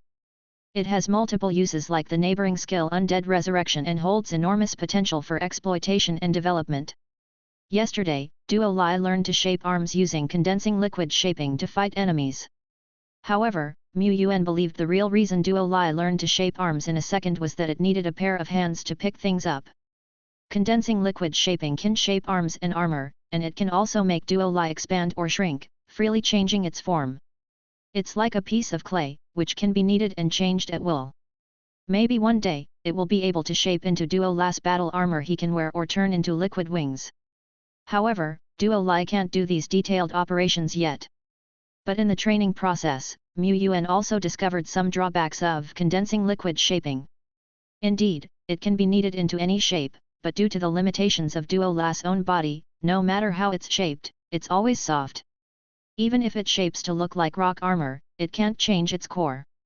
Most of the time, Duo Lai's damage comes from the impact force of its huge body. Hitting ordinary goblins and goblin spearmen, who are fragile, is not a problem, a single slap can kill them like flies. But if it's up against a rugged big goblin, Duo Lai's attack would hardly be effective. Of course, the punch of a big goblin hitting Duo Lai's body at most only makes ripples on it. If the two fight each other, they might not have a winner even after 300 rounds until the universe is extinguished. The drawback of Duo Lai is that it's too soft. But what if Duo Lai can be soft or hard? It can shape a hard armor for itself with a shaping skill, easily blocking sword attacks, and hardening its own palms when attacking to increase slap damage. Even, it can shape a spike-shaped liquid and harden the spike liquid at the moment of contact with the enemy, forming a real sharp weapon, and impale the target in one fell swoop. The idea is perfect, it just needs Duo Lai to harden. But how to harden? What if I let Duo Lai devour enough steel, could it become as hard as steel while shaping? Yuan thought that it might be worth a try. Chapter 50, The Lord is really nice. The spacious underground training field was as bright as day, thanks to the large lamps that illuminated every corner. Yuan stood in the middle of the training field, extending his hand to lightly touch the air in front of him. Mysterious patterns were drawn out, forming an ancient door.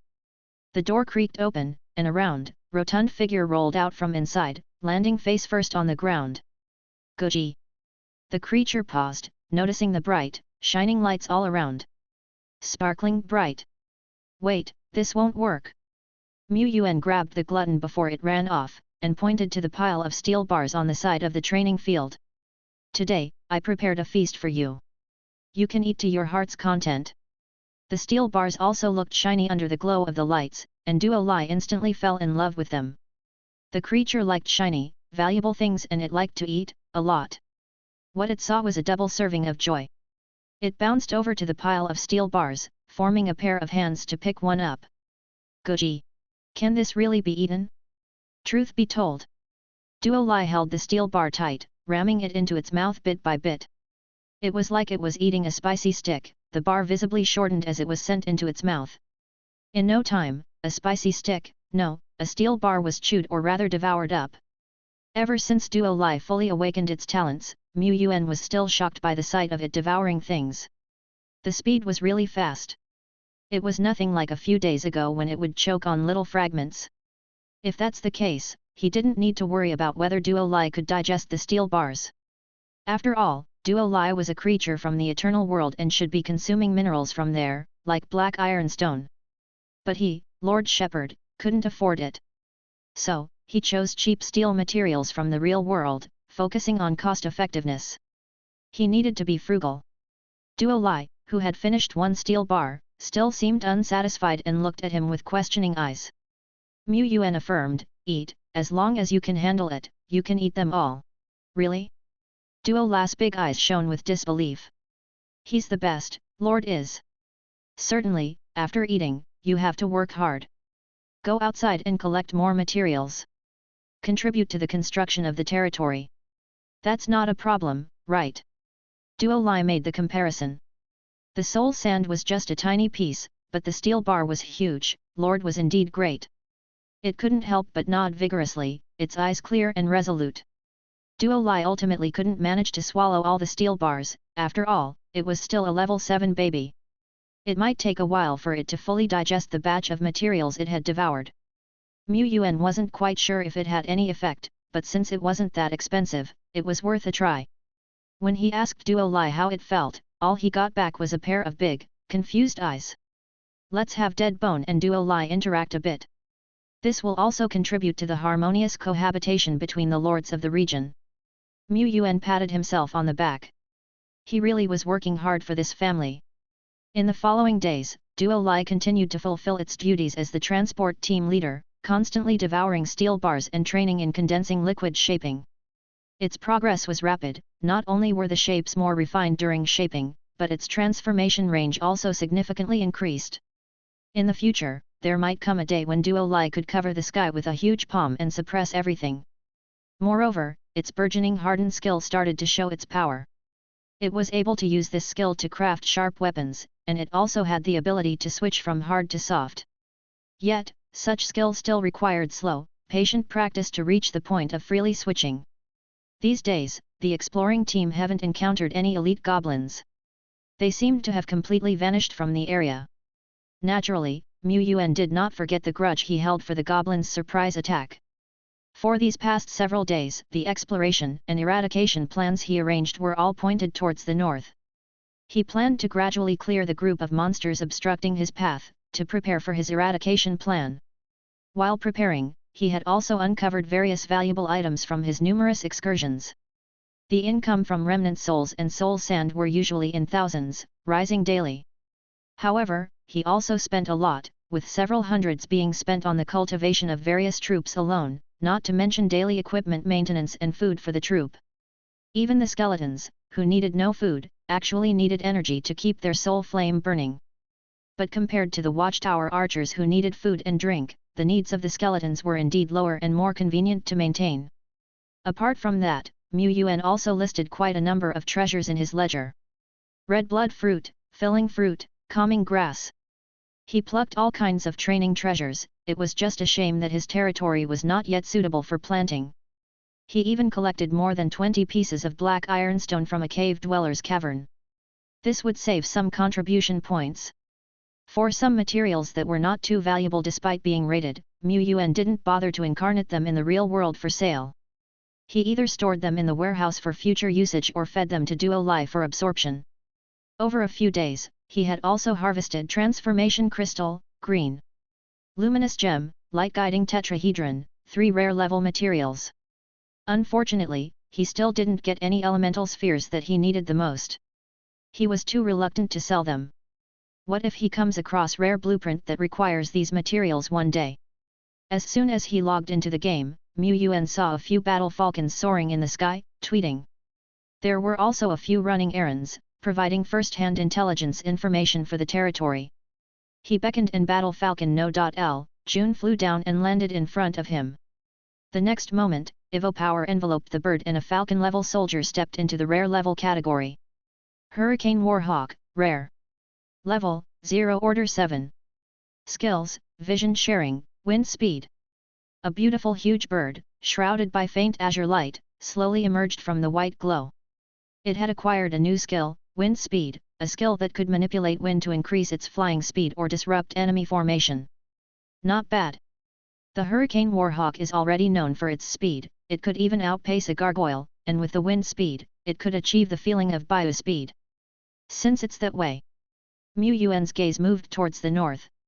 There, a thick fog shrouded over the mountains where on the other side, lay the large goblin camp, whose specific conditions he had been unable to scout. Half a day later. Flap.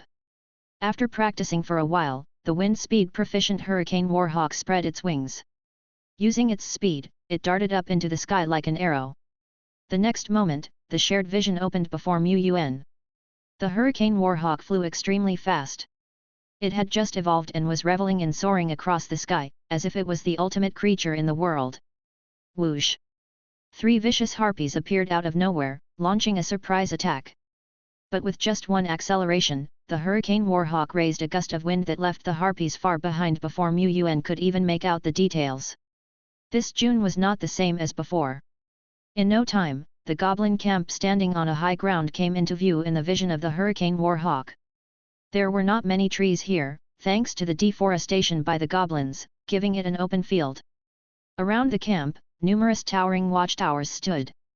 Even though these watchtowers were not miracle building, they provided a substantial advantage to goblins if they standing on top of them, throwing their spears.